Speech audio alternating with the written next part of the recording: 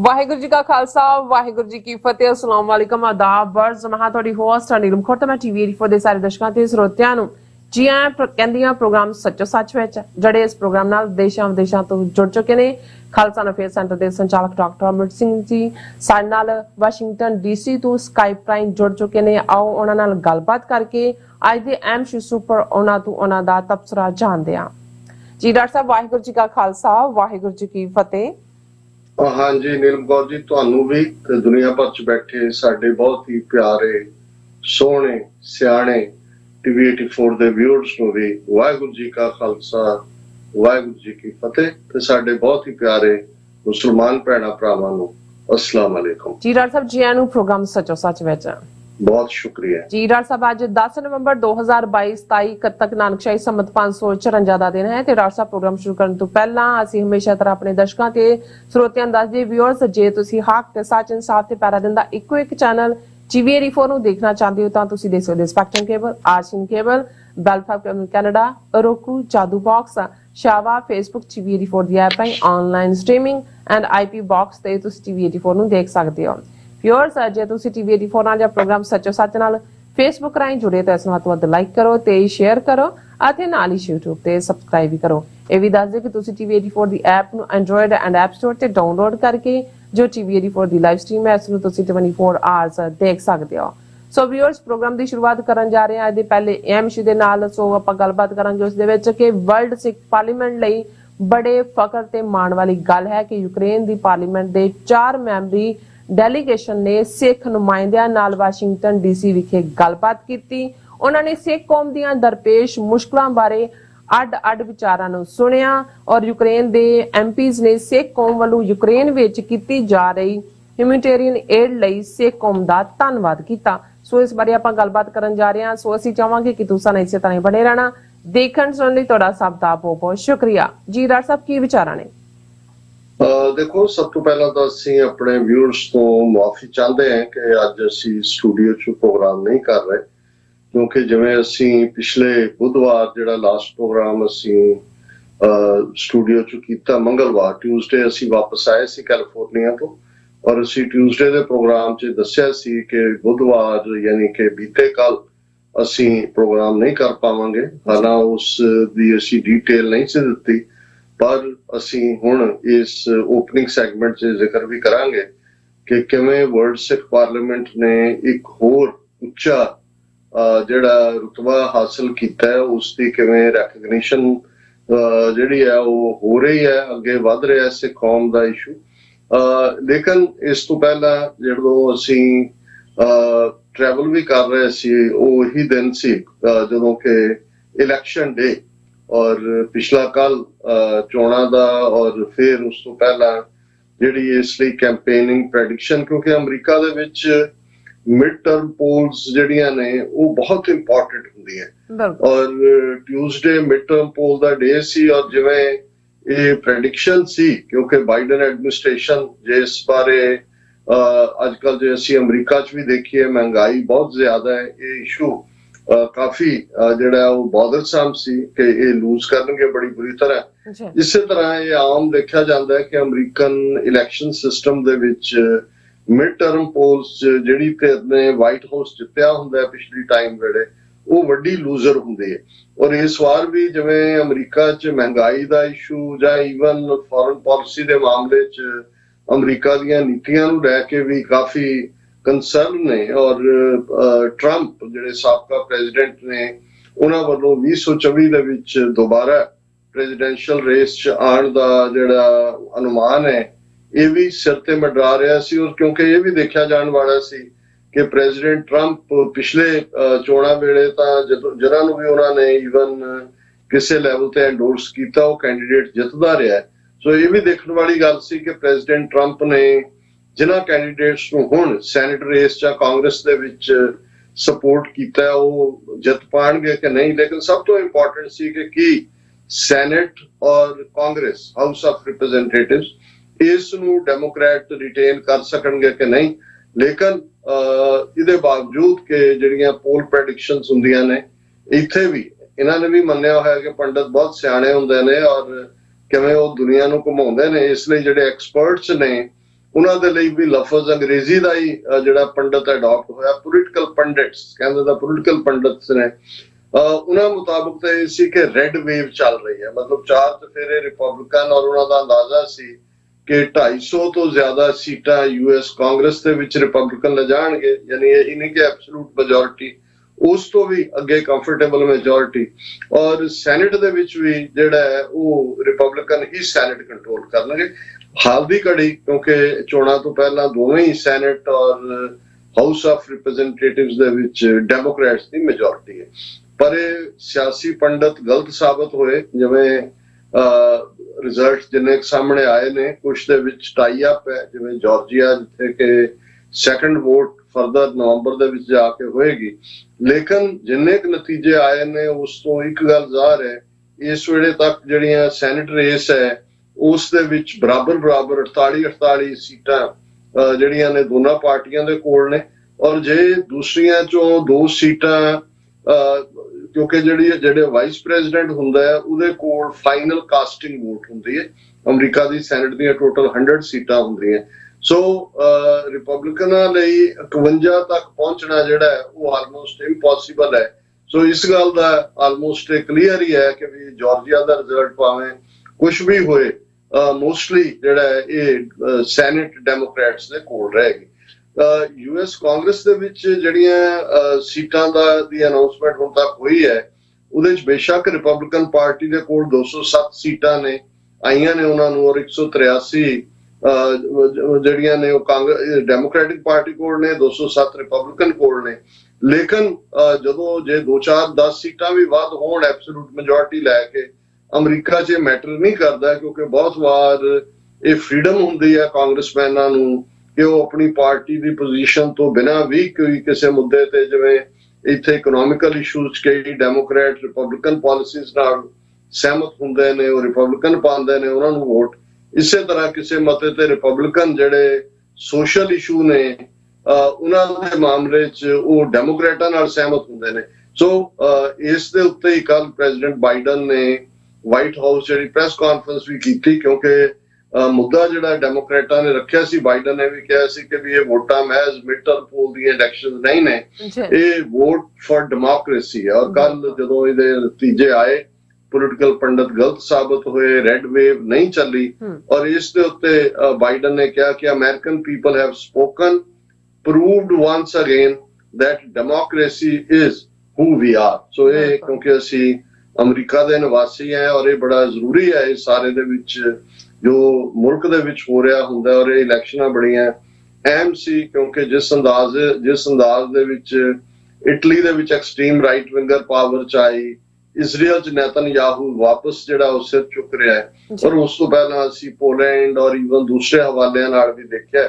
ਸੋ ਘੱਟੋ ਘੱਟ ਅਮਰੀਕਾ ਦੇ ਵਿੱਚ ਇਸ ਮੂਮੈਂਟ ਤੇ ਅਸੀਂ ਇਹ ਦੇਖ ਸਕਦੇ ਹਾਂ ਕਿ ਇੱਕ ਬੈਲੈਂਸ ਆਫ ਪਾਵਰ ਹੈ, ਲੋਕਾਂ ਨੇ ਕਿਸੇ ਪਾਸੇ ਵੀ ਜਿਹੜਾ ਉਹ ਉਲਰੇ ਨਹੀਂ। ਸੋ ਇਹ ਜਿਹੜਾ ਅਮਰੀਕਾ ਦੀਆਂ ਮਿਡ ਟਰਮ ਪੋਲਸ ਦੇ ਉੱਤੇ। ਔਰ ਦੂਸਰਾ, ਮੈਂ ਜਦੋਂ ਤੁਸੀਂ ਇਹ ਕਿਹਾ ਕਿ ਵਰਲਡ ਸਿੱਖ ਪਾਰਲੀਮੈਂਟ ਦੇ ਲਈ ਫਖਰ ਔਰ ਮਾਣ ਵਾਲੀ ਗੱਲ ਹੈ, ਤੇ ਉਸ ਦੇ ਵਿੱਚ ਇਹਦੇ 'ਚ ਕੋਈ ਸ਼ੱਕ ਨਹੀਂ ਹੈ ਕਿ 2015 ਦੇ ਸਰਬੱਤ ਖਾਲਸਾ ਰੈਜ਼ੋਲੂਸ਼ਨ ਦੇ ਮੁਤਾਬਕ ਜਿਹੜਾ ਸਰਬੱਤ ਖਾਲਸਾ ਚੱਬਾ ਜ਼ਿਲ੍ਹਾ ਅੰਮ੍ਰਿਤਸਰ ਦੀ ਧਰਤੀ ਤੇ ਹੋਇਆ, ਔਰ ਸਾਡੇ ਬਹੁਤ ਸਾਰੇ ਵਿਊਅਰਸ ਜਾਣਦੇ ਨੇ ਕਿ ਇਸ ਸਰਬੱਤ ਖਾਲਸਾ ਦਾ ਪਿਛੋਕੜ ਸੀ ਕਿ 2015 ਦੇ ਵਿੱਚ ਲਗਾਤਾਰਤਾ ਦੇ ਨਾਲ ਕਿਵੇਂ ਗੁਰੂ ਗ੍ਰੰਥ ਸਾਹਿਬ ਦੀ ਬੇਅਦਬੀ ਦੀਆਂ ਘਟਨਾਵਾਂ ਹੋਈਆਂ, ਬੁਰਜ ਜਵਾਹਰ ਸਿੰਘ ਵਾਲਾ ਤੋਂ ਕਿਵੇਂ ਜਿਹੜਾ ਉਹ ਜੂਨ ਦੇ ਪਹਿਲੇ ਹਫ਼ਤੇ ਜਿਹੜਾ ਗੁਰੂ ਗ੍ਰੰਥ ਸਾਹਿਬ ਦਾ ਸਰੂਪ ਚੋਰੀ ਕੀਤਾ ਜਾਂਦਾ ਹੈ, ਔਰ ਸੌਦਾ ਸਾਹਿਬ ਦੇ ਚੇਲਿਆਂ ਵੱਲੋਂ ਜਿਹੜਾ ਉਹ ਇਸ਼ਤਿਹਾਰ ਲਾਇਆ ਜਾਂਦਾ ਨੇ ਕਿ ਤੁਹਾਡਾ ਗੁਰੂ ਅਸੀਂ ਚੁੱਕ ਲਿਆ, ਹਿੰਮਤ ਹੈ ਤੇ ਆ ਕੇ ਲੱਭ ਲਓ। ਔਰ ਫਿਰ ਗੁਰੂ ਗ੍ਰੰਥ ਸਾਹਿਬ ਦੇ ਪਵਿੱਤਰ ਸਰੂਪ ਦੇ ਅੰਗ ਬਰਗਾੜੀ ਦੀਆਂ ਗਲੀਆਂ 'ਚ ਖਿਲਾਰੇ ਜਾਂਦੇ ਨੇ, ਪੀਸਫੁਲ ਪ੍ਰੋਟੈਸਟ ਕਰ ਰਹੇ ਸਿੱਖ ਬਾਈਬਲ ਕਲਾਂ 'ਚ ਬੈਠਦੇ ਨੇ, ਉਹਨਾਂ ਦੇ ਉੱਤੇ ਗੋਲੀਆਂ ਬਰਸਾਈਆਂ ਜਾਂਦੀਆਂ ਨੇ, 2 ਸਿੰਘ ਸ਼ਹੀਦ ਹੁੰਦੇ ਨੇ, ਦਰਜਨਾਂ ਜ਼ਖਮੀ ਹੁੰਦੇ ਨੇ। ਸੋ ਉਸ ਪੀਰੀਅਡ ਦੇ ਵਿੱਚ ਇਹ ਕਾਲ ਦਿੱਤੀ ਜਾਂਦੀ ਹੈ ਸ਼੍ਰੋਮਣੀ ਅਕਾਲੀ ਦਲ ਅੰਮ੍ਰਿਤਸਰ ਵੱਲੋਂ ਕਿ ਪੰਥ ਇਸ ਦੇ ਉੱਤੇ ਹੁਣ ਖੁਦ ਫੈਸਲਾ ਲਏਗਾ ਕਿ ਕੀ ਕਰਨਾ ਹੈ। ਚੱਬੇ ਦੇ ਵਿੱਚ ਸਰਬੱਤ ਖਾਲਸਾ ਹੁੰਦਾ ਹੈ, ਔਰ ਜਥੇਦਾਰ ਜਗਤਾਰ ਸਿੰਘ ਹਵਾਰਾ ਸਰਬੱਤ ਖਾਲਸਾ ਵੱਲੋਂ ਜਿਹੜਾ ਉਹ ਜਥੇਦਾਰ ਜਿਹੜੇ ਨੇ ਉਹ ਉਹਨਾਂ ਨੂੰ ਨਾਮਜ਼ਦ ਕੀਤਾ ਜਾਂਦਾ ਹੈ। ਔਰ ਇਸੇ ਹੀ ਸਰਬੱਤ ਖਾਲਸਾ ਦੇ ਮਤਿਆਂ ਦੇ ਵਿੱਚ ਇੱਕ ਮਤਾ ਵਰਲਡ ਸਿੱਖ ਪਾਰਲੀਮੈਂਟ ਬਣਾਉਣ ਦਾ, ਤਾਂ ਕਿ ਦੁਨੀਆ ਦੇ ਵਿੱਚ ਸਿੱਖਾਂ ਦੀ ਨੁਮਾਇੰਦਗੀ ਦੇ ਲਈ, ਔਰ ਜਦੋਂ ਕੱਲ ਨੂੰ ਹੁਣ ਅਸੀਂ ਕੌਮੀ ਘਰ ਖਾਲਿਸਤਾਨ ਦੇ ਲਈ ਜਦੋਜਹਿਦ ਕਰ ਰਹੇ ਹਾਂ, ਤੇ ਜੇ ਕਿਸੇ ਵੀ ਹਕੂਮਤ ਨੇ ਕਿਸੇ ਲੈਵਲ ਤੇ ਸਿੱਖਾਂ ਦੇ ਨਾਲ ਕੋਈ ਗੁਫ਼ਤਗੂ ਕਰਨੀ ਹੈ ਜਾਂ ਸਿੱਖਾਂ ਨੂੰ ਕੋਈ ਹਮਾਇਤ ਦੇਣੀ ਹੈ, ਤੇ ਫਿਰ ਕੋਈ ਨਾ ਕੋਈ ਐਸੀ ਬਾਡੀ ਜਿਹੜੀ ਜਥੇਬੰਦੀਆਂ ਆਪੋ ਆਪਣੇ ਅੰਦਾਜ਼ ਦੇ ਵਿੱਚ ਬਹੁਤ ਵਧੀਆ ਕੰਮ ਕਰ ਰਹੀਆਂ ਨੇ, ਇਹਦੇ ਬਾਰੇ ਅਸੀਂ ਹਰ ਉਸ ਜਥੇਬੰਦੀ ਦੀ ਹਮਾਇਤ ਕਰਦੇ ਹਾਂ। ਕਿਉਂਕਿ ਮੈਂ ਆਪਣੀ ਇੰਡੀਵਿਜੂਅਲ ਪੋਜੀਸ਼ਨ ਵੀ ਦੱਸਣਾ ਚਾਹੁੰਦਾ, ਜਿਹੜਾ ਵੀ ਕਦਮ ਸਾਨੂੰ ਪੰਥਕ ਚੜ੍ਹਦੀ ਕਲਾ ਖਾਲਿਸਤਾਨ ਦੇ ਕਰੀਬ ਲੈ ਕੇ ਜਾਂਦਾ ਹੈ, ਅਸੀਂ ਉਸ ਦੇ ਹਮਾਇਤੀ ਹਾਂ। ਬਟ ਇਸ ਦੇ ਨਾਲ ਇੱਕ ਗੱਲ ਵੀ ਬੜੀ ਸਪਸ਼ਟ ਹੈ ਕਿ ਦੁਨੀਆ ਦੇ ਵਿੱਚ ਜਦੋਂ ਗੰਭੀਰ ਗੱਲਬਾਤ ਹੁੰਦੀ ਹੈ ਸਰਕਾਰਾਂ ਦੇ ਲੈਵਲ ਦੇ ਉੱਤੇ, ਔਰ ਦੂਸਰੀਆਂ ਜਿਹੜੀਆਂ ਭਾਵੇਂ ਪੋਲੀਟੀਕਲ ਧਿਰਾਂ ਵੀ ਹੋਣ ਉਹਨਾਂ ਦੇ ਲੈਵਲ ਤੇ ਉਹ ਨੁਮਾਇੰਦਾ ਜਮਾਤ ਦੇ ਨਾਲ ਹੀ ਗੱਲਬਾਤ ਕਰਦੇ ਨੇ। ਕੋਈ ਵੀ ਇੱਕ ਜਥੇਬੰਦੀ ਕਦੇ ਵੀ ਜਿਹੜੀ ਹੈ ਇਸ ਕਿਸਮ ਦਾ ਮੈਂਡੇਟ ਨਹੀਂ ਰੱਖਦੀ ਅੰਟਿਲ ਅਨਲੈਸ ਉਹ ਉਸ ਮੁਲਕ ਦੀਆਂ ਸੰਘਰਸ਼ੀਲ ਧਿਰਾਂ ਇਕੱਠੀਆਂ ਹੋ ਕੇ ਕਿਸੇ ਇੱਕ ਜਮਾਤ ਨੂੰ ਕਹਿਣ ਕਿ ਬਈ ਇਹੀ ਸਾਡੀ ਨੁਮਾਇੰਦਾ ਜਮਾਤ ਹੈ। ਸੋ ਵਰਲਡ ਸਿੱਖ ਪਾਰਲੀਮੈਂਟ ਉਹਦੇ ਚ ਜਿਹੜਾ ਵਿਜ਼ਨ ਸੀ ਉਸ ਸਰਬੱਤ ਖਾਲਸਾ ਦਾ ਕਿ ਅੱਧੇ ਨੁਮਾਇੰਦੇ ਭਾਰਤ ਵਿੱਚੋਂ, ਪੰਜਾਬ ਔਰ ਬਾਕੀ ਥਾਵਾਂ ਦੇ ਜਿੱਥੇ ਸਿੱਖ ਵਸਦੇ ਨੇ, ਔਰ ਅੱਧੇ ਨੁਮਾਇੰਦੇ ਜਿਹੜੇ ਨੇ ਉਹ ਡਾਇਸਪੋਰਾ ਦੇ ਵਿੱਚੋਂ, ਕਿਉਂਕਿ ਇਸ ਵੇਲੇ ਸਿੱਖ ਡਾਇਸਪੋਰਾ ਇੱਕ ਵੱਡੀ ਪਾਵਰ ਬਣ ਕੇ ਕੌਮੀ ਹਿੱਤਾਂ ਦੇ ਲਈ ਅੱਗੇ ਆਇਆ। ਸੋ ਇਸ ਸਾਰੇ ਦੇ ਚਲਦੇ ਆ ਪਹਿਲਾਂ ਨਿਊਯਾਰਕ ਦੇ ਵਿੱਚ ਵੱਡੀ ਜਿਹੜਾ ਕੋਵਿਡ ਤੋਂ ਪਹਿਲਾਂ ਅਸੀਂ 2015 ਤੋਂ ਇੱਕਦਮ ਬਾਅਦ ਅਗਲੇ ਵਰਿਆਂ ਦੇ ਵਿੱਚ ਹੀ ਦੇਖਦੇ ਹਾਂ ਕਿ ਇੱਕ ਵੱਡਾ ਇਕੱਠ ਹੁੰਦਾ ਹੈ, 200 ਤੋਂ ਜ਼ਿਆਦਾ ਸਿੱਖ ਨੁਮਾਇੰਦੇ ਸਾਰੇ ਦੁਨੀਆ ਭਰ ਚੋਂ ਆਉਂਦੇ ਨੇ। ਉਸ ਤੋਂ ਬਾਅਦ ਫੋਲੋਇੰਗ ਈਅਰ ਇੰਗਲੈਂਡ ਦੇ ਵਿੱਚ ਲੰਡਨ ਦੇ ਵਿੱਚ ਵੱਡੀ ਕਾਨਫਰੰਸ ਹੁੰਦੀ ਹੈ, ਔਰ ਫਿਰ ਇਸ ਦਾ ਜਿਹੜਾ ਹੈ ਉਸ ਤੋਂ ਬਾਅਦ ਇੱਕ ਪੈਰਿਸ ਦੇ ਵਿੱਚ ਹੁੰਦੀ ਹੈ। ਔਰ ਅਸੀਂ ਇਹ ਵੀ ਦੱਸਦੇ ਹੀ ਹੈ ਕਿ ਇਸ ਵਾਰੇ ਜਿਹੜੀ ਥੈਂਕਸ ਗਿਵਿੰਗ ਵੀਕਐਂਡ ਦੇ ਉੱਤੇ ਟੋਰਾਂਟੋ ਦੇ ਵਿੱਚ ਵਰਲਡ ਸਿੱਖ ਪਾਰਲੀਮੈਂਟ ਦਾ ਸੈਸ਼ਨ ਹੋਣ ਜਾ ਰਿਹਾ, ਜਿਹਦੇ ਵਿੱਚ ਦੁਨੀਆ ਭਰ ਤੋਂ ਸਿੱਖ ਨੁਮਾਇੰਦੇ ਹੋਣਗੇ। ਸੋ ਇਹ ਕੰਟੈਕਸਟ ਇੰਪੋਰਟੈਂਟ ਹੈ ਕਿ ਵਰਲਡ ਸਿੱਖ ਪਾਰਲੀਮੈਂਟ ਇੱਕ ਉਸ ਬਾਡੀ ਦੇ ਤੌਰ ਤੇ ਜਿਸ ਦੀ ਅੰਬਰੇਲਾ ਦੇ ਥੱਲੇ ਆਲਮੋਸਟ ਹਰ ਕੰਮ ਜਿਹੜੀ ਕਰਨ ਵਾਲੀ ਜਥੇਬੰਦੀ ਹੈ ਵਰਲਡ ਸਿੱਖ ਕੌਂਸਲ ਦੀਆਂ ਅੱਗੋਂ 10 ਕੌਂਸਲਸ ਨੇ, ਜਿਹੜਾ ਕੋਈ ਹਿਊਮੈਨਿਟੇਰੀਅਨ ਏਡ ਲਈ ਹੈ, ਕੋਈ ਰਿਲੀਜੀਅਸ ਕੌਂਸਲ ਹੈ, ਹਿਊਮਨ ਰਾਈਟਸ ਕੌਂਸਲ ਹੈ, right of self determination council ਹੈ, ਕਲਚਰਲ ਕੌਂਸਲ ਹੈ, ਫਾਈਨੈਂਸ਼ੀਅਲ ਪਾਰਟ ਨੂੰ ਦੇਖਭਾਲ ਕਰਨ ਵਾਲੀ ਕੌਂਸਲ ਹੈ। ਸੋ ਇਹ ਇੱਕ ਮੁਕੰਮਲ ਆਪਣੇ ਆਪ ਦੇ ਵਿੱਚ ਔਰ ਅਲਟੀਮੇਟ ਡ੍ਰੀਮ ਇਹੀ ਹੈ ਕਿ ਜਿਵੇਂ ਬੇਸ਼ੱਕ ਅਸੀਂ ਬੇਵਤਨੀ ਕੌਮ ਹੈ, ਸਾਡੇ ਕੋਲ ਕੋਈ ਲੈਂਡ ਨਹੀਂ ਹੈ, ਕੋਈ ਸਾਡਾ ਮੁਲਕ ਨਹੀਂ ਹੈ, ਲੇਕਿਨ ਅਸੀਂ ਵਰਲਡ ਸਿੱਖ ਪਾਰਲੀਮੈਂਟ ਨੂੰ ਉਸ ਬਾਡੀ ਦੇ ਤੌਰ ਦੇ ਉੱਤੇ ਹੀ ਦੇਖਦੇ ਹਾਂ ਜਿਹੜੀ 35 ਮਿਲੀਅਨ ਸਿੱਖ ਕੌਮ ਦੀ ਨੁਮਾਇੰਦਗੀ ਕਰਦੀ ਹੈ, ਜਾਂ ਅਜੇ ਜੇ ਕੁਛ ਉਹਦੇ ਦਾਇਰਾਕਾਰ 'ਚ ਨਹੀਂ ਵੀ ਆਏ ਤੇ ਆਉਣ ਵਾਲੇ ਪੀਰੀਅਡ ਦੇ ਵਿੱਚ ਇੱਕ ਨੁਮਾਇੰਦਾ ਬਾਡੀ ਵਜੋਂ ਜਿਸ ਨੂੰ ਸਰਬੱਤ ਖਾਲਸਾ ਨੇ ਐਂਡੋਰਸ ਕੀਤਾ ਹੈ ਇਸ ਦੀ ਨੁਮਾਇੰਦਗੀ ਹੋਏ। ਸੋ ਜ਼ਾਹਿਰ ਹੈ ਕਿ ਸਿੱਖ ਕੌਮ ਵੱਲੋਂ ਕੋਵਿਡ-19 ਦੇ ਚੱਲਦੇ ਆ ਦੁਨੀਆ ਭਰ ਦੇ ਵਿੱਚ ਜਿਹੜਾ ਇਨਸਾਨੀ ਮਦਦ ਹਿਊਮੈਨਿਟੇਰੀਅਨ ਏਡ ਦੇ ਕਾਰਜ ਕੀਤੇ ਗਏ, ਲੰਗਰ ਔਰ ਬਾਕੀ ਲੋੜਾਂ ਜਿਹਦੇ ਚ ਈਵਨ ਜਿਹੜੇ ਡੈਡ ਨੇ ਉਹਨਾਂ ਨੂੰ ਆਨਰੇਬਲੀ ਕ੍ਰੀਮੇਟ ਕਰਨਾ ਜਾਂ ਬਰੀਅਲ ਉਹਨਾਂ ਨੂੰ ਦੇਣੀ, ਔਰ ਬਾਕੀ ਵੀ ਹਰ ਲੈਵਲ ਤੇ ਜਿਸ ਦੀ ਤਾਰੀਫ ਦੁਨੀਆ ਦੇ ਆਲਮੋਸਟ ਸਾਰੇ ਹੀ ਮੁਲਕਾਂ ਦੇ ਵਿੱਚ ਹੋਈ। 5 ਮੁਲਕਾਂ ਦੇ ਪ੍ਰੈਜ਼ੀਡੈਂਟਸ ਪ੍ਰਾਈਮ ਮਿਨਿਸਟਰਸ ਨੇ ਤੇ ਆਪਣੇ ਐਨੂਅਲ ਮੈਸੇਜ ਦੇ ਵਿੱਚ ਜਿਹੜਾ ਖਾਲਸਾ ਸਾਜਨਾ ਦਿਵਸ ਦੇ ਮੌਕੇ 14 ਅਪ੍ਰੈਲ ਨੂੰ ਦਿੱਤਾ ਗਿਆ ਇਸ ਕੰਮ ਦੇ ਲਈ ਸਿੱਖਾਂ ਦੀ ਖਾਸ ਤਾਰੀਫ ਕੀਤੀ, ਜਿਨ੍ਹਾਂ ਦੇ ਵਿੱਚ ਅਮਰੀਕਾ, ਕੈਨੇਡਾ, ਆਸਟ੍ਰੇਲੀਆ, ਨਿਊਜ਼ੀਲੈਂਡ ਔਰ ਯੂਕੇ ਸ਼ਾਮਲ ਨੇ। ਹੁਣ ਇਸ ਦੇ ਨਾਲ ਨਾਲ ਜਿਹੜਾ ਯੂਕਰੇਨ ਦਾ ਮਸਲਾ, ਔਰ ਇਹਦੇ ਵਿੱਚ ਮੈਂ ਇਹ ਵੀ ਸਪਸ਼ਟ ਕਰ ਦਿਆਂ ਕਿ ਮੁੱਢਲੇ ਤੌਰ ਦੇ ਉੱਤੇ ਜਦੋਂ ਫਰਵਰੀ ਦੇ ਵਿੱਚ ਰੂਸ ਹਮਲਾਵਰ ਹੁੰਦਾ ਹੈ ਯੂਕਰੇਨ ਦੇ ਉੱਤੇ, ਔਰ ਜਿਹੜਾ ਵੱਡਾ ਕ੍ਰਾਈਸਿਸ ਆਇਆ ਔਰ ਉਸ ਦੇ ਵਿੱਚ ਜਿਹੜੀ UN ਦੀ ਹਿਊਮੈਨਿਟੇਰੀਅਨ ਏਡ ਬਾਡੀ ਹੈ ਇਸ ਨੂੰ ਡੀਲ ਕਰਨ ਵਾਲੀ, ਉਹਨਾਂ ਦੇ ਮੁਤਾਬਕ ਵੀ ਜਿਹੜਾ ਹੈ 10 ਮਿਲੀਅਨ ਦੇ ਲਗਭਗ ਜਿਹੜੇ ਲੋਕ ਨੇ ਉਹ ਵੈਸੇ ਦਰਬਦਰ ਹੋਏ ਨੇ ਬੇਘਰ ਮੁਲਕ ਤੋਂ, ਔਰ ਲਗਭਗ 6 ਤੋਂ 7 ਮਿਲੀਅਨ ਲੋਕ ਜਿਹੜੇ ਨੇ ਜਿਨ੍ਹਾਂ ਨੂੰ ਇੰਟਰਨਲੀ ਡਿਸਪਲੇਸਡ ਕਿਹਾ ਜਾਂਦਾ ਹੈ ਕਿ ਅੰਦਰੂਨੀ ਮੁਲਕ ਦੇ ਵਿੱਚ ਵੀ ਉਹ ਇੱਕ ਥਾਂ ਤੋਂ ਦੂਸਰੀ ਥਾਂ, ਕਿਉਂਕਿ ਜੇ ਈਸਟਰਨ ਰੀਜਨ ਦੇ ਵਿੱਚ ਜੰਗ ਹੈ ਤੇ ਉਹ ਇਧਰ ਕੀਵ ਜਾਂ ਵੈਸਟਰਨ ਰੀਜਨ ਦੇ ਵੱਲ ਆਏ, ਪਰ ਇਸ ਵੇਲੇ ਜੋ ਰਸ਼ੀਆ ਦੇ ਵਿੱਚ ਚੱਲ ਰਿਹਾ ਹੈ ਉਹ ਰਸ਼ੀਆ ਵੱਲੋਂ ਯੂਕਰੇਨ ਦੇ ਵਿੱਚ ਚੱਲ ਰਿਹਾ ਉਹ ਕਾਫੀ ਹੋਰ ਵੀ ਹੌਲਨਾਕ ਹੈ, ਕਿਉਂਕਿ ਰਸ਼ੀਆ ਵੱਲੋਂ ਈਵਨ ਕੀਵ ਦੀ ਸਿਵਿਲੀਅਨ ਪੋਪੂਲੇਸ਼ਨ ਦੇ ਉੱਤੇ ਵੀ ਔਰ ਖਾਸ ਤੌਰ ਤੇ ਉਹਨਾਂ ਦਾ ਇਨਫਰਾਸਟ੍ਰਕਚਰ ਪਾਵਰ ਇਹਨਾਂ ਸਾਰਿਆਂ ਤੇ ਵੀ ਅਟੈਕ। ਔਰ ਅਸੀਂ ਅਕਸਰ ਗੱਲ ਕਰਦੇ ਰਹੇ ਕਿ ਕਿਵੇਂ ਦੁਨੀਆ ਦੇ ਜਿਹੜੇ ਮਾਹਿਰ ਨੇ ਉਹ ਸਮਝਦੇ ਨੇ ਕਿ ਭਾਈ ਇਹ ਜੇ ਹਾਲਾਤ ਇਸ ਨੂੰ ਰੋਕਿਆ ਨਾ ਗਿਆ ਤੇ ਇੰਚ ਬਾਈ ਇੰਚ ਇਹ ਕਿਸੇ ਨਾ ਕਿਸੇ ਪਾਸੇ ਨਿਊਕਲੀਅਰ ਕਨਫਰੰਟੇਸ਼ਨ ਵੱਲ ਵੀ ਇਹ ਸਿਚੁਏਸ਼ਨ ਵੱਧ ਸਕਦੀ ਹੈ। ਸੋ ਪੋਲੀਟੀਕਲੀ ਅਸੀਂ ਸਮਝਦੇ ਹਾਂ ਕਿ ਵੀ ਪਹਿਲਾ ਪਾਰਟ ਸਿੱਖ ਹੋਣ ਦੇ ਨਾਤੇ ਸਿੱਖ ਜਥੇਬੰਦੀਆਂ ਨੇ ਉੱਥੇ ਮੌਕੇ ਤੇ ਪਹੁੰਚ ਕੇ, ਜਦੋਂ ਕਿ ਅਜੇ ਬਹੁਤ ਸਾਰੇ ਨੇਸ਼ਨ, ਕਿਉਂਕਿ ਦੁਨੀਆ ਗਰੁੱਪਸ ਦੇ ਵਿੱਚ ਵੰਡੀ ਹੋਈ ਹੈ, ਇੱਕ ਪ੍ਰੋ ਰਸ਼ੀਆ ਲੌਬੀ ਹੈ, ਇੱਕ ਪ੍ਰੋ ਅਮਰੀਕਾ ਜਾਂ ਪ੍ਰੋ ਵੈਸਟ ਨੈਟੋ ਹਿਮਾਇਤੀ ਲੌਬੀ ਹੈ। ਸੋ ਉਹ ਤਾਂ ਅਜੇ ਆਪਣੀ ਹਿਸਾਬ ਕਿਤਾਬ ਵੀ ਕਰ ਰਹੇ ਸੀ ਕਿ ਕਿਨੇ ਕਿੱਥੇ ਹਮਾਇਤ ਦੇਣੀ ਹੈ ਕਿ ਨਹੀਂ ਹੈ। ਤੇ ਸਿੱਖ ਕੌਮ ਜਿਹੜੀ ਹਰ ਥਾਂ ਪਹੁੰਚਦੀ ਹੈ, ਬੇਸ਼ੱਕ ਪਾਕਿਸਤਾਨ ਦੇ ਵਿੱਚ ਹਾਲੀਆ ਵਿੱਚ ਆਏ ਫਲੱਡਸ ਹੋਣ, ਉਸ ਤੋਂ ਪਹਿਲਾਂ ਅਰਥਕੁਏਕ ਹੋਏ, ਹੇਤੀ ਦੇ ਵਿੱਚ ਆਇਆ ਅਰਥਕੁਏਕ ਹੋਏ, ਅਮਰੀਕਾ ਦੇ ਵਿੱਚ ਕੈਟਰੀਨਾ ਜਾਂ ਇੰਡੋਨੇਸ਼ੀਆ, ਸ੍ਰੀਲੰਕਾ, ਉਹਨਾਂ ਮੁਲਕਾਂ ਦੇ ਵਿੱਚ ਆਈ ਸੁਨਾਮੀ ਦੇ ਵੇਲੇ। ਸੋ ਆਪਣੀ ਪਹਿਲੀ ਪ੍ਰੈਜ਼ੈਂਸ ਉਸ ਥਾਂ ਦੇ ਉੱਤੇ ਯੂਨਾਈਟਿਡ ਸਿੱਖਸ ਨੇ ਦਿਖਾਈ ਔਰ ਵੱਡੇ ਪੈਮਾਨੇ ਦੇ ਉੱਤੇ ਉਹਨਾਂ ਦੇ ਰਾਹਤ ਕਾਰਜਾਂ ਦਾ ਨਤੀਜਾ ਸੀ ਕਿ ਇਸ ਦੀ ਰੈਕਗਨੀਸ਼ਨ ਗਲੋਬਲੀ ਹੋਈ, ਯੂਨਾਈਟਿਡ ਨੇਸ਼ਨਸ ਦੇ ਲੈਵਲ ਦੇ ਉੱਤੇ ਹੋਈ ਔਰ ਯੂਕਰੇਨੀਅਨ ਗਵਰਨਮੈਂਟ ਔਰ ਉਹਨਾਂ ਦੇ ਸਿਟੀਜ਼ਨਸ ਵੱਲੋਂ ਵੀ ਜਿਸ ਕਿਸਮ ਦੇ ਬਿਆਨ ਆਏ ਜਾਂ ਈਵਨ BBC ਨੇ ਸਟੋਰੀਜ਼ ਕੀਤੀਆਂ, ਉਹਨੇ ਸਾਨੂੰ ਫਖਰ ਵੀ ਦਿੱਤਾ। ਔਰ ਇਹ ਬਿਲਕੁਲ ਇਸ ਦੇ ਬਰਕਸ ਸੀ ਕਿ ਜਦੋਂ ਇਹ ਵੀ ਸਾਹਮਣੇ ਆਇਆ ਕਿ 20,000 ਤੋਂ ਜ਼ਿਆਦਾ ਜਿਹੜੇ ਭਾਰਤੀ ਵਿਦਿਆਰਥੀ ਨੇ ਉਹ ਯੂਕਰੇਨ ਦੇ ਵਿੱਚ ਤਾਲੀਮ ਲੈ ਰਹੇ ਸੀ, ਜਿਹੜਾ ਚੋਂ ਬਹੁਤੇ ਮੈਡੀਕਲ ਐਜੂਕੇਸ਼ਨ ਡਾਕਟਰਸ ਦੀ ਪੜ੍ਹਾਈ ਕਰ ਰਹੇ ਸੀ, ਕਿ ਕਿੰਨੇ ਹਫ਼ਤੇ ਔਰ ਮਹੀਨੇ ਉਹਨਾਂ ਨੂੰ ਲੱਗੇ ਬਾਹਰ ਕੱਢਦੇ ਆ, ਕਿਵੇਂ ਸਰਕਾਰ ਫੇਲ ਹੋਈ। ਔਰ ਜੇ ਈਵਨ ਉਹਨਾਂ ਸਟੂਡੈਂਟਸ ਨੂੰ ਵੀ ਬੈਕ ਕੈਂਪ ਦੇ ਵਿੱਚ ਫੂਡ ਨੀਡਸ ਪ੍ਰੋਵਾਈਡ ਕੀਤੀਆਂ ਜਾਂ ਕਰਵਾਈਆਂ ਗਈਆਂ, ਤਾਂ ਉਹ ਸਿੱਖ ਗੁਰਦੁਆਰਿਆਂ ਨੇ ਔਰ ਸਿੱਖ ਜਥੇਬੰਦੀਆਂ ਨੇ ਉਹਦੇ ਵਿੱਚ ਅਹਿਮ ਰੋਲ ਅਦਾ ਕੀਤਾ। ਸੋ ਇਹ ਇੱਕ ਬੈਕਗਰਾਉਂਡ ਹੈ ਜਿਹਦੇ ਵਿੱਚ ਕਿ ਹਿਊਮੈਨੀਟੇਰੀਅਨ ਏਡ ਰਾਹੀਂ ਸਿੱਖਾਂ ਨੇ ਆਪਣੀ ਥਾਂ, ਆਪਣੀ ਇੱਜ਼ਤ ਜਿਹੜੀ ਹੈ ਉਹ ਯੂਕਰੇਨੀਅਨ ਲੋਕਾਂ ਦੇ ਮਨਾਂ ਵਿੱਚ ਬਣਾਈ। ਔਰ ਉਸ ਦਾ ਇੱਕ ਜਿਹੜਾ ਨਜ਼ਾਰਾ ਅਸੀਂ ਨਿਊ ਜਰਸੀ ਦੇ ਵਿੱਚ ਦੇਖਿਆ ਕਿ ਇੱਕ ਕਾਂਗਰਸਮੈਨ ਜਿਸ ਦੇ ਫੰਡ ਰੇਜ਼ਿੰਗ ਦੇ ਲਈ ਬਹੁਤ ਸਾਰੇ ਲੋਕ ਇਕੱਠੇ ਹੋਏ ਸੀ, ਯੂਕਰੇਨੀਅਨ ਆਰਗੇਨਾਈਜੇਸ਼ਨਸ ਵੀ ਆਈਆਂ ਹੋਈਆਂ ਸੀ ਔਰ 2-3 ਸਿੱਖ ਨੁਮਾਇੰਦੇ ਜਿਹੜੇ ਵੈਸੇ ਹੀ ਉਸ ਹਲਕੇ ਦੇ ਜਿਹੜੇ ਨੇ ਉਹ ਜਾ ਕੇ ਉਹਦੇ ਚ ਸ਼ਮੂਲੀਅਤ ਕਰ ਰਹੇ ਸੀ।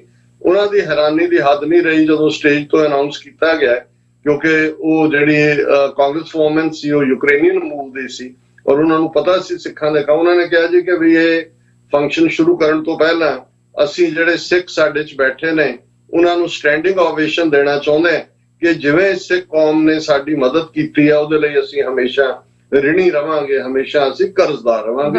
ਸੋ ਇਹ ਇੱਕ ਬਹੁਤ ਵਾਰ ਉੱਥੇ ਬੈਠਿਆ ਕਈਆਂ ਨੂੰ ਇਹ ਲੱਗਦਾ ਹੁੰਦਾ ਹੈ ਵੀ ਪਤਾ ਨਹੀਂ ਜਿਹੜਾ ਇਹ ਬਾਹਰ ਅਸੀਂ ਜੋ ਕੰਮ ਕਰਦੇ ਆ ਕਿਉਂ ਜਿਹੜਾ ਉਹ ਦੂਸਰਿਆਂ ਤੱਕ ਪਹੁੰਚ ਕਰਦੇ ਆ ਜਾਂ ਉਹਨਾਂ ਨੂੰ ਕਿਉਂ ਤਰਜੀਹ ਦਿੰਦੇ। ਅਸੀਂ ਸਮਝਦੇ ਹਾਂ ਕਿ ਲੌਂਗ ਟਰਮ ਇਹ ਤੁਹਾਡੀ ਸਾਰੀ ਸੌਫਟ ਪਾਵਰ ਹੈ, ਤੁਹਾਡੀ ਇਮੇਜ ਬਿਲਡਿੰਗ ਹੈ। ਜੇ ਦੁਨੀਆ ਦੇ ਵਿੱਚ ਕੋਵਿਡ ਦੇ ਚੱਲਦੇ ਆ ਸਿੱਖਾਂ ਨੇ ਹਿਊਮੈਨੀਟੇਰੀਅਨ ਏਡ ਸਾਰੇ ਪਾਸੇ ਦਿੱਤੀ ਤੇ ਇਸ ਨੇ ਸਿੱਖਾਂ ਦਾ ਇੱਕ ਇਮੇਜ ਹੀ ਨਹੀਂ, ਮੈਂ ਸਮਝਦਾ ਹਾਂ ਵੀ ਸਾਨੂੰ ਬਹੁਤ ਅੱਗੇ ਲਿਆ ਕੇ ਖੜਾ ਕਰ ਦਿੱਤਾ ਹੈ as an ideal citizens on this planet. ਇਹ ਇੱਕ ਬੜੀ ਅਹਿਮ ਗੱਲ ਹੈ। ਹੁਣ ਇਸ ਕੰਟੈਕਸਟ ਦੇ ਵਿੱਚ ਹੀ ਜਿਹੜਾ ਸਾਡੇ ਤੱਕ ਪਹੁੰਚ ਹੋਈ ਵਰਲਡ ਸਿੱਖ ਪਾਰਲੀਮੈਂਟ ਤੱਕ ਕਿ ਯੂਕਰੇਨੀਅਨ ਪਾਰਲੀਮੈਂਟ ਦੇ ਪਾਰਲੀਮੈਂਟੇਰੀਅਨ ਜ਼ਾਰ ਹੈ MP, ਉਹਨਾਂ ਦਾ ਪਾਰਲੀਮੈਂਟਰੀ ਸਿਸਟਮ ਹੈ, ਚੋਣਾਂ ਹੁੰਦੀਆਂ ਨੇ ਔਰ ਇਹ ਜਿਹੜੀ ਪਾਰਲੀਮੈਂਟ ਹੈ ਇਸ ਵੇਲੇ ਯੂਕਰੇਨ ਦੀ 2019 ਦੇ ਵਿੱਚ ਚੁਣੀ ਗਈ ਕਿ ਉਹਨਾਂ ਦਾ ਇੱਕ ਵੱਡਾ ਡੈਲੀਗੇਸ਼ਨ ਜਿਹੜਾ ਹੈ ਉਹ ਅਮਰੀਕਾ ਚ ਆ ਰਿਹਾ ਹੈ। ਉਹਨਾਂ ਨੇ ਜਿੱਥੇ ਸਟੇਟ ਡਿਪਾਰਟਮੈਂਟ, ਵਾਈਟ ਹਾਊਸ ਦੂਸਰਿਆਂ ਦੇ ਨਾਲ ਮੁਲਾਕਾਤ ਕਰਨੀ ਹੈ, ਉੱਥੇ ਹੀ ਉਹਨਾਂ ਨੇ ਜਿਹੜੀਆਂ ਮਿਡ ਟਰਮ ਇਲੈਕਸ਼ਨਸ ਹੋ ਰਹੀਆਂ ਨੇ ਇੱਥੇ ਉਹਦੇ ਚ ਉਹਨਾਂ ਨੇ ਐਜ਼ ਏ ਆਬਜ਼ਰਵਰ ਵੀ ਹੋਣਾ ਹੈ। ਉਹਨਾਂ ਨੇ ਦੇਖਣਾ ਹੈ ਕਿਉਂਕਿ ਯੂਕਰੇਨੀਅਨ ਸਿਸਟਮ ਜਾਂ ਬ੍ਰਿਟਿਸ਼ ਸਿਸਟਮ ਜਿਵੇਂ ਹੈ ਉਹ ਡਿਫਰੈਂਟ ਨੇ ਇਲੈਕਸ਼ਨ ਦੇ ਲਿਹਾਜ਼ ਨਾਲ ਅਮਰੀਕਨ ਸਿਸਟਮ ਨਾਲੋਂ। ਸੋ ਇਹ ਡੈਲੀਗੇਸ਼ਨ ਜਿਹੜਾ ਹੈ ਫੁੱਲ ਫਲੈਜਡ ਵਾਸ਼ਿੰਗਟਨ ਚ ਪਿਛਲੇ ਹਫ਼ਤੇ ਹੀ ਲੈਂਡ ਕੀਤਾ ਔਰ ਉਹਨਾਂ ਵੱਲੋਂ ਜਿਹੜਾ ਇਹ ਇੱਛਾ ਜ਼ਾਹਰ ਕੀਤੀ ਗਈ ਕਿ ਉਹ ਜਿਹੜਾ ਸਿੱਖ ਨੁਮਾਇੰਦਿਆਂ ਦੇ ਨਾਲ ਮਿਲਣਾ ਚਾਹੁੰਦੇ ਨੇ ਔਰ ਉਹਨਾਂ ਨੇ ਆਪਣੇ ਇਸ ਬਿਜ਼ੀ ਸਕੈਜੂਲ ਚੋਂ, ਹਾਲਾਂਕਿ ਉਹਨਾਂ ਦੀਆਂ ਮੀਟਿੰਗਸ ਦਾ ਸਿਲਸਿਲਾ ਸਟੇਟ ਡਿਪਾਰਟਮੈਂਟ ਵਿਦ ਐਂਡ ਸਾਰੇ ਪਾਸੇ ਸੀ, ਆਬਜ਼ਰਵਰ ਵਾਲਾ ਵੀ ਉਹਨਾਂ ਦਾ ਰੋਲ ਸੀ। ਪਰ ਉਹਨਾਂ ਨੇ ਇੱਕ ਪੂਰਾ ਦਿਨ ਸਿੱਖਾਂ ਨੂੰ ਦਿੱਤਾ। ਉਹਨਾਂ ਨੇ ਕਿਹਾ ਜੀ ਅਸੀਂ ਖੁੱਲ ਕੇ ਸਿੱਖਾਂ ਬਾਰੇ ਜਾਣਨਾ ਵੀ ਚਾਹੁੰਦੇ ਹਾਂ, ਅਸੀਂ ਉਹਨਾਂ ਦੀਆਂ ਸਮੱਸਿਆਵਾਂ ਵੀ ਸਮਝਣਾ ਚਾਹੁੰਦੇ ਹਾਂ, ਅਸੀਂ ਜਿਹੜਾ ਮਿਲਾਂਗੇ ਵੀ। ਔਰ ਇਸ ਤੋਂ ਜਿਹੜਾ ਉਹਨਾਂ ਦੀ ਇਹ ਸਿੱਖਿਆ ਦੀ ਪੂਰਤੀ ਲਈ ਬੀਤੇ ਕੱਲ ਜਿਹੜਾ ਇੱਕ ਕੰਪਲੀਟ ਸੈਸ਼ਨ ਦੁਪਹਿਰੇ 1 ਤੋਂ 5 ਵਜੇ ਤੱਕ ਜਿਹੜਾ ਇੱਥੋਂ ਦਾ ਪ੍ਰੋਮੀਨੈਂਟ ਵਾਸ਼ਿੰਗਟਨ DC ਦਾ, ਕਿਉਂਕਿ ਕੈਪੀਟਲ ਹਿਲ 'ਚ ਵੀ ਮੀਟਿੰਗ ਸੀ, ਲੇਕਿਨ ਹਾਇਟ ਹੋਟਲ ਦੇ ਵਿੱਚ DC ਦੇ ਵਿੱਚ ਇੱਕ ਕਾਨਫਰੰਸ ਰੂਮ 'ਚ ਜਿਹਦੇ 'ਚ ਕਿ 20 ਤੋਂ 25 ਸਿੱਖ ਨੁਮਾਇੰਦੇ ਅਮਰੀਕਾ ਭਰ 'ਚੋਂ ਆਏ ਹੋਏ ਸੀ, ਕੈਨੇਡਾ ਤੋਂ ਵੀ 1-2 ਸਿੱਖ ਨੁਮਾਇੰਦੇ ਸੀ, ਉਹਨਾਂ ਦੇ ਨਾਲ ਜਿਹੜਾ ਉਹ 2-3 ਸੈਸ਼ਨ ਜਿਹਦੇ 'ਚ ਕਿ ਅੱਡ-ਅੱਡ ਤਰ੍ਹਾਂ ਦੀਆਂ ਪ੍ਰੈਜੈਂਟੇਸ਼ਨਸ ਦਿੱਤੀਆਂ ਗਈਆਂ। ਔਰ ਫਿਰ ਉਸੇ ਸ਼ਾਮ ਵਰਲਡ ਸਿੱਖ ਪਾਰਲੀਮੈਂਟ ਦੇ ਬਿਹਾਫ ਦੇ ਉੱਤੇ ਇਸ ਡੈਲੀਗੇਸ਼ਨ ਨੂੰ ਆਰਮੀ ਨੇਵੀ ਕਲੱਬ ਜਿਹੜਾ ਬੜਾ ਪ੍ਰੈਸਟੀਜੀਅਸ ਕਲੱਬ ਹੈ ਵਾਸ਼ਿੰਗਟਨ DC ਦਾ, ਉਸ ਦੇ ਵਿੱਚ ਜਿਹੜਾ ਉਹ ਡਿਨਰ ਦਿੱਤਾ ਗਿਆ। ਔਰ ਇਹ ਬੇਸ਼ੱਕ ਕਲੋਜ਼ ਡੋਰ ਸੈਸ਼ਨ ਸੀ ਔਰ ਅਮਰੀਕਾ ਦੀਆਂ ਸਿਕਿਉਰਿਟੀ ਏਜੰਸੀਜ਼ ਵੀ ਵਾਚ ਕਰ ਰਹੀਆਂ ਸੀ, ਕਿਉਂਕਿ ਉਹਨਾਂ ਦਾ ਜਿਹੜਾ ਉਹ ਸੇਫਟੀ ਸਿਕਿਉਰਿਟੀ ਦਾ ਕੰਸਰਨ ਵੀ ਹੁੰਦਾ। ਪਰ ਕਿਉਂਕਿ ਅਸੀਂ ਜੋ ਕੁਝ ਵੀ ਕਰਦੇ ਹਾਂ well within the ambit of the law ਹੈ, ਸਿਸਟਮ ਹੈ, ਔਰ ਇਸ ਲਈ ਅਮਰੀਕਨ ਸਿਸਟਮ ਜਿਹੜਾ ਹੈ ਉਹ ਵੀ ਜਿਹੜਾ ਉਹ ਕੋਈ ਰਾਹ ਦੇ ਵਿੱਚ ਰੁਕਾਵਟ ਨਹੀਂ ਹੁੰਦਾ। ਔਰ ਪਹਿਲਾਂ ਇਸ ਤੋਂ ਪਹਿਲਾਂ ਕਿ ਮੈਂ ਇਹ ਦੱਸਾਂ ਕਿ ਭਾਈ ਇਹ ਜਿਹੜੀ ਲਗਭਗ 3-4 ਘੰਟੇ ਦਾ ਸੈਸ਼ਨ ਸੀ ਅੱਡ-ਅੱਡ, ਇਸ ਚੋਂ ਇਸ ਦਾ ਓਵਰਆਲ ਕੀ ਮਕਸਦ ਸੀ ਜਾਂ ਇਸ ਦਾ ਕੀ ਹਿੱਸਾ ਸੀ। ਜਿਹੜੇ 4 ਮੈਂਬਰ ਆਫ ਪਾਰਲੀਮੈਂਟ ਪ੍ਰੋਮੀਨੈਂਟਲੀ ਇਸ ਡੈਲੀਗੇਸ਼ਨ 'ਚ ਸ਼ਾਮਲ ਸੀ ਔਰ ਉਹਨਾਂ ਨੇ ਜਿਹੜਾ ਉਹ ਸਿੱਖਾਂ ਦੇ ਨਾਲ ਮੁਲਾਕਾਤ ਕੀਤੀ, ਵਰਲਡ ਸਿੱਖ ਪਾਰਲੀਮੈਂਟ ਔਰ ਦੂਸਰੀਆਂ ਜਿਹੜੀਆਂ ਹਿਊਮੈਨਿਟੇਰੀਅਨ ਏਡ ਆਰਗੇਨਾਈਜੇਸ਼ਨਸ ਔਰ ਇਕਨੋਮਿਕਲ ਔਰ ਜਿਹੜਾ ਦੂਸਰੇ ਸਿਸਟਮਸ ਨਾਲ ਰਿਲੇਟਡ ਵੀ, ਉਹਨਾਂ ਦੀ ਜਿਹੜੀ ਡੈਲੀਗੇਸ਼ਨ ਨੂੰ ਲੀਡ ਕਰ ਰਹੇ ਸੀ ਮਿਸਟਰ ਮਿਆਕਿਟਾ ਪੋਰਟੂਏਵ, ਇਹ ਹੈਡ ਆਫ ਦਾ ਡੈਲੀਗੇਸ਼ਨ। ਔਰ ਇਹ ਪੋਲੀਟੀਕਲ ਪਾਰਟੀ ਜਿਹੜੀ ਯੂਕਰੇਨ ਦੀ ਹੈ, ਸਰਵੈਂਟ ਆਫ ਦਾ ਪੀਪਲ, ਔਰ ਇਹ 2019 ਤੋਂ ਮੈਂਬਰ ਪਾਰਲੀਮੈਂਟ ਨੇ ਔਰ ਇਹ ਚੇਅਰਮੈਨ ਨੇ on committee on humanitarianism and information policy.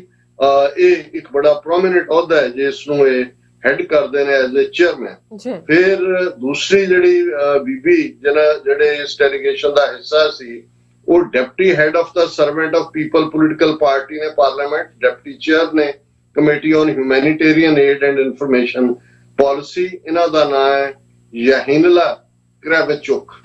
ਔਰ ਇਸ ਤੋਂ ਅਗਲੇ ਜਿਹੜੇ ਤੀਸਰੇ ਮੈਂਬਰ ਇਸ ਡੈਲੀਗੇਸ਼ਨ ਦੇ ਜਿਨ੍ਹਾਂ ਨੇ ਵਰਲਡ ਸਿੱਖ ਪਾਰਲੀਮੈਂਟ ਦੇ ਡੈਲੀਗੇਸ਼ਨ ਨਾਲ ਗੁਫ਼ਤਗੂ ਕੀਤੀ, ਉਹਨਾਂ 'ਚ ਮਿਸਟਰ ਪੈਵਲੋ ਫਰੋਲੇਵ, ਇਹ ਜਿਹੜੇ ਨੇ political party servants of the people ਨਾਲ ਹੀ ਸੰਬੰਧ ਹੈ ਔਰ ਇਹ ਚੈਂਬਰ ਆਫ ਪਾਰਲੀਮੈਂਟ ਦੇ ਵਿੱਚ ਜਿਹੜਾ ਉਹ ਬੜਾ ਅਹਿਮ ਇਹਨਾਂ ਦੇ ਕੋਲ ਅਹੁਦਾ ਹੈ। ਔਰ ਜਿਹੜੀ ਚੌਥੀ ਬੀਬੀ ਜਿਹੜੇ ਇਸ ਡੈਲੀਗੇਸ਼ਨ ਦਾ ਹਿੱਸਾ ਸੀ ਮਿਸ ਹੈਨਾ ਲਿਚਮੈਨ, ਇਹ ਜਿਹੜੀ ਇਹਨਾਂ ਦੀ ਪੋਲੀਟੀਕਲ ਪਾਰਟੀ ਵੀ servant of the people party ਹੈ ਔਰ ਇਹ chairman of the sub committee of the committee on economic development chamber of parliament. So ਇਹ ਦੱਸਣਾ ਜ਼ਰੂਰੀ ਹੈ ਕਿ ਭਾਈ ਇਹ ਇਸ ਲੈਵਲ ਦਾ ਹਾਈ ਡੈਲੀਗੇਸ਼ਨ ਸੀ। ਉਹਨਾਂ ਦੀ ਇਲੈਕਟਿਡ ਜਿਹੜੀ ਪਾਰਲੀਮੈਂਟ ਹੈ ਉਸ ਦੇ ਪ੍ਰੋਮੀਨੈਂਟ ਕਮੇਟੀਆਂ ਦੇ ਚੇਅਰਪਰਸਨ ਇਸ ਦਾ ਹਿੱਸਾ ਸੀ। ਔਰ ਇਹ ਜਿਸ ਬੈਕਡ੍ਰੌਪ 'ਚ ਗੱਲ ਹੋ ਰਹੀ ਸੀ, ਕਿਉਂਕਿ ਕੱਲ ਇਹ ਖਬਰ ਵੀ ਸੀ ਕਿ ਕਿਵੇਂ ਯੂਕਰੇਨ ਦੇ ਸ਼ਹਿਰ ਖੈਰਸਨ 'ਚੋਂ ਰਸ਼ੀਆ ਜਿਹੜਾ ਉਹਦੀ ਆਰਮੀ ਵਿਦਡਰਾ ਕਰ ਰਹੀ ਹੈ। ਇਸ ਦੇ ਨਾਲ ਨਾਲ ਅਸੀਂ ਇਹ ਵੀ ਅਮਰੀਕਨ ਇੱਕ ਜਨਰਲ ਦੇ ਹਵਾਲੇ ਨਾਲ ਦੇਖਿਆ ਜਿਸ 'ਚ ਉਹਨੇ ਇਹ ਜਿਹੜੀ ਲਗਭਗ ਫਰਵਰੀ ਤੋਂ ਹੁਣ ਤੱਕ ਚੱਲੀ ਜੰਗ ਹੈ, ਇਸ ਦੇ ਵਿੱਚ ਉਹਨਾਂ ਦਾ ਕਹਿਣਾ ਐਕਸਪਰਟਸ ਦਾ ਕਿ 1 ਲੱਖ ਦੇ ਕਰੀਬ ਕੈਜੂਅਲਟੀਜ਼ ਨੇ। ਜਦੋਂ ਫੌਜੀ ਟਰਮ ਕੈਜੂਅਲਟੀ ਯੂਜ਼ ਕੀਤੀ ਜਾਂਦੀ ਹੈ, ਇਸ ਦਾ ਮਤਲਬ ਡੈਡ ਐਂਡ ਵੂਨਡਡ ਹੁੰਦਾ ਕਿ ਭਾਈ ਇੰਨੇ ਕਿ, ਔਰ ਉਹਨਾਂ ਦਾ ਕਹਿਣਾ ਕਿ ਇੰਨੇ ਕੀ ਯੂਕਰੇਨ ਦੇ ਵੀ ਜਿਹੜੇ ਫੌਜੀ ਜ਼ਖਮੀ ਜਾਂ ਡੈਡ ਨੇ, ਲੇਕਿਨ ਇਸ ਤੋਂ ਇਲਾਵਾ 40,000 ਦੇ ਕਰੀਬ ਸਿਵਿਲੀਅਨ ਜਿਹੜੇ ਨੇ ਉਹ ਜ਼ਖਮੀ ਨੇ। ਔਰ ਮੈਂ ਪਹਿਲਾਂ ਹੀ ਦੱਸ ਚੁੱਕਾ ਵੀ ਕਿਸ ਲੈਵਲ ਦੇ ਉੱਤੇ ਇੰਟਰਨਲ ਡਿਸਪਲੇਸਮੈਂਟ ਹੈ ਔਰ ਕਿੰਨੇ ਵੱਡੇ ਲੈਵਲ ਦੇ ਉੱਤੇ ਜਿਹੜੀ ਹੈ ਉਹਨਾਂ ਨੂੰ ਮੁਲਕ ਬਦਰ ਹੋਣਾ ਪਿਆ ਹੈ, ਜਿਨ੍ਹਾਂ ਦੇ ਵਿੱਚ ਈਵਨ ਵੱਡੀ ਗਿਣਤੀ 'ਚ ਯੂਕਰੇਨੀਅਨ ਮੂਲ ਦੇ ਲੋਕ ਅਮਰੀਕਾ 'ਚ ਵੀ ਆਏ ਨੇ, ਯੂਰਪ ਦੇ ਵਿੱਚ ਰੋਮਾਨੀਆ, ਹੰਗਰੀ, ਪੋਲੈਂਡ ਜਿਹੜੇ ਨਾਲ ਲੱਗਦੇ ਮੁਲਕ ਨੇ ਉਹਨਾਂ 'ਚ ਵੱਡੀ ਗਿਣਤੀ 'ਚ ਗਏ ਨੇ। ਹੁਣ ਸਿੱਖਾਂ ਦੇ ਨਾਲ ਔਰ ਇਹ ਮੈਨੂੰ ਵਰਲਡ ਸਿੱਖ ਪਾਰਲੀਮੈਂਟ ਨੇ ਮਾਣ ਦਿੱਤਾ ਹੈ ਕਿ ਮੈਂ ਵਰਲਡ ਸਿੱਖ ਪਾਰਲੀਮੈਂਟ ਦੇ ਬਿਹਾਫ ਤੇ ਇਸ ਡੈਲੀਗੇਸ਼ਨ ਨੂੰ ਸਿੱਖ ਕੌਮ ਸਾਡਾ ਪਿਛੋਕੜ ਔਰ ਅੱਜ ਸਾਡੀ ਸਿਚੁਏਸ਼ਨ ਔਰ ਸਾਡੀਆਂ ਤਵੱਕਾਤ ਕੀ ਨੇ ਜਾਂ ਅਸੀਂ ਜਿਹੜਾ ਉਸ ਵਰਲਡ ਸਟੇਜ ਦੇ ਉੱਤੇ ਸਿੱਖ ਕੌਮ ਕੀ ਰੋਲ ਅਦਾ ਕਰਨਾ ਚਾਹੁੰਦੀ ਹੈ ਔਰ ਕੀ ਉਸ ਦੇ ਵਿੱਚ ਰੁਕਾਵਟਾਂ ਨੇ। ਸੋ ਇਸ ਦੇ ਉੱਤੇ ਜਿਹੜਾ ਉਹ ਬਰੀਫਿੰਗ ਦਿੱਤੀ, ਲਗਭਗ ਅੱਧੇ ਘੰਟੇ ਦੀ ਬਰੀਫਿੰਗ ਸੀ ਔਰ ਬੜੀ ਜਿਹੜਾ ਉਹਨਾਂ ਨੇ ਗੌਰ ਦੇ ਨਾਲ ਇਸ ਨੂੰ ਸੁਣਿਆ ਵੀ, ਨੋਟਸ ਵੀ ਲਏ ਔਰ ਜੇ ਉਸ ਨੂੰ ਸੰਖੇਪ ਦੇ ਵਿੱਚ ਕਹਿਣਾ ਹੋਏ ਤੇ ਅਸੀਂ ਜਿਹੜਾ ਸਭ ਤੋਂ ਪਹਿਲਾਂ ਤਾਂ ਰਿਸ਼ਤਾ ਇਨਸਾਨੀਅਤ ਦਾ ਹੁੰਦਾ ਹੈ ਔਰ ਇਹ ਅਸੀਂ ਦੱਸਿਆ ਕਿ ਭਾਈ ਸਾਡੇ ਸਤਿਗੁਰੂ ਗੁਰੂ ਨਾਨਕ ਸਾਹਿਬ ਨੇ ਸਾਨੂੰ ਇਹੀ ਗੱਲ ਸਮਝਾਈ ਹੋਈ ਹੈ ਕਿ ਏਕ ਪਿਤਾ ਇੱਕ ਸਕੇ ਹਮ ਬਾਰਕ, ਕਿ ਅਸੀਂ ਸਭ ਸਾਰੀ ਲੋਕਾਈ ਉਸ ਇੱਕ ਰੱਬ ਉਸ ਵਾਹਿਗੁਰੂ ਦੇ ਬੱਚੇ ਬੱਚੀਆਂ ਔਰ ਅਸੀਂ ਸਾਰੇ ਉਸ ਰਿਸ਼ਤੇ ਦੇ ਨਾਲ ਜਿਹੜਾ ਰਿਸ਼ਤਾ ਹੈ ਉਹ ਸਭ ਤੋਂ ਗਹਿਰਾ ਰਿਸ਼ਤਾ ਹੈ ਸਾਡਾ। ਔਰ 10ਵੇਂ ਪਾਤਸ਼ਾਹ ਨੇ ਫਰਮਾਇਆ ਮਾਨਸ ਕੀ ਜਾਤ ਸਭ ਹੈ ਇੱਕ ਹੈ ਪਹਿਚਾਨ ਕੋ, ये consider all human race as one, ਕਿ ਇਹ ਮੁੱਢਲੇ ਤੌਰ ਦੇ ਉੱਤੇ ਇਸ ਦੇ ਨਾਤੇ ਅਸੀਂ ਹਰ ਇਨਸਾਨ ਦੀ ਪੀੜ ਨੂੰ ਜਿਹੜਾ ਵੀ ਦੁਨੀਆ 'ਚ ਕਿਤੇ ਵੀ ਕੋਈ ਵੀ ਚੀਜ਼ ਦੇ ਲਈ ਲੋੜਵੰਦ ਹੈ, ਸਿੱਖ ਜੇ ਉਹਦੀ ਪਹੁੰਚ ਵਿੱਚ ਹੁੰਦਾ ਹੈ ਤੇ ਉਹ ਉਸ ਦੀ ਮਦਦ ਲਈ ਹਾਜ਼ਰ ਹੁੰਦਾ ਹੈ। ਕਲੈਕਟਿਵ ਤੌਰ ਦੇ ਉੱਤੇ ਸਾਡੀ as a people persecution the history ਹੈ। ਲਗਭਗ ਇਹਨਾਂ 4 ਸਦੀਆਂ ਦੇ ਵਿੱਚ ਕਿਵੇਂ 4 ਪਾਵਰਫੁਲ ਰਿਜੀਮ ਜਿਨ੍ਹਾਂ ਦੇ ਵਿੱਚ ਮੁਗਲਿਆ ਸਲਤਨਤ, ਦਰਾ ਖੈਬਰ ਪਾਰ ਦੇ ਜਿਹੜੇ ਨੇ ਉਹ ਅਫਗਾਨ ਸਲਤਨਤ ਵਾਲੇ ਔਰ ਬ੍ਰਿਟਿਸ਼ ਔਰ ਦੈਨ ਅੱਜ ਦੇ 75 ਸਾਲ ਤੋਂ ਬ੍ਰਾਹਮਣਵਾਦੀ ਹਾਕਮ, ਉਸ ਨੂੰ ਅਸੀਂ ਬਰੀਫਲੀ ਕਿ ਇਹ ਸਾਨੂੰ ਸਿਰਫ ਸੱਚ ਹੱਕ ਇਨਸਾਫ ਲਈ ਖਲੋਣ ਦੇ ਲਈ ਹੀ ਇਹਨਾਂ ਮੁਸ਼ਕਲਾਂ ਚੋਂ ਗੁਜ਼ਰਨਾ ਪਿਆ, ਬੀਤੇ ਚ ਵੀ ਔਰ ਅੱਜ ਵੀ ਗੁਜ਼ਰਨਾ ਪੈ ਰਿਹਾ। ਪਰ ਸਾਡੇ ਗੁਰੂ ਨੇ ਆਪਣੀ ਉਮਤ ਨੂੰ ਇਸ ਰਸਤੇ ਤੇ ਚੱਲਣਾ ਸਿਖਾਇਆ। ਸੱਚ ਕੀ ਬਾਣੀ ਨਾਨਕ ਆਖੈ ਸੱਚ ਸੁਣਾਏ ਸੀ ਸੱਚ ਕੀ ਬੇਲਾ, ਕਿ ਸੱਚ ਦੀ ਗੱਲ ਔਰ ਉਦੋਂ ਕਹਿਣੀ ਜਦੋਂ ਸੱਚ ਕਹਿਣ ਦਾ ਵੇਲਾ। ਔਰ ਇਸ ਸਾਰੇ ਦੇ ਨਾਲ ਨਾਲ ਜਦੋਂ ਮੈਂ ਇਸ ਦੇ ਉੱਤੇ ਵੀ ਉਹਨਾਂ ਦਾ ਧਿਆਨ ਲਿਆਂਦਾ ਕਿ ਕਿਵੇਂ ਅਸੀਂ ਖੁਦ ਇੱਕ ਵੱਡੇ ਰਾਜ ਭਾਗ ਦੇ ਮਾਲਕ ਸੋਵਰਨ ਲੋਕ ਸੀ, ਕਿਵੇਂ 1947 ਦੇ ਦੌਰ 'ਚ ਅਸੀਂ ਤੀਸਰੀ ਧਿਰ ਸੀ negotiation for transfer of power, ਔਰ ਕਿਵੇਂ ਸਾਡੇ ਨਾਲ ਜਿਹੜਾ ਸਾਨੂੰ ਡਿਊਪ ਕੀਤਾ ਗਿਆ ਸਾਡੀ ਲੀਡਰਸ਼ਿਪ ਦੀ ਨਾਅਹਲੀਅਤ ਔਰ ਇਸ ਦੇ ਲਈ ਜਿਹੜਾ ਅਸੀਂ ਸਜ਼ਾ ਭੁਗਤ ਰਹੇ। ਔਰ ਇਹ ਸਾਰੇ ਦੌਰ 'ਚ ਸਾਡੀ ਸਟਰਗਲ 1947 ਤੋਂ ਹੀ ਸ਼ੁਰੂ ਹੋ ਜਾਂਦੀ ਹੈ। ਸਾਨੂੰ ਕ੍ਰਿਮੀਨਲ ਟ੍ਰਾਈਬ ਐਲਾਨ ਕੇ ਸਾਡੀ ਪਰਸੀਕਿਊਸ਼ਨ ਦਾ ਦੌਰ ਦੌਰਾ ਸ਼ੁਰੂ ਹੁੰਦਾ ਹੈ।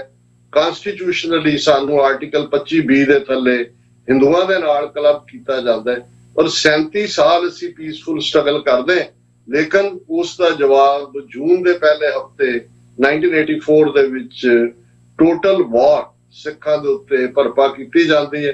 ਪਰ ਇਨ ਬਰੀਫ ਕਿਸ ਲੈਵਲ ਦੀ ਨਸਲਕੁਸ਼ੀ ਜਿਹੜੀ ਹੈ ਸਿੱਖਾਂ ਦੀ ਇਹਨਾਂ 38 ਵਰਿਆਂ 'ਚ ਹੋਈ ਔਰ ਉਹ ਡੈਲੀਗੇਟ ਮੈਂਬਰ ਆਪਣੇ ਆਪ ਦੇ ਨਾਲ ਵੀ ਇੱਕ ਦੂਜੇ ਨਾਲ ਗੱਲਬਾਤ ਕਰ ਰਹੇ ਨੇ ਕਿ ਇਹੀ ਮੈਥਡੋਲੋਜੀ ਇਹੀ ਤਰੀਕੇ ਤਾਂ ਜਦੋਂ ਯੂਕਰੇਨ 25-26 ਸਾਲ ਪਹਿਲਾਂ ਸੋਵੀਅਤ ਯੂਨੀਅਨ ਦਾ ਹਿੱਸਾ ਸੀ ਉਦੋਂ ਵੀ ਜੋ KGB ਜਾਂ ਰਸ਼ੀਅਨ ਇੰਟੈਲੀਜੈਂਸ ਏਜੰਸੀਆਂ ਜੋ ਉਹਨਾਂ ਦਾ ਕੰਮ ਕਰਨ ਦਾ ਢੰਗ ਸੀ ਔਰ ਅਸੀਂ ਉਹਨਾਂ ਨੂੰ ਇਹ ਕਿਹਾ ਕਿ ਭਾਈ ਅਸਲ 'ਚ ਸੱਚ ਇਹ ਹੈ ਕਿ ਭਾਰਤ ਦੀ ਖੁਫੀਆ ਏਜੰਸੀ ਰਾ ਜਿਹੜੀ ਆ ਉਹ ਟ੍ਰੇਨਡ ਹੀ KGB ਰਾਹੀਂ ਹੈ ਔਰ ਲੰਬਾ ਵਕਤ ਇੰਦਰਾ ਗਾਂਧੀ ਜਿਸ ਨੇ ਕਿ ਇਹ ਸਿੱਖਾਂ ਦੇ ਖਿਲਾਫ ਟੋਟਲ ਵਾਰ ਡਿਕਲੇਅਰ ਕੀਤੀ, ਇੰਡੀਆ ਸੋਵੀਅਤ ਯੂਨੀਅਨ ਦੀ ਇੱਕ ਸੈਟੇਲਾਈਟ ਕੰਟਰੀ ਬਣਿਆ ਔਰ ਨਤੀਜੇ ਦੇ ਤੌਰ ਤੇ ਈਵਨ ਉਹਨਾਂ ਦੇ KGB ਦੇ ਕੋਈ ਇਰਾਦਿਆਂ ਚੋਂ ਹੀ ਜਿਹੜਾ ਇਹ ਦਰਬਾਰ ਸਾਹਿਬ ਤੇ ਹਮਲਾ ਜਾਂ ਸਿੱਖ ਕੌਮ ਦੇ ਖਿਲਾਫ ਇਸ ਕਿਸਮ ਦੀ ਜਿਹੜੀ ਹੈ ਬਿਲਕੁਲ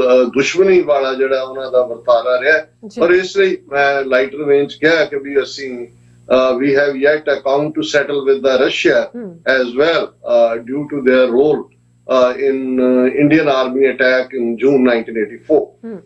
ਸੈਕੰਡ ਪਾਰਟ ਜ਼ਾਹਰ ਹੈ ਕਿ ਜਦੋਂ ਅਸੀਂ ਪੰਜਾਬ ਦੀ ਇਕਨੋਮੀ ਦੀ ਗੱਲ ਕਰਦੇ ਹਾਂ ਕਿਹਾ ਕਿ ਜਿਵੇਂ ਯੂਕਰੇਨ ਗ੍ਰੇਨਸ ਵੀਟ ਔਰ ਦੂਸਰੀਆਂ ਚੀਜ਼ਾਂ ਉਗਾ ਕੇ ਕੱਲੇ ਯੂਰਪ ਦੇ ਇੱਕ ਹਿੱਸੇ ਦਾ ਹੀ ਨਹੀਂ ਮਿਡਲ ਈਸਟ ਇਜਿਪਟ ਤੱਕ ਤੁਸੀਂ ਜਿਹੜੀ ਆ ਬ੍ਰੈਡ ਬਾਸਕਟ, ਉਹ ਇਸੇ ਤਰ੍ਹਾਂ ਅਸੀਂ ਵੀ ਬ੍ਰੈਡ ਬਾਸਕਟ ਹੈ। ਸਾਡੀ ਉਹ ਧਰਤੀ ਨੇ ਆਪਣਾ ਨਾਂ ਹੀ ਆਪ ਤੋਂ ਲਿਆ, ਪਾਣੀ ਤੋਂ ਲਿਆ, ਪੰਜ ਦਰਿਆਵਾਂ ਦੀ ਧਰਤੀ। ਔਰ ਅਸੀਂ ਕਿਵੇਂ ਭਾਰਤ ਦੇ ਉਹਨਾਂ 1 ਬਿਲੀਅਨ 500 ਮਿਲੀਅਨ ਲੋਕਾਂ ਦਾ ਢਿੱਡ ਭਰਦੇ ਆ, ਔਰ ਸਾਡੇ ਚੋਂ ਕਿਉਂਕਿ ਅਸੀਂ ਸੱਚ ਹੱਕ ਇਨਸਾਫ ਵਾਲੇ ਆ, ਕਿਵੇਂ ਫਿਰ ਸਾਡਾ ਫੌਜ ਦੇ ਵਿੱਚ ਵੀ ਸਾਡਾ ਕੀ ਰੋਲ ਰਿਹਾ ਹੈ, ਬ੍ਰਿਟਿਸ਼ ਆਰਮੀ 2 ਵਰਲਡ ਵਾਰਸ ਦੇ ਵਿੱਚ ਵੀ ਕੀ ਰੋਲ ਰਿਹਾ, ਔਰ ਅੱਜ ਅਸੀਂ ਕਿਸ ਮੁਕਾਮ ਦੇ ਉੱਤੇ ਆ ਕੇ ਖੜੇ। ਔਰ ਇਸ ਦੇ ਨਾਲ ਜਿਹੜਾ ਅੱਜ ਦੇ ਦੌਰ ਦੇ ਵਿੱਚ ਸਿੱਖ ਕੌਮ ਦਾ COVID-19 ਦੇ ਚੱਲਦੇ ਆ, ਔਰ ਦੂਸਰਾ ਸੋ ਇਹ ਸਾਰਾ ਹੀ ਉਹਨਾਂ ਦੇ ਲਈ ਬਹੁਤ ਦਿਲਚਸਪੀ ਦਾ ਵਾਇਸ ਸੀ। ਉਹਨਾਂ ਨੇ ਨਾ ਸਿਰਫ ਇਸ ਦੇ ਉੱਤੇ ਗੌਰ ਕੀਤਾ, ਔਰ ਮੈਂ ਇਹ ਮੈਂਸ਼ਨ ਨਹੀਂ ਕਰ ਸਕਾਂਗਾ ਇਸ ਗੱਲ ਬਾਅਦ ਕਿ ਫਾਈਨਲੀ ਅਸੀਂ ਉਹਨਾਂ ਤੋਂ ਕੀ ਤਵੱਕੂ ਕੀਤੀ ਜਾਂ ਉਹਨਾਂ ਦੀਆਂ ਸਾਡੇ ਤੇ ਨਾਲ ਕੀ ਤਵੱਕਾਤ ਨੇ, ਕਿਉਂਕਿ ਕੁਝ ਚੀਜ਼ਾਂ ਡਿਪਲੋਮੇਸੀ ਦੇ ਐਂਗਲ ਤੋਂ ਜਿਹੜਾ ਉਸ ਗੱਲ ਦਾ ਧਿਆਨ ਰੱਖਿਆ ਜਾਂਦਾ ਹੈ। ਲੇਕਿਨ ਇਸ 'ਚ ਕੋਈ ਸ਼ੱਕ ਨਹੀਂ ਹੈ ਕਿ ਉਹਨਾਂ ਦੀ ਬਾਡੀ ਲੈਂਗੁਏਜ, ਉਹਨਾਂ ਦੇ ਅਲਫਾਜ਼, ਉਹਨਾਂ ਦੀ ਸਿੱਖਾਂ ਪ੍ਰਤੀ ਐਡਮੀਰੇਸ਼ਨ, ਔਰ ਦਰਸ਼ਕ ਜਿਹੜੀਆਂ ਪਿਕਚਰਸ ਬੈਕਗਰਾਉਂਡ ਦੇ ਵਿੱਚ ਦੇਖ ਰਹੇ ਨੇ, ਇਹ ਵੀ ਉਹਨਾਂ ਦੀ ਇਨਸਿਸਟੈਂਸ ਦੇ ਉੱਤੇ ਜਿਹੜਾ ਇਹ ਬਾਰ-ਬਾਰ ਜਿਹੜਾ ਉਹਨਾਂ ਨੂੰ ਉਹ ਇਵੇਂ ਲੱਗਦਾ ਸੀ ਕਿ ਜਿਵੇਂ ਸਿੱਖਾਂ ਨੇ ਉਹਨਾਂ ਨੂੰ ਆਪਣੇ ਗਲ ਨਾਲ ਲਾਇਆ ਹੁੰਦਾ। ਔਰ ਉਹਨਾਂ ਨੇ ਖਾਸ ਤੌਰ ਦੇ ਉੱਤੇ ਜਿਹੜੀਆਂ 2 ਪਿਕਚਰ ਤੁਸੀਂ ਦੇਖੀਆਂ ਹੋਣਗੀਆਂ ਜਾਂ ਦੇਖ ਰਹੇ ਹੋਵੋਗੇ, ਉਸ ਦੇ ਵਿੱਚ ਉਹਨਾਂ ਨੇ 2 ਸਪੈਸ਼ਲ ਜਿਹੜੇ ਮੋਮੈਂਟੋ ਉਹਨਾਂ ਦੇ ਕੋਲ, ਉਹਦੇ ਚ ਇੱਕ ਸੀ ਜਦੋਂ ਕਿ ਉਹਨਾਂ ਨੇ ਰਸ਼ੀਅਨ ਇੱਕ ਵੱਡੇ ਜਹਾਜ਼ ਨੂੰ ਸਿੰਕ ਕੀਤਾ, ਉਸ ਨੂੰ ਉਹਨਾਂ ਨੇ ਕਾਰਵ ਕੀਤਾ ਬੜੇ ਬਿਊਟੀਫੁਲ ਅੰਦਾਜ਼ ਦੇ ਵਿੱਚ, ਔਰ ਇੱਕ ਉਹਦੇ ਚ ਛੱਲੇ ਵਾਂਗ ਬਣਾਇਆ ਉਸ ਦਾ। ਔਰ ਫਿਰ ਇੱਕ ਦੂਸਰੇ MP ਉੱਠੇ ਔਰ ਉਹਨਾਂ ਨੇ ਕਿਹਾ ਜੀ ਕਿ ਮੈਂ ਸਿੱਖਾਂ ਨੂੰ ਇਹ ਤੋਹਫਾ ਦੇਣਾ ਚਾਹੁੰਦਾ। ਸੋ ਇਹ ਇੱਕ ਜੈਸਚਰ ਆਫ ਲਵ ਹੁੰਦਾ ਹੈ, ਇਹ ਤਾਂ ਨਹੀਂ ਹੈ ਕਿ ਭਾਈ ਉਹ ਉਹਨਾਂ ਦਾ ਜਾਂ ਸਾਡਾ ਕੋਈ ਅਜੇ ਇਸ ਲੈਵਲ ਦੀ ਕੋਈ ਗਾਂਹ ਵਧੂ ਰਿਲੇਸ਼ਨਸ਼ਿਪ ਬਣੀ ਹੈ, ਪਰ ਇਹ ਇੱਕ ਇਸ ਜਿਹਨੂੰ ਅਸੀਂ ਮਿਊਚੁਅਲ ਐਡਮੀਰੇਸ਼ਨ ਕਹਿੰਦੇ, ਔਰ ਅਸੀਂ ਜ਼ਾਹਿਰ ਹੈ ਉਹਨਾਂ ਦੀ ਫਾਈਟਿੰਗ ਸਪਿਰਿਟ ਨੂੰ ਐਡਮਾਇਰ ਕੀਤਾ ਕਿ ਭਾਈ ਕਿੱਥੇ ਰਸ਼ੀਆ ਵਰਗਾ ਜਾਇੰਟ ਮੁਲਕ ਜਿਹੜਾ ਇਹ ਸੋਚਦਾ ਸੀ ਕਿ ਭਾਈ 2 ਹਫ਼ਤੇ ਦੇ ਵਿੱਚ ਅਸੀਂ ਇਹਨਾਂ ਨੂੰ ਸਬਡਿਊ ਕਰ ਲਾਂਗੇ, ਔਰ ਲਗਭਗ 8-9 ਮਹੀਨੇ ਬਾਅਦ ਵੀ ਇਹ ਠੀਕ ਹੈ, ਵੈਸਟਰਨ ਸਪੋਰਟ ਹੈ, ਔਰ ਅਸੀਂ ਉਹਨਾਂ ਦੀ ਫਸਟ ਲੇਡੀ ਦੀ ਗੱਲ ਕੀਤੀ, ਜ਼ੈਲੈਂਸਕੀ ਦੀ ਡਿਫਾਈਂਸ ਦੀ ਗੱਲ ਕੀਤੀ ਕਿ ਇਹਦੇ ਬਾਵਜੂਦ ਕਿ ਭਾਈ ਅਸੀਂ ਤੁਹਾਡੇ ਤੋਂ ਏਡ ਨਹੀਂ ਚਾਹੁੰਦੇ, ਵੀ ਜੇ ਉਹਨੂੰ ਜ਼ੈਲੈਂਸਕੀ ਨੂੰ ਕਿਹਾ ਤੇਰੇ ਲਈ ਜਹਾਜ਼ ਦਾ ਪ੍ਰਬੰਧ ਕਰਦੇ ਆ, ਤੂੰ ਵਾਪਸ ਆ, ਉਹਨੇ ਕਿਹਾ ਜੀ ਨਹੀਂ, ਮੈਨੂੰ ਹਥਿਆਰ ਦਿਓ, ਮੈਂ ਆਪਣੇ ਮੁਲਕ ਦੇ ਲੋਕ ਜਿਹੜੇ ਨੇ ਅਸੀਂ ਡਿਫੈਂਡ ਕਰਨਾ ਚਾਹੁੰਦੇ ਹਾਂ। ਸੋ ਮੈਂ ਉਹਨਾਂ ਨੂੰ ਕਿਹਾ ਕਿ ਜੀ ਭਾਵੇਂ ਇਹਦੇ ਪੋਲੀਟੀਕਲ ਕਾਜ਼ ਕੀ ਨੇ, ਕੌਣ ਕਿਹਨੂੰ ਵਰਤ ਰਿਹਾ, ਅਸੀਂ ਇਸ ਡਿਬੇਟ 'ਚ ਨਹੀਂ ਜਾਂਦੇ, ਲੇਕਿਨ ਜਿਹੜੀ ਤੁਹਾਡੀ ਆਪਣੇ ਮੁਲਕ ਨੂੰ ਡਿਫੈਂਡ ਕਰਨ ਦੀ ਸਪਿਰਿਟ ਹੈ, ਔਰ ਜਿਸ ਅੰਦਾਜ਼ ਦੇ ਵਿੱਚ ਤੁਹਾਡੇ ਫਿਲਮ ਐਕਟਰ ਐਕਟਰੈਸਿਸ ਤੋਂ ਲੈ ਕੇ ਗਰਾਊਂਡ ਲੈਵਲ ਦੇ ਕਾਮਨ ਬੰਦੇ ਜਿਹੜੇ ਨੇ ਉਹ ਗਲੀ ਗਲੀ ਸੜਕ ਕੂਚੇ ਦੇ ਵਿੱਚ ਲੜ ਰਹੇ ਨੇ, ਇਹ ਮੈਂ ਕਿਹਾ ਸਪਿਰਿਟ ਜਿਹੜੀ ਹੈ, ਜਦੋਂ ਅਸੀਂ ਸਿੱਖੀ ਦੀ ਸਪਿਰਿਟ ਦੇਖਦੇ ਹਾਂ ਕਿ ਨਿਸ਼ਚੈ ਕਰ ਆਪਣੀ ਜੀਤ ਕਰੋਗੇ, ਅਸੀਂ ਜਿੱਤਣਾ, ਤੇ ਫਿਰ ਅਤ ਹੀ ਰਣ ਮੇ ਤਬ ਜੂਝ ਮਰੋ ਕਿ ਭਾਈ ਅਸੀਂ ਭੱਜਣਾ ਨਹੀਂ ਹੈ, ਅਸੀਂ ਸਰੈਂਡਰ ਨਹੀਂ ਕਰਨਾ, ਅਸੀਂ ਗਿਵ ਅਪ ਨਹੀਂ ਕਰਨਾ, ਅਸੀਂ ਭਾਵੇਂ ਜਿੰਨੇ ਮਰਜ਼ੀ ਛੋਟੇ ਹੋਈਏ ਪਰ ਅਸੀਂ ਆਪਣੇ ਹੱਕਾਂ ਲਈ ਖਲੋਣਾ। ਸੋ ਇਹ ਸਾਰੇ ਹੀ ਕਿਉਂਕਿ ਬਹੁਤ ਕੁਝ ਐਸਾ ਹੈ, ਜਦੋਂ ਅਸੀਂ UN ਚਾਰਟਰ ਦੀ ਗੱਲ ਕਰਦੇ ਹਾਂ ਜਾਂ ਇੰਟਰਨੈਸ਼ਨਲ ਲਾਅ ਦੀ ਗੱਲ ਕਰਦੇ ਹਾਂ, ਤੇ ਸਿੱਖ ਧਰਮ ਦੇ ਵਿੱਚ ਜਿਹੜੇ ਇਨਹੈਰੈਂਟ ਸਾਡੇ ਯੂਨੀਵਰਸਲ ਪ੍ਰਿੰਸੀਪਲ ਨੇ ਉਹ ਰਨ ਪੈਰਲਲ ਕਰਦੇ ਨੇ ਇਹਨਾਂ ਵੈਲਿਊਜ਼ ਦੇ। ਸੋ ਮੈਂ ਸਮਝਦਾ ਵੀ ਬਿਨਾਂ ਯੂਕਰੇਨ ਰਸ਼ੀਆ ਕ੍ਰਾਈਸਿਸ ਦੀਆਂ ਪੋਲੀਟੀਕਲ ਇੰਪਲੀਕੇਸ਼ਨਸ, ਕੌਣ ਕੀ ਹੈ, ਕੱਲ ਨੂੰ ਕੌਣ ਕਿੱਧਰ ਨੂੰ ਜਾਏਗਾ, ਇਹ ਸਾਡਾ ਵਿਸ਼ਾ ਨਹੀਂ ਹੈ। ਅਸੀਂ ਇਸ ਵੇਲੇ 35 ਮਿਲੀਅਨ ਕੌਮ ਜਿਹੜੀ ਕਿ ਆਪਣੇ ਆਜ਼ਾਦ ਨੇਸ਼ਨ ਖਾਲਿਸਤਾਨ ਦੀ ਕਾਇਮੀ ਦੇ ਲਈ ਜਿਹੜਾ ਪਿਛਲੇ 38 ਸਾਲ ਤੋਂ ਲਗਾਤਾਰਤਾ ਨਾਲ ਸੰਘਰਸ਼ ਕਰ ਰਹੇ ਹਾਂ, ਅਸੀਂ ਦੁਨੀਆ ਦੇ ਵਿੱਚ, ਔਰ ਅਸੀਂ ਉਹਨਾਂ ਨੂੰ ਕਿਹਾ ਜੀ ਸਾਨੂੰ ਤੁਹਾਡੇ ਤੋਂ ਕਿਸੇ ਕਿਸਮ ਦੀ ਹੋਰ ਮਦਦ ਦੀ ਲੋੜ ਨਹੀਂ ਹੈ, ਅਸੀਂ ਤੁਹਾਡੇ ਤੋਂ ਮੋਰਲ ਔਰ ਡਿਪਲੋਮੈਟਿਕ ਸਪੋਰਟ ਚਾਹੁੰਦੇ ਹਾਂ ਤਾਂ ਕਿ ਹਿਊਮਨ ਰਾਈਟਸ ਦੇ ਮੁੱਦਿਆਂ ਦੇ ਉੱਤੇ ਔਰ ਦੂਸਰੇ ਇਸ਼ੂਜ਼ ਜਿੱਥੇ ਕਿ ਸਾਡੀ ਪਛਾਣ ਦਾ ਮੁੱਦਾ ਹੈ, ਕੱਲ ਨੂੰ ਜੇ ਅੱਜ ਅਸੀਂ ਹਿਊਮੈਨਿਟੇਰੀਅਨ ਏਡ ਜਾਂ ਦੂਸਰੇ ਦੇ ਲਈ ਖਲੋਂਦੇ ਹਾਂ, ਔਰ ਇਹ ਸਾਡਾ ਫਰਜ਼ ਵੀ ਹੈ ਕਿ ਅਸੀਂ ਦੁਨੀਆ ਨੂੰ ਦੱਸੀਏ ਕਿ ਭਾਈ ਇਹ ਜਿਹੜੀ ਕੌਮ ਕੋਵਿਡ ਦੇ ਚਲਦੇ ਆ 4 ਚੁਫੇਰੇ ਬਾਹਰ ਆਏ, ਉਹ ਆਪਣੇ ਮੁਲਕ ਦੇ ਵਿੱਚ ਕਿਸ ਕਿਸਮ ਦੀ ਸਫਰਿੰਗ ਚੋਂ ਗੁਜ਼ਰੇ ਨੇ ਇਹਨਾਂ ਸਾਲਾਂ 'ਚ, ਔਰ ਕਿਵੇਂ ਅੱਜ ਉਹ ਆਪਣੇ ਆਜ਼ਾਦ ਦੇਸ਼ ਖਾਲਿਸਤਾਨ ਦੇ ਲਈ ਜਿਹੜਾ ਉਹ ਜਦੋਜਹਿਦ ਕਰ ਰਹੇ ਨੇ, ਜਿਹੜਾ ਕਿ ਉਹਨਾਂ ਦਾ ਮੁੱਢਲਾ ਹੱਕ ਹੈ। UN charter right of self determination ਦਾ ਹੱਕ ਦਿੰਦਾ ਹੈ। ਔਰ ਜ਼ਾਹਰ ਹੈ ਕਿ ਰੈਫਰੈਂਡਮ, ਖਾਲਿਸਤਾਨ ਰੈਫਰੈਂਡਮ ਵਰਗੀ ਜਿਹੜੀ ਪ੍ਰੋਸੈਸ ਹੈ ਉਸ ਨੂੰ ਵੀ ਭਾਰਤ ਸਰਕਾਰ ਬਾਹਰਲੇ ਮੁਲਕਾਂ ਦੇ ਵਿੱਚ ਰੋਕਣ ਦੀ ਕੋਸ਼ਿਸ਼ ਕਰ ਰਹੀ ਹੈ। ਸੋ ਅਸੀਂ ਆਉਣ ਵਾਲੇ ਪੀਰੀਅਡ ਦੇ ਵਿੱਚ ਇਸ ਰਿਲੇਸ਼ਨਸ਼ਿਪ ਨੂੰ ਇਸ ਇਵੇਂ ਹੀ ਡਿਪਲੋਮੈਟਿਕ ਤੌਰ ਦੇ ਉੱਤੇ ਅੱਗੇ ਵਧਾਵਾਂਗੇ। ਔਰ ਜਿਸ ਅੰਦਾਜ਼ ਦੇ ਵਿੱਚ ਈਵਨ ਯੂਕਰੇਨੀਅਨ ਡੈਲੀਗੇਸ਼ਨ ਨੇ ਸਿੱਖ ਕੌਮ ਦਾ ਜਿਹੜਾ ਖੈਰ ਮਕਦਮ ਕੀਤਾ, ਸ਼ੁਕਰੀਆ ਕੀਤਾ ਜਾਂ ਸਿੱਖਾਂ ਪ੍ਰਤੀ ਗਰਮਜੋਸ਼ੀ ਦਿਖਾਈ, ਉਸ ਨੇ ਸਾਨੂੰ ਹੋਰ ਵੀ ਉਤਸ਼ਾਹਿਤ ਕੀਤਾ। ਜੀ ਡਾਕਟਰ ਸਾਹਿਬ, ਤੁਹਾਡਾ ਬਹੁਤ ਬਹੁਤ ਸ਼ੁਕਰੀਆ। ਤੁਸੀਂ ਆਪਣੇ ਵਿਚਾਰ ਸਾਡੇ ਦਰਸ਼ਕਾਂ ਨਾਲ ਸਾਂਝੇ ਕੀਤੇ ਨੇ। ਸੋ ਇੱਥੇ ਲੈਣੇ ਬ੍ਰੇਕ। ਵਿਊਅਰਸ, ਤੁਸੀਂ ਸਾਡੇ ਨਾਲ ਇਸੇ ਤਰ੍ਹਾਂ ਹੀ ਬਣੇ ਰਹਿਣਾ। ਮਿਲਦੇ ਹਾਂ ਛੋਟੇ ਜਿਹੇ ਵਕਫੇ ਤੋਂ ਬਾਅਦ।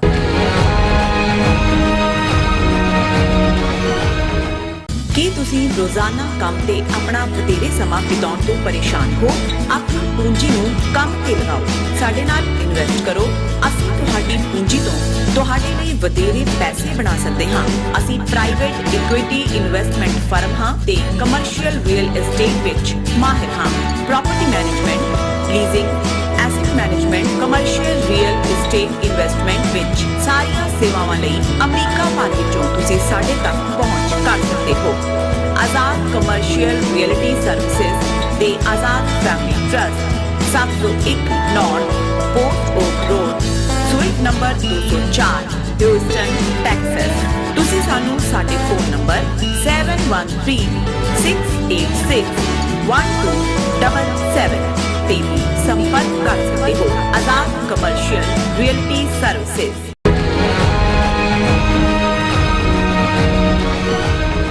Viewers, welcome back. So viewers, ਸਾਡੇ ਨਾਲ ਜੁੜ ਚੁੱਕੇ ਨੇ ਵਾਸ਼ਿੰਗਟਨ DC ਤੋਂ ਡਾਕਟਰ ਅਮਰਜੀਤ ਸਿੰਘ ਜੀ। ਸੋ ਗੱਲਬਾਤ ਨੂੰ ਜਾਰੀ ਕਰਦੇ ਹਾਂ। ਦੂਸਰੇ ਸੈਗਮੈਂਟ ਦੇ ਵਿੱਚ ਆਪਾਂ ਪਹੁੰਚ ਚੁੱਕੇ ਹਾਂ। ਉਸ ਦੇ ਵਿੱਚ ਆਪਾਂ ਗੱਲਬਾਤ ਕਰਨ ਜਾ ਰਹੇ ਹਾਂ ਇੰਡੀਆ ਵਿੱਚ ਹਿਊਮਨ ਰਾਈਟਸ ਬਾਰੇ ਔਰ ਘੱਟ ਗਿਣਤੀਆਂ ਨਾਲ ਜਿਹੜਾ ਧੱਕਾ ਹੋ ਰਿਹਾ ਉਸ ਬਾਰੇ ਆਪਾਂ ਗੱਲਬਾਤ ਕਰਨ ਜਾ ਰਹੇ ਹਾਂ ਕਿ ਜਨੀਵਾ ਵਿੱਚ ਹਿਊਮਨ ਰਾਈਟਸ ਕੌਂਸਲ ਦੀ ਜਿਹੜੀ ਕਾਨਫਰੰਸ ਹੈ ਉਹ ਚੱਲ ਰਹੀ ਹੈ ਔਰ ਇਸ ਕਾਨਫਰੰਸ ਵਿੱਚ ਭਾਰਤ ਵਿੱਚ ਮਨੁੱਖੀ ਹੱਕਾਂ ਦੇ ਰਿਕਾਰਡ ਸੰਬੰਧੀ ਵਿਸ਼ੇਸ਼ ਜਿਹੜੀ ਸੁਣਵਾਈ ਹੋ ਰਹੀ ਹੈ। ਸੋ ਜਰਮਨੀ, ਗ੍ਰੀਸ, ਇਟਲੀ, ਆਇਰਲੈਂਡ ਅਤੇ ਮੈਕਸੀਕੋ ਆਦਿ ਦੇਸ਼ਾਂ ਨੇ ਭਾਰਤ ਨੂੰ ਚੰਗੀ ਤਰ੍ਹਾਂ ਗ੍ਰਿਲ ਕੀਤਾ ਹੈ ਅਤੇ ਕਿਹਾ ਹੈ ਕਿ ਭਾਰਤ ਵਿੱਚ ਮਨੁੱਖੀ ਹੱਕਾਂ ਦਾ ਘਾਣ ਹੋ ਰਿਹਾ ਹੈ ਅਤੇ ਘੱਟ ਗਿਣਤੀਆਂ ਜਿਹੜੀਆਂ ਭਾਰਤ ਵਿੱਚ ਸੁਰੱਖਿਅਤ ਨਹੀਂ ਹਨ। ਸੋ ਇਸ ਬਾਰੇ ਆਪਾਂ ਗੱਲਬਾਤ ਕਰਨ ਜਾ ਰਹੇ ਹਾਂ। ਸੋ ਅਸੀਂ ਚਾਹਾਂਗੇ ਕਿ ਤੁਸੀਂ ਨਾਲ ਇਸੇ ਤਰ੍ਹਾਂ ਹੀ ਬਣੇ ਰਹਿਣਾ। ਦੇਖਣ, ਸੁਣ ਲਈ ਐਂਡ ਲਿਖਣ ਲਈ ਤੁਹਾਡਾ ਸਭ ਦਾ ਬਹੁਤ ਬਹੁਤ ਸ਼ੁਕਰੀਆ।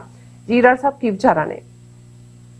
ਦੇਖੋ, ਬੇਸ਼ੱਕ ਜਦੋਂ ਸਾਡੇ ਖਿੱਤੇ ਦੇ ਵਿੱਚ ਅਖਾਣ ਕਿਹਾ ਜਾਂਦਾ ਸੀ ਕਿ ਵੀ ਜਿਸ ਕੀ ਲਾਠੀ ਉਸ ਕੀ ਭੈਂਸ, ਤੇ ਅੰਗਰੇਜ਼ੀ ਵਾਲਿਆਂ ਦੀ ਐਕਸਪ੍ਰੈਸ਼ਨ ਮਾਈਟ ਇਜ਼ ਰਾਈਟ, ਕਿ ਜਿਹਦੇ ਕੋਲ ਤਾਕਤ ਹੈ ਉਸ ਦੀ ਹਰ ਗੱਲ ਮੰਨੀ ਜਾਂਦੀ ਹੈ। ਔਰ ਇੱਕ ਹੋਰ ਪੰਜਾਬੀ ਅਖਾਣ ਕਿ ਭਾਈ ਜ਼ੋਰਾਵਰਾਂ ਦਾ 37-20 ਹੁੰਦਾ ਹੈ।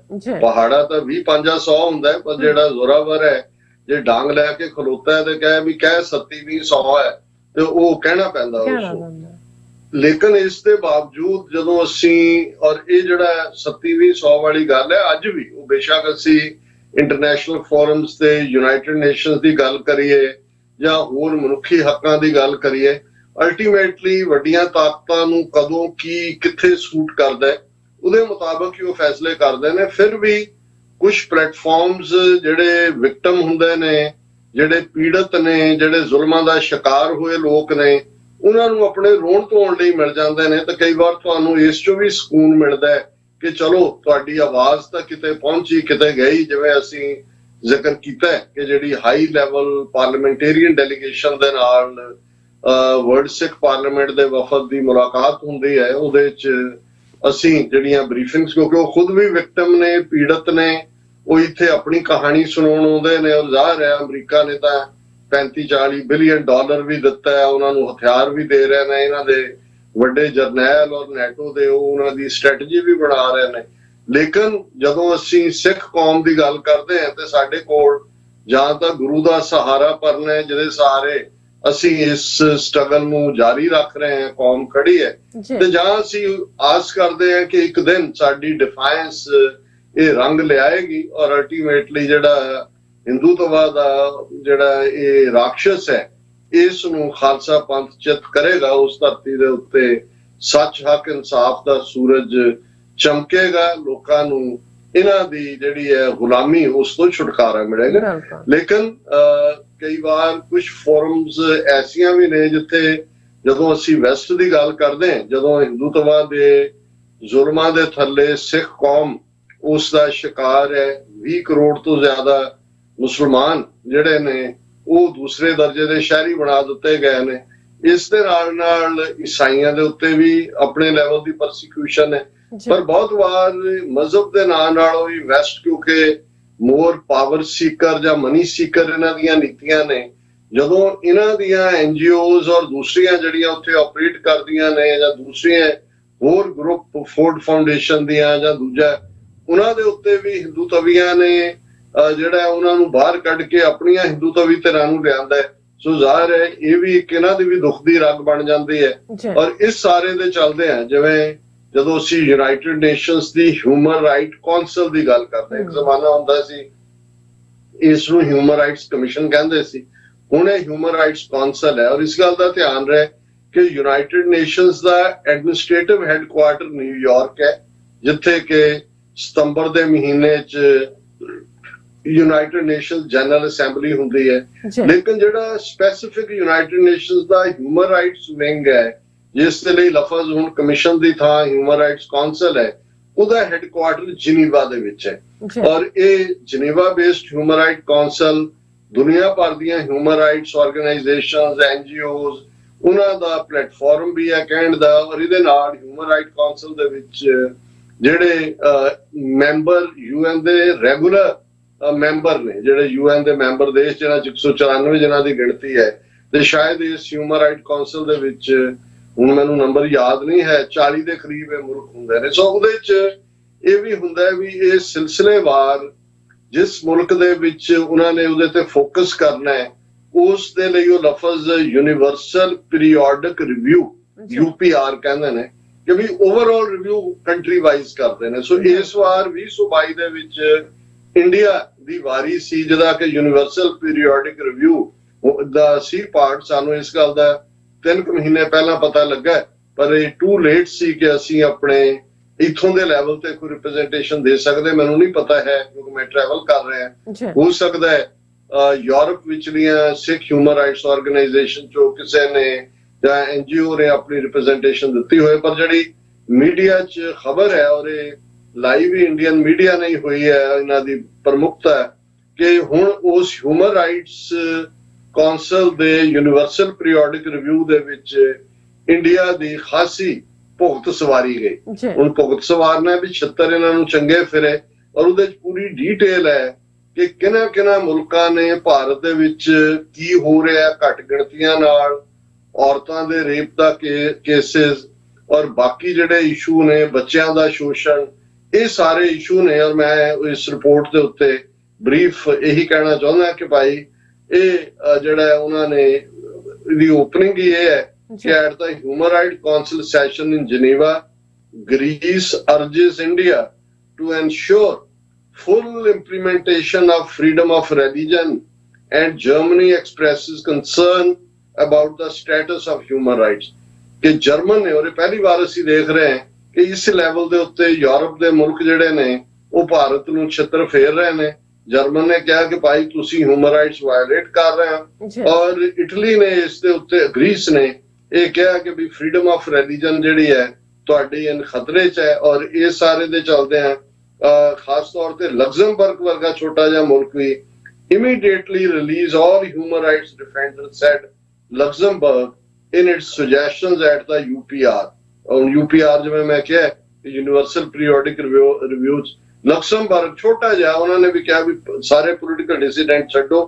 इसे तरह the strongest comment on the freedom of religion came from Greece। यूनान ਜਿਹਨੂੰ ਅਸੀਂ ਕਹਿੰਦੇ ਆ, ਜਿੱਥੋਂ ਦਾ ਸੁਕਰਾਤ, ਜਿੱਥੋਂ ਦਾ ਜਿਹੜਾ Alexander the great, Sikandar, came from Greece that called upon India to ensure full implementation of freedom of religion। ਕਿ ਵੀ ਤੁਸੀਂ ਗੱਲਾਂ ਬਾਤਾਂ freedom of religion ਦੀ ਗੱਲ ਕਰਦੇ ਹੋ, ਤੁਹਾਡੇ ਹੈ ਨਹੀਂ, ਉਹਨੂੰ ਇੰਪਲੀਮੈਂਟ ਕਰੋ। expressed concern about the right situation in India and said, ਹੁਣ ਜਰਮਨੀ ਨੇ ਦੂਜਾ ਕਿਹਾ, Germany remains concerned about the rights of marginalized groups, especially religious minorities, as well as women and girls।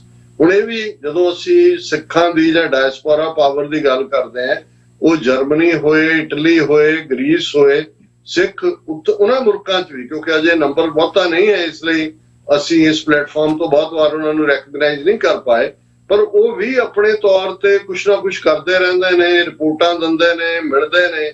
ਇਹੀ ਕਾਰਨ ਹੈ ਕਿ ਜਰਮਨ ਨੇ ਜਦੋਂ ਗੱਲ ਕੀਤੀ ਹੈ ਇਸ ਪੀਰੀਓਡਿਕ ਰਿਵਿਊ ਦੇ ਵਿੱਚ ਇੰਡੀਆ ਦੇ ਖਿਲਾਫ, ਤਾਂ ਉਹਨਾਂ ਨੇ ਕਿਹਾ ਵੀ ਮਾਈਨੋਰਟੀਜ਼ ਤੁਹਾਡੇ ਸੇਫ ਨਹੀਂ ਨੇ ਔਰ ਤੁਸੀਂ ਉਹਨਾਂ ਸਾਰਿਆਂ ਨੂੰ ਜਿਹੜਾ ਹੈ ਉਹ ਪ੍ਰੋਪਰ ਉਸ ਦਾ ਰਾਈਟ ਦਿਓ। ਔਰ ਇਸ ਦੇ ਨਾਲ ਨਾਲ ਜਿਹੜਾ ਹੈ ਮੈਕਸੀਕੋ, ਹੁਣ ਜਰਮਨੀ ਨੇ ਅੱਗੋਂ ਇਹ ਵੀ ਕਿਹਾ ਕਿ foreign contribution regulation act should not unduly restrict the freedom of association in India.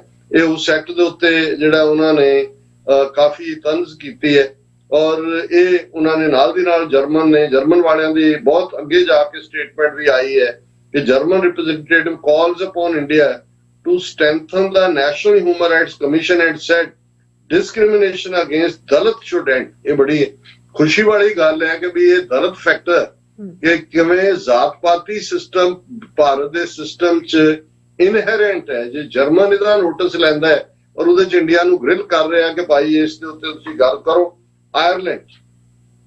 Ireland recommended that foreign contributions regulation act be applied in a transparent manner and that Indian state should repeal anti-conversion laws to ensure compliance to international human rights law। ਹੁਣ even Ireland ਵੀ ਅੱਖਾਂ ਦਿਖਾ ਰਿਹਾ India ਨੂੰ ਕਿ ਭਾਈ ਜਿਹੜਾ foreign contribution regulation act ਹੈ ਇਹਦੇ ਚ ਤੁਸੀਂ ਟਰਾਂਸਪੇਰੈਂਸੀ ਬੰਦ ਕਰ ਦਿੱਤੀ ਹੈ ਔਰ ਇਹ ਜਿਹੜੇ ਤੁਸੀਂ ਐਂਟੀ ਕਨਵਰਸ਼ਨ ਲਾਅ ਬਣਾ ਕੇ ਲੋਕਾਂ ਦੀਆਂ ਮੁੱਢਲੀਆਂ ਚੋਇਸਿਸ ਨੂੰ ਜਿਹੜਾ ਰੋਕ ਰਹੇ ਹੋ, ਇਹ ਵੀ ਠੀਕ ਨਹੀਂ ਹੈ, ਇਸ ਨੂੰ ਵੀ ਖਤਮ ਕਰੋ। ਔਰ ਇਸ ਦੇ ਨਾਲ ਨਾਲ ਉਹਨਾਂ ਨੇ ਸਾਊਥ ਕੋਰੀਆ ਵੀ ਇੰਡੀਆ ਨੂੰ ਦੀ ਖਬਰ ਲੈਂਦਾ। The representative of South Korea also raise the issue of foreign contribution regulation act. Italy asked India to enable civil society organization and freedom of expression and freedom of religion। ਹੁਣ Italy ਨੇ ਵੀ ਖੁੱਲ ਕੇ India ਨੂੰ blast ਕੀਤਾ ਹੈ ਔਰ ਉਹਨਾਂ ਨੇ ਕਿਹਾ take concrete measures to end violence against minorities, said the representative of Italy। ਇਹਦਾ ਮਤਲਬ ਇਹ ਹੈ ਕਿ ਯੂਰਪ ਦੀਆਂ ਮੁਲਕ, ਉਹ ਇਟਲੀ ਹੋਏ, ਜਰਮਨੀ ਹੋਏ, ਲਗਜ਼ਮਬਰਗ ਹੋਏ ਔਰ ਗ੍ਰੀਸ ਹੋਏ, ਇਹਨਾਂ ਨੂੰ ਕੋਈ ਭੁਲੇਖਾ ਨਹੀਂ ਹੈ ਕਿ ਇੰਡੀਆ ਮਾਈਨੋਰਟੀਜ਼ ਨਾਲ ਕੀ ਕਰ ਰਿਹਾ। ਲਿਥੁਆਨੀਆ, ਹੁਣ ਤੁਸੀਂ ਬਾਲਟਿਕ ਸਟੇਟਾਂ ਦੇਖੋ, ਲਿਥੁਆਨੀਆ, ਲਾਤਵੀਆ, ਐਸਟੋਨੀਆ, 3 ਬਾਲਟਿਕ ਸਟੇਟਾਂ ਛੋਟੇ 2-3 ਮਿਲੀਅਨ ਦੀ ਆਬਾਦੀ ਵਾਲੇ ਮੁਲਕ ਨੇ। ਲਿਥੁਆਨੀਆ ਨੇ ਵੀ called upon India to end restrictions on freedom of expression and civil society। ਕਿ ਵੀ ਤੁਸੀਂ freedom of expression ਤੇ ਪਾਬੰਦੀਆਂ ਲਾਈਆਂ ਹੋਈਆਂ ਨੇ, ਸਿਵਲ ਸੁਸਾਇਟੀ ਨੂੰ ਤੁਸੀਂ ਕਰਬ ਕੀਤਾ ਹੋਇਆ, ਉਹਨਾਂ ਦੀ freedom ਨੂੰ ਇਹਨੂੰ ਖਤਮ ਕਰੋ। Belgium, which had submitted advanced questions, raised the issue of civil liberties in India and called for an end to restrictions on freedom of religion। ਹੁਣ ਈਵਨ ਇਸ ਮੁੱਦੇ ਤੇ ਬੈਲਜੀਅਮ ਨੇ ਵੀ ਜਿਹੜਾ ਉਹ ਭਾਰਤ ਨੂੰ ਚੰਗਾ ਧੱਕਾ ਦਿੱਤਾ। ਉਹਨਾਂ ਨੇ ਕਿਹਾ ਜੀ ਇਹ ਤੁਸੀਂ ਰੈਸਟ੍ਰਿਕਸ਼ਨ ਲਾਈਆਂ ਹੋਈਆਂ ਨੇ ਫਰੀडम ਆਫ ਰਿਲੀਜਨ ਤੇ। ਔਰ ਹਾਂ, ਹੁਣ ਇਹ ਤੁਸੀਂ ਦੇਖੋ, ਜਦੋਂ ਅਸੀਂ ਕਹਿੰਦੇ ਆ ਕਿ ਭਾਈ ਕਿਵੇਂ ਇਹ ਹਿੰਦੂਤਵਾ ਵਾਲਿਆਂ ਨੇ ਆਪਣੇ ਫੀਲੇ ਕਿੱਥੇ ਰੱਖੇ ਨੇ, ਜਿਹੜੇ ਇੰਡੀਆ ਦੇ ਹੱਕ 'ਚ ਬੋਲਣ ਲਈ ਆਉਂਦੇ ਨੇ, ਉਹਨਾਂ ਦੇ ਵਿੱਚ ਮੌਰੀਸ਼ੀਅਸ ਹੈ। ਹੁਣ ਉਹ ਹਿਊਮਨ ਰਾਈਟਸ ਦਾ ਰਿਲੀਜਨ ਦੇ ਮੁੱਦੇ ਤੇ ਚੁੱਪ ਹੈ, ਕਹਿੰਦੇ ਇੰਡੀਆ ਨੇ ਸਾਡੀ ਬਹੁਤ ਮਦਦ ਕੀਤੀ ਕੋਵਿਡ-19 ਦੇ ਵਿੱਚ, ਔਰ ਇਹ ਮੌਰੀਸ਼ੀਅਸ ਦੇ ਵਿੱਚ ਹਿੰਦੂਤਵਾ ਇਨਫਲੂਐਂਸ ਹੈ। ਇਸੇ ਤਰ੍ਹਾਂ ਮਾਲਦੀਵ ਨੇ ਵੀ ਕੋਵਿਡ-19 ਦੇ ਚੱਲਦਿਆਂ ਮਦਦ ਦੀ ਗੱਲ ਕੀਤੀ। ਔਰ ਇਸ ਤੋਂ ਇਲਾਵਾ ਅਸੀਂ ਦੇਖਦੇ ਹਾਂ ਕਿ ਹੋਰ ਕੋਈ ਵੀ ਆਵਾਜ਼ ਭਾਰਤ ਦੇ ਹੱਕ 'ਚ ਨਹੀਂ ਉੱਠੀ। ਈਵਨ ਨੇਪਾਲ ਵਰਗਾ ਮੁਲਕ, ਜਿੱਥੇ ਆਪ ਹੁਣ ਪਰਸੋਂ ਹੀ ਜਾਂ ਕੱਲ ਅਰਥਕੁਏਕ ਵੀ ਉੱਥੇ ਆਇਆ, ਗੁਰਬਤ ਨਾਲ ਜੂਝ ਰਹੇ ਨੇ। Nepal called for India to strengthen measures to end violence against women and end child marriages। ਉਹਨੇ ਨੇਪਾਲ ਨੇ ਵੀ ਰਗੜਾ ਦਿੱਤਾ ਹੈ ਕਿ ਵੀ ਇਹ ਤੁਸੀਂ ਜਿਹੜੀ ਔਰਤਾਂ ਦੇ ਖਿਲਾਫ ਤੁਹਾਡੇ ਹਿੰਸਾ ਹੋ ਰਹੀ ਹੈ। ਔਰ ਇਹ ਸਾਰਾ ਜਿਹੜਾ ਇਹ, ਔਰ ਈਵਨ ਇਜ਼ਰਾਈਲ, ਮੈਨੂੰ ਇਹ ਵੈਸੇ ਹੈਰਾਨੀ ਹੋਈ, Israel called upon India to end violence against women and create an enabling environment for transgender person। ਉਹਨਾਂ ਨੂੰ ਟਰਾਂਸਜੈਂਡਰ ਦਾ ਵੀ ਫਿਕਰ ਹੈ, ਪਰ ਇਹ ਵੀ ਇੰਟਰਨੈਸ਼ਨਲ ਪਲੇਟਫਾਰਮ ਤੇ ਆ ਗਿਆ ਜਦੋਂ ਅਸੀਂ ਰਿਪੀਟਡਲੀ ਆਪਣੇ ਪ੍ਰੋਗਰਾਮਾਂ 'ਚ ਕਿ ਭਾਈ ਇੰਡੀਆ ਜਿਹੜਾ ਉਹ rape capital of the world ਹੈ। ਸੋ ਇਹ ਹਿਊਮਨ ਰਾਈਟਸ ਕਾਉਂਸਲ ਦੇ ਇਸ ਪੀਰੀਓਡਿਕ ਯੂਨੀਵਰਸਲ ਪੀਰੀਓਡਿਕ ਰਿਵਿਊ ਦੇ ਵਿੱਚ ਇੰਡੀਆ ਨੂੰ ਜਿਹੜਾ ਹੈ ਉਹ ਪੂਰੀ ਤਰ੍ਹਾਂ ਐਕਸਪੋਜ਼ ਕੀਤਾ ਇਹਨਾਂ ਸਾਰੇ ਮੁਲਕਾਂ ਨੇ। ਅਸੀਂ ਜਿਵੇਂ ਸ਼ੁਰੂ 'ਚ ਕਿਹਾ ਸੀ ਕਿ ਬੇਸ਼ੱਕ ਇਹ ਚੀਖ ਝਾੜਾ ਹੀ ਹੈ ਪੀੜਤਾਂ ਦੇ ਵੱਲੋਂ ਜਾਂ ਪੀੜਤਾਂ ਦੇ ਬਿਹਾਫ ਤੇ, ਪਰ ਘੱਟੋ ਘੱਟ ਇਹ ਜਿਹੜਾ ਇੰਡੀਆ ਨੇ ਇੱਕ ਵੱਡਾ ਗੁੱਡਾ ਬਣਿਆ ਹੋਇਆ ਸੀ, largest democracy on this planet, ਉਸ ਗੁੱਡੇ ਦੇ ਵਿੱਚ ਥਾਂ ਥਾਂ ਮੋਰੀਆਂ ਹੋ ਰਹੀਆਂ ਨੇ ਤੇ ਹਵਾ ਉਹਨਾਂ ਚੋਂ ਨਿਕਲ ਰਹੀ ਹੈ ਤੇ ਉਹ ਗੁੱਡਾ ਸਣੇ ਡੋਰ ਦੇ ਜਿਹੜਾ ਬਹੁਤ ਜਲਦੀ ਥੱਲੇ ਹੋਣ ਵਾਲਾ ਹੈ। ਬਿਲਕੁਲ ਡਾਕਟਰ ਸਾਹਿਬ, ਤੁਹਾਡਾ ਬਹੁਤ ਬਹੁਤ ਸ਼ੁਕਰੀਆ। ਸਾਥ ਲੈਣ ਬ੍ਰੇਕ ਵਿਊਅਰਸ, ਤੁਸੀਂ ਇਸੇ ਤਰ੍ਹਾਂ ਹੀ ਬਣੇ ਰਹਿਣਾ। ਮਿਲਦੇ ਹਾਂ ਛੋਟੇ ਜਿਹੇ ਬ੍ਰੇਕ ਤੋਂ ਬਾਅਦ। ਕੀ ਤੁਸੀਂ ਆਪਣੇ ਟੈਕਸਿਸ ਨੂੰ ਲੈ ਕੇ ਚਿੰਤਤ ਹੋ? ਤੁਸੀਂ ਆਪਣੀ ਕਮਾਈ ਲਈ ਮਿਹਨਤ ਕਰਦੇ ਹੋ, ਭਾਵੇਂ ਤੁਸੀਂ ਨੌਕਰੀ ਵਿੱਚ ਹੋਵੋ ਜਾਂ ਆਪਣਾ ਬਿਜ਼ਨਸ ਚਲਾਉਂਦੇ ਹੋ। ਜਦੋਂ ਟੈਕਸ ਭਰਨ ਦਾ ਸਮਾਂ ਆਉਂਦਾ ਤਾਂ ਤੁਹਾਨੂੰ ਇੱਕ ਭਰੋਸੇਯੋਗ ਟੈਕਸ ਅਕਾਊਂਟੈਂਟ ਦੀ ਲੋੜ ਹੈ ਜੋ ਟੈਕਸ ਬੈਲੈਂਸ ਦਾ ਤੁਹਾਡੇ ਪੱਖ ਵਿੱਚ ਜਾਣਾ ਯਕੀਨੀ ਬਣਾਵੇ। ਸਿਆਟਲ ਦੀ ਜਾਣੀ ਪਹਿਚਾਣੀ company accurate accountants and taxes ਤੁਹਾਡੀ ਸੇਵਾ ਵਿੱਚ ਹਾਜ਼ਰ ਹੈ। ਅਸੀਂ ਹਰ ਤਰ੍ਹਾਂ ਦੇ ਟੈਕਸ ਭਰਨ ਵਿੱਚ ਤੁਹਾਡੀ ਮਦਦ ਕਰਾਂਗੇ।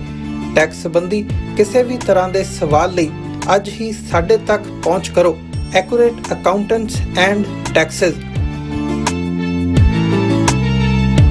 ਕੀ ਤੁਹਾਨੂੰ 30, 40 ਜਾਂ 50 ਦਿਨ ਵੇਟ ਕਰਨੀ ਪੈ ਰਹੀ ਹੈ ਤੁਹਾਡੇ ਚੈੱਕ ਲਈ? ਫਿਰ ਬ੍ਰੋਕਰਾਂ ਪਿੱਛੇ ਭੱਜਦੇ ਫਿਰਦੇ ਹੋ ਪੈਸੇ ਲਈ।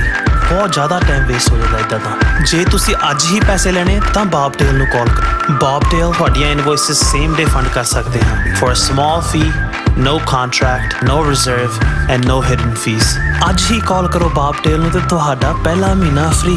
410 204 2084। ਅਗੇਨ 410 204 2084।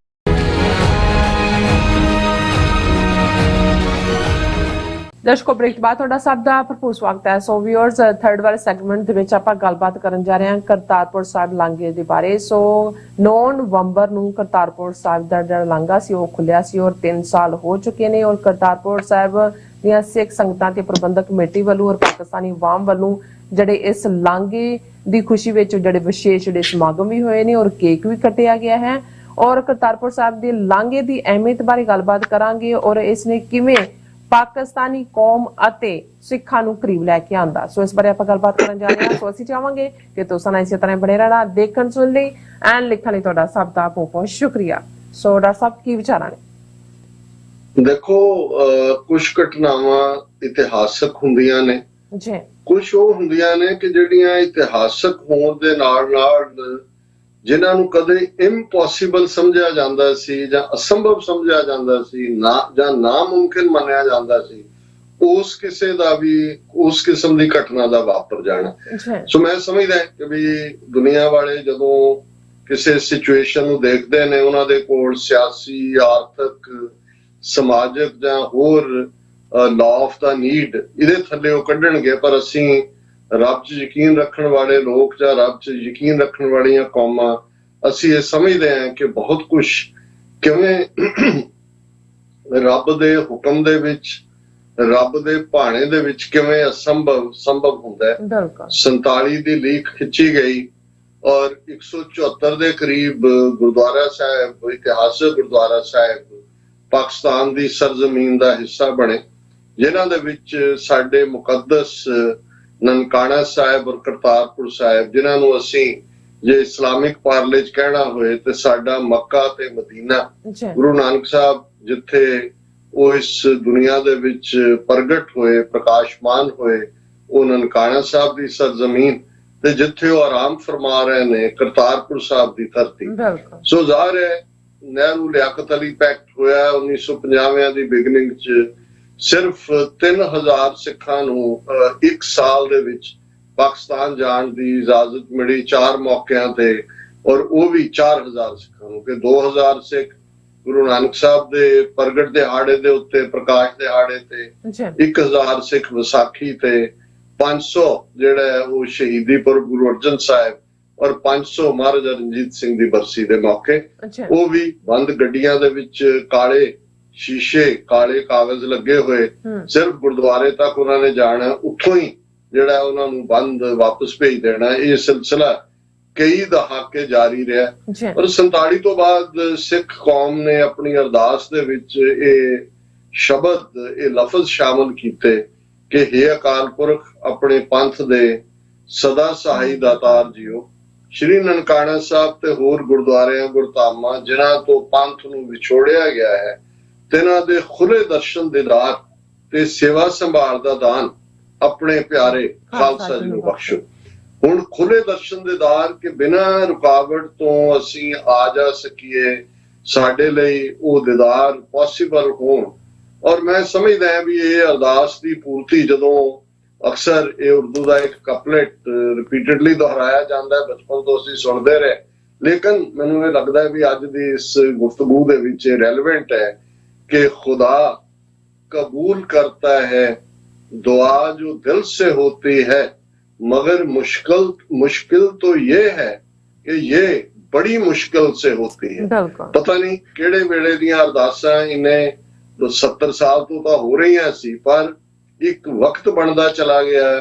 1999 तक पहुंचदे हैं पाकिस्तान सिख गुरुद्वारा प्रबंधक कमेटी ये होंद दे विच आंदी है पाकिस्तान दी हुकूमत वालों, और उस दे तहत गुरुद्वारियां दी साਂਭ संभाल दा जिहड़ा ये मंग सी कि भाई सिख मर्यादा मुताबिक, सिख रहत मर्यादा जां सिख कदरां कीमतां मुताबिक गुरुद्वारियां दी देखभाल होए। और ये 1999 दे लगभग शुरू होया सफर 2019 तक पहुंचदे हैं इस किस्म दे मुकाम ते आ जांदा है जदों कि पाकिस्तान दे प्राइम मिनिस्टर जनाब इमरान खान बनदे ने, जनरल कमर जावेद बाजवा फौजी मुखी बनते हैं। और 2019 ਜ਼ਾਹਰ है एक क्रूशल ईयर इसलिए भी सी कि 2019 ਜਿਹੜਾ ਉਹ ਗੁਰੂ ਨਾਨਕ ਸਾਹਿਬ ਦੇ ਇਸ ਦੁਨੀਆ ਤੇ ਆਇਆਂ ਦੇ 550 ਸਾਲ ਪੂਰੇ ਹੋਣੇ ਸੀ।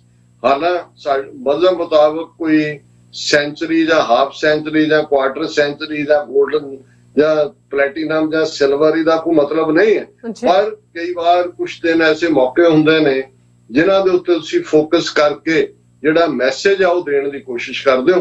ਸੋ ਦੁਨੀਆ ਭਰ 'ਚ ਗੁਰੂ ਨਾਨਕ ਸਾਹਿਬ ਦੇ 550 ਸਾਲਾ ਪ੍ਰਕਾਸ਼ ਦਿਵਸ ਦੀਆਂ ਤਿਆਰੀਆਂ ਸੀ, ਪਰ ਐਨ ਇਸ ਮੌਕੇ ਦੇ ਉੱਤੇ, ਇਸ ਤੋਂ ਪਹਿਲਾਂ ਤਿਆਰੀਆਂ ਤਾਂ 2-3 ਸਾਲ ਪਹਿਲਾਂ ਸ਼ੁਰੂ ਹੋ ਗਈਆਂ ਸੀ, ਔਰ ਇਹ ਐਨ ਇਸ ਮੌਕੇ ਦੇ ਉੱਤੇ ਆਲਮੋਸਟ ਜਿਹੜਾ ਉਹ ਇਮਰਾਨ ਖਾਨ ਪ੍ਰਾਈਮ ਮਿਨਿਸਟਰ ਬਣਦੇ ਨੇ, ਉਹਨਾਂ ਦੇ ਉਸ ਦੌਰ ਦੇ ਵਿੱਚ ਇਹ ਐਲਾਨ ਹੁੰਦਾ ਹੈ ਕਿ 2019 ਦੇ ਵਿੱਚ 550 ਸਾਲਾ ਗੁਰੂ ਨਾਨਕ ਸਾਹਿਬ ਦੇ ਪ੍ਰਕਾਸ਼ ਪੁਰਬ ਦੇ ਮੌਕੇ ਕਰਤਾਰਪੁਰ ਸਾਹਿਬ ਦਾ ਲਾਂਘਾ ਜਿਹੜਾ ਹੈ ਉਹ ਖੋਲਿਆ ਜਾਏਗਾ। ਇਹ ਅਨਬਿਲੀਵੇਬਲ ਸੀ ਦੁਨੀਆ 'ਚ, ਸਾਨੂੰ ਵੀ ਅਜੇ, ਹਾਲਾਂਕਿ ਅਸੀਂ ਜਿਹਨੂੰ ਕਹਿੰਦੇ ਆ ਕਿ ਭਾਈ ਉਹ ਕਿਸ ਲੈਵਲ ਦੇ ਆਪਟੀਮਿਸਟ ਹੈ, ਜਿਹਨੂੰ ਕਹਿੰਦੇ ਕ੍ਰੋਨਿਕ ਆਪਟੀਮਿਸਟ ਜਾਂ ਬੌਰਨ ਆਪਟੀਮਿਸਟ, ਪਰ ਮੈਨੂੰ ਵੀ ਇਹ ਲੱਗਦਾ ਸੀ ਕਿ ਬਹੁਤ ਸਾਰੀਆਂ ਪੋਲੀਟੀਕਲ ਸਟੇਟਮੈਂਟਸ ਹੁੰਦੀਆਂ ਨੇ, ਉਹ ਦਿੱਤੀਆਂ ਜਾਂਦੀਆਂ ਨੇ, ਕਈ ਵਾਰ ਮੌਕੇ ਤੇ ਤੁਸੀਂ ਇੱਕ ਐਮੋਸ਼ਨ ਦੇ ਵਹਾਅ ਥੱਲੇ ਹੁੰਦੇ ਹੋ, ਪਰ ਸ਼ਾਇਦ ਇਹ ਪੋਸੀਬਲ ਨਾ ਹੋਏ।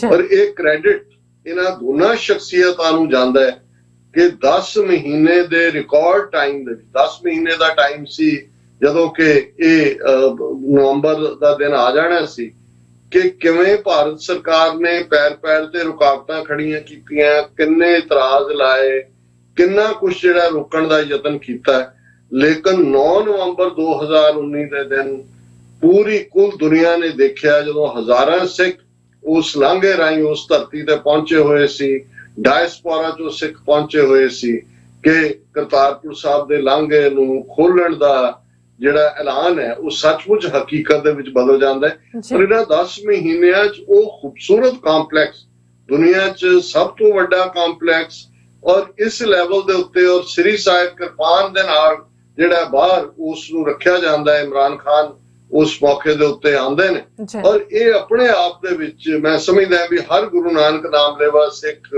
ਅੱਖਾਂ ਦੇ ਵਿੱਚ ਇਸ ਦੇ ਪਿਆਰ ਦੇ ਅਥਰੂ ਸੀ ਕਿ ਸਾਡੀ ਇਹ ਅਰਦਾਸ ਜਿਹੜੀ ਹੈ ਉਹ ਰੱਬ ਨੇ ਸੁਣੀ ਹੈ, ਔਰ ਇਹ ਕਰਤਾਰਪੁਰ ਸਾਹਿਬ ਦੀ ਆਮਦ ਦਾ ਰਾਹ ਸਾਡੇ ਲਈ ਖੁੱਲ੍ਹਾ। ਔਰ ਹਾਲਾਂ ਇਹ ਕੋਈ ਸ਼ਾਇਦ ਕੋਇਨਸੀਡੈਂਸ ਨਹੀਂ ਸੀ, ਉਹਨਾਂ ਨੇ ਜੇ ਪਲਾਨ ਵੀ ਡੇਟ ਕੀਤੀ ਹੋਏਗੀ, ਕਿਉਂਕਿ ਜਦੋਂ ਅਸੀਂ ਪਾਕਿਸਤਾਨ ਦੇ ਹਵਾਲੇ ਨਾਲ ਦੋ ਸ਼ਖਸੀਅਤਾਂ ਐਸੀਆਂ ਨੇ ਜਿਨ੍ਹਾਂ ਨੂੰ ਹਰ ਪਾਕਿਸਤਾਨੀ ਵੀ ਪਿਆਰ ਕਰਦਾ ਹੈ, ਪਰ ਜ਼ਾਹਰ ਹੈ ਕਿ ਭਾਈ ਉਹਨਾਂ ਤੋਂ ਬਿਨਾਂ ਪਾਕਿਸਤਾਨ ਪੋਸੀਬਲ ਹੀ ਨਹੀਂ ਸੀ। ਉਹਨਾਂ ਦੇ ਵਿੱਚ ਅਲਾਮਾ ਇਕਬਾਲ ਜਿਨ੍ਹਾਂ ਨੇ ਪਾਕਿਸਤਾਨ ਦਾ ਡ੍ਰੀਮ ਦਿੱਤਾ ਹੈ, ਉਹਨਾਂ ਨੇ ਇਸ ਨੂੰ ਜਿਹੜਾ ਹੈ ਉਹ ਕਾਇਦੇ ਆਜ਼ਮ ਮੁਹੰਮਦ ਅਲੀ ਜਿਨਾਹ ਨੂੰ ਤਿਆਰ ਕੀਤਾ ਲੀਡਰਸ਼ਿਪ ਰੋਲ ਦੇ ਲਈ, ਜਦੋਂ ਕਿ ਇੱਕ ਸਟੇਜ ਤੇ ਉਹ ਸਭ ਕੁਝ ਛੱਡ ਕੇ ਇੰਗਲੈਂਡ ਚਲੇ ਗਏ ਸੀ। ਮੁਸਲਿਮ ਲੀਗ ਦੇ ਖੁਦ ਵੀ ਕਾਇਦ ਰਹੇ ਸੀ ਅਲਾਮਾ ਇਕਬਾਲ, ਔਰ ਜ਼ਾਹਰ ਹੈ ਦੂਸਰੀ ਸ਼ਖਸੀਅਤ ਕਾਇਦ ਆਜ਼ਮ ਮੁਹੰਮਦ ਅਲੀ ਜਿਨਾ। ਹੁਣ ਅਲਾਮਾ ਇਕਬਾਲ ਉਹਨਾਂ ਦਾ ਜਿਹੜਾ ਜਨਮ ਦਿਨ ਹੈ ਉਹ 9 ਨਵੰਬਰ ਨੂੰ ਹੁੰਦਾ। ਅਲਾਮਾ ਇਕਬਾਲ ਦੀ ਕਿਸ ਕਦਰ ਗੁਰੂ ਨਾਨਕ ਸਾਹਿਬ ਦੇ ਲਈ ਮੁਹੱਬਤ ਸੀ। ਅਕਸਰ ਅਸੀਂ ਉਹਨਾਂ ਦੀ ਨਜ਼ਮ ਨਾਨਕ ਜੋ ਕਿ ਬਾਂਗੇ ਦਰਾ ਕਿਤਾਬ 'ਚ ਹੈ ਉਸ ਨੂੰ ਕੋਟ ਕਰਦੇ ਹਾਂ, ਔਰ ਉਸ ਦੇ ਵਿੱਚ ਅਖੀਰ 'ਚ ਜਦੋਂ ਉਸ ਗੁਰੂ ਨਾਨਕ ਸਾਹਿਬ ਨੂੰ ਉਹ ਮਰਦੇ ਕਾਮਿਲ ਕਹਿੰਦੇ ਨੇ ਕਿ ਫਿਰ उठी आखिर सदा तौहीद की पंजाब से हिंद को एक मर्द कामिल नहीं जगाया ख्वाब से। ਹੁਣ ਮਰਦੇ ਕਾਮਿਲ ਗੁਰੂ ਨਾਨਕ ਸਾਹਿਬ ਨੂੰ ਉਹ ਜਿਹੜਾ ਕਹਿੰਦੇ ਨੇ, ਔਰ ਉਹਨਾਂ ਦੇ ਜਨਮ ਦਿਨ ਦੇ ਮੌਕੇ 9 ਨਵੰਬਰ ਦਾ ਦਿਨ ਹੈ 2019 ਦੇ ਵਿੱਚ, ਜਦੋਂ ਕਿ ਗੁਰੂ ਨਾਨਕ ਸਾਹਿਬ ਦੀ ਯਾਦ ਦੇ ਵਿੱਚ 550 ਸਾਲਾ ਸਮਾਗਮਾਂ ਦੀ ਲੜੀ ਚੱਲ ਰਹੀ ਸੀ ਸਾਰੇ ਪਾਸੇ। ਇਸ ਕੋਰੀਡੋਰ ਨੂੰ ਖੋਲਿਆ ਜਾਂਦਾ। ਸੋ ਜ਼ਾਹਰ ਹੈ ਕਿ ਬੀਤਾ ਕੱਲ 9 ਨਵੰਬਰ ਦਾ ਦਿਨ ਜਿਹੜਾ ਉਹ 3 ਵਰੇ ਹੋ ਗਏ ਨੇ ਕਰਤਾਰਪੁਰ ਸਾਹਿਬ ਦੇ ਲਾਂਘੇ ਨੂੰ ਖੁੱਲਿਆ, ਔਰ ਇਹ ਲਾਂਘਾ ਖੁੱਲਣ ਤੇ ਕਿਵੇਂ ਦੁਨੀਆ ਭਰ 'ਚ ਇਸ ਦੀ ਸ਼ਲਾਘਾ ਹੋਈ। ਸਿੱਖ ਕੌਮ ਨੇ ਤਾਂ ਆਪਣੀ ਅਰਦਾਸ ਦੀ ਫੁਲਫਿਲਮੈਂਟ ਦੇਖੀ, ਪਰ ਯੂਨਾਈਟਿਡ ਨੇਸ਼ਨਸ ਦੇ ਸੈਕਟਰੀ ਜਨਰਲ ਬੁਟਰੋਸ ਨਹੀਂ ਮਿਸਟਰ ਐਂਟੋਨੀਓ ਬੁਟਰੈਸ ਐਂਟੋਨੀਓ ਜਿਹੜੇ ਨੇ ਐਂਟੋਨੀਓ ਬੁਟਰੈਸ, ਪਹਿਲਾਂ ਇੱਕ ਬੁਟਰਸ ਗੱਲ ਹੀ ਰਹੇ ਨੇ, ਉਹ ਮੈਨੂੰ ਨਹੀਂ ਭੁੱਲਦਾ ਹੈ ਉਹਨਾਂ ਦਾ ਨਾਮ, ਐਂਟੋਨੀਓ ਬੁਟਰੈਸ। ਉਹਨਾਂ ਨੇ ਇਹਨੂੰ ਕਿਵੇਂ ਕੋਰੀਡੋਰ ਆਫ ਲਵ ਕਿਹਾ। ਚਾਈਨਾ ਦੀ ਫੋਰਨ ਮਿਨਿਸਟਰੀ, ਅਮਰੀਕਾ ਦਾ ਸਟੇਟ ਡਿਪਾਰਟਮੈਂਟ ਔਰ ਪਾਕਿਸਤਾਨ ਬੇਸਡ ਕਿੰਨੇ UN official ambassador Kartarpur corridor ਜਾ ਚੁੱਕੇ ਨੇ, ਕਿਉਂਕਿ ਸੱਚਮੁੱਚ ਇਹ ਆਪਣੇ ਆਪ ਦੇ ਵਿੱਚ ਉਹ ਦੋਨਾਂ ਕੌਮਾਂ ਦੇ ਰਿਸ਼ਤਿਆਂ ਦੇ ਵਿੱਚ ਇੱਕ ਉਹ ਨਵਾਂ ਚੈਪਟਰ ਐਡ ਹੋਇਆ। ਇਹ ਵੱਖਰੀ ਗੱਲ ਹੈ ਅੱਜ ਜਦੋਂ ਅਸੀਂ ਪਾਕਿਸਤਾਨ ਦੇ ਹਾਲਾਤ ਕਿ ਕਿਵੇਂ ਫਿਰ ਜਨਰਲ ਕਮਰ ਜਾਵੇਦ ਬਾਜਵਾ, ਇਮਰਾਨ ਖਾਨ, ਉਹਨਾਂ ਦੇ ਰਿਲੇਸ਼ਨਸ਼ਿਪ ਬਿਟਰ ਹੁੰਦੇ ਹੈ। ਅਨਫੋਰਚੂਨੇਟਲੀ ਇਮਰਾਨ ਖਾਨ ਜਿਹੜੇ ਨੇ ਉਹਨਾਂ ਦੇ ਉੱਤੇ ਪਿਛਲੇ ਦਿਨਾਂ 'ਚ ਅਸੀਂ ਟਰੈਵਲ ਹੀ ਕਰ ਰਹੇ ਸੀ, ਜਿਨ੍ਹਾਂ ਦਿਨਾਂ 'ਚ ਉਹਨਾਂ ਦੇ ਉੱਤੇ ਬੜਾ ਮਾਰੂ ਹਮਲਾ ਹੁੰਦਾ ਹੈ ਜਿਹੜਾ ਕੰਡੈਮਨੇਬਲ ਹੈ।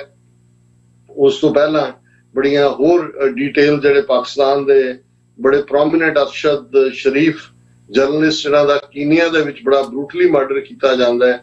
ਅੱਜ ਮੈਂ ਰਿਪੋਰਟ ਕਾਮਰਾਨ ਖਾਨ ਹੋਰਾਂ ਦੀ ਦੇਖ ਰਿਹਾ ਸੀ ਕਿ ਈਵਨ ਉਹਨਾਂ ਨੂੰ ਬਹੁਤ ਟਾਰਚਰ ਕੀਤਾ ਗਿਆ ਮਾਰਨ ਤੋਂ ਪਹਿਲਾਂ। ਸੋ ਇਸ ਵੇਲੇ ਪਾਕਿਸਤਾਨ ਦੇ ਵਿੱਚ ਇੱਕ ਸੋਸ਼ਲ ਪੋਲੀਟੀਕਲ ਇੱਕ ਸਟ੍ਰਾਈਫ ਹੈ ਜਿਹਦੇ ਦਰੁਸਤ ਹੋਣ ਦੀ ਜਾਂ ਅਮਨ ਅਮਾਨ ਦੀ ਅਸੀਂ ਅਰਦਾਸ ਕਰਦੇ ਹਾਂ ਕਿ ਉਸ ਸਾਰੇ ਨੂੰ ਜਿਹੜਾ ਇਹ ਟਕਰਾਅ ਦੀ ਲਾਈਨ ਖਤਮ ਹੋਏ।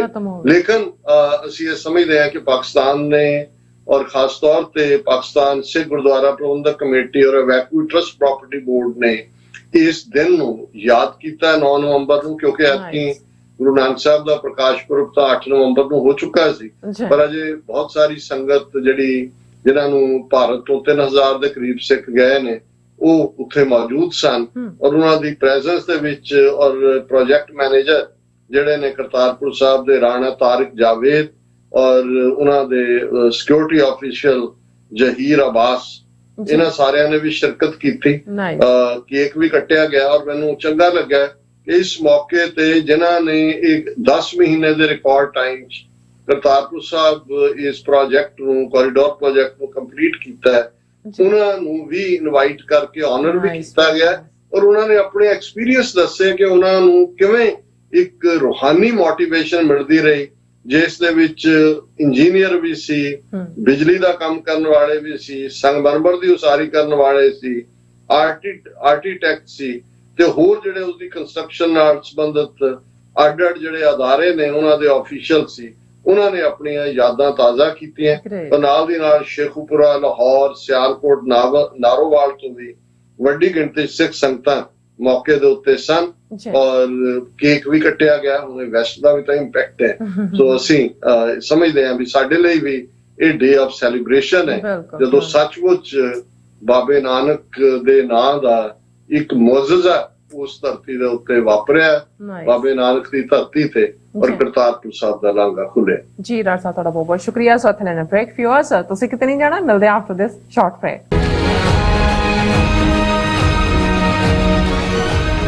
ਕੀ ਤੁਸੀਂ ਆਪਣੇ ਟੈਕਸਿਸ ਨੂੰ ਲੈ ਕੇ ਚਿੰਤਤ ਹੋ? ਤੁਸੀਂ ਆਪਣੀ ਕਮਾਈ ਲਈ ਮਿਹਨਤ ਕਰਦੇ ਹੋ, ਭਾਵੇਂ ਤੁਸੀਂ ਨੌਕਰੀ ਵਿੱਚ ਹੋਵੋ ਜਾਂ ਆਪਣਾ ਬਿਜ਼ਨਸ ਚਲਾਉਂਦੇ ਹੋ। ਜਦੋਂ ਟੈਕਸ ਭਰਨ ਦਾ ਸਮਾਂ ਆਉਂਦਾ ਤਾਂ ਤੁਹਾਨੂੰ ਇੱਕ ਭਰੋਸੇਯੋਗ ਟੈਕਸ ਅਕਾਊਂਟੈਂਟ ਦੀ ਲੋੜ ਹੈ ਜੋ ਟੈਕਸ ਬੈਲੈਂਸ ਦਾ ਤੁਹਾਡੇ ਪੱਖ ਵਿੱਚ ਜਾਣਾ ਯਕੀਨੀ ਬਣਾਵੇ। ਸਿਆਟਲ ਦੀ ਜਾਣੀ ਪਛਾਣੀ company accurate accountants and taxes ਤੁਹਾਡੀ ਸੇਵਾ ਵਿੱਚ ਹਾਜ਼ਰ ਹੈ। ਅਸੀਂ ਹਰ ਤਰ੍ਹਾਂ ਦੇ ਟੈਕਸ ਭਰਨ ਵਿੱਚ ਤੁਹਾਡੀ ਮਦਦ ਕਰਾਂਗੇ। ਟੈਕਸ ਸੰਬੰਧੀ ਕਿਸੇ ਵੀ ਤਰ੍ਹਾਂ ਦੇ ਸਵਾਲ ਲਈ ਅੱਜ ਹੀ ਸਾਡੇ ਤੱਕ ਪਹੁੰਚ ਕਰੋ। Accurate accountants and taxes. ਕੀ ਤੁਹਾਨੂੰ 30, 40 ਜਾਂ 50 ਦਿਨ ਵੇਟ ਕਰਨੀ ਪੈ ਰਹੀ ਹੈ ਤੁਹਾਡੇ ਚੈੱਕ ਲਈ? ਫਿਰ ਬ੍ਰੋਕਰਾਂ ਪਿੱਛੇ ਭੱਜਦੇ ਫਿਰਦੇ ਹੋ ਪੈਸੇ ਲਈ। ਬਹੁਤ ਜ਼ਿਆਦਾ ਟਾਈਮ ਵੇਸਟ ਹੋ ਜਾਂਦਾ ਇੱਦਾਂ ਤਾਂ। ਜੇ ਤੁਸੀਂ ਅੱਜ ਹੀ ਪੈਸੇ ਲੈਣੇ ਤਾਂ ਬਾਬਟੇਲ ਨੂੰ ਕਾਲ ਕਰੋ। ਬਾਬਟੇਲ ਤੁਹਾਡੀਆਂ ਇਨਵੋਇਸਿਸ ਸੇਮ ਡੇ ਫੰਡ ਕਰ ਸਕਦੇ ਹਾਂ for a small fee, no contract, no reserve and no hidden fees। ਅੱਜ ਹੀ ਕਾਲ ਕਰੋ ਬਾਬਟੇਲ ਨੂੰ ਤੇ ਤੁਹਾਡਾ ਪਹਿਲਾ ਮਹੀਨਾ ਫ੍ਰੀ। 410 204 2084। ਅਗੇਨ 410 204 2084।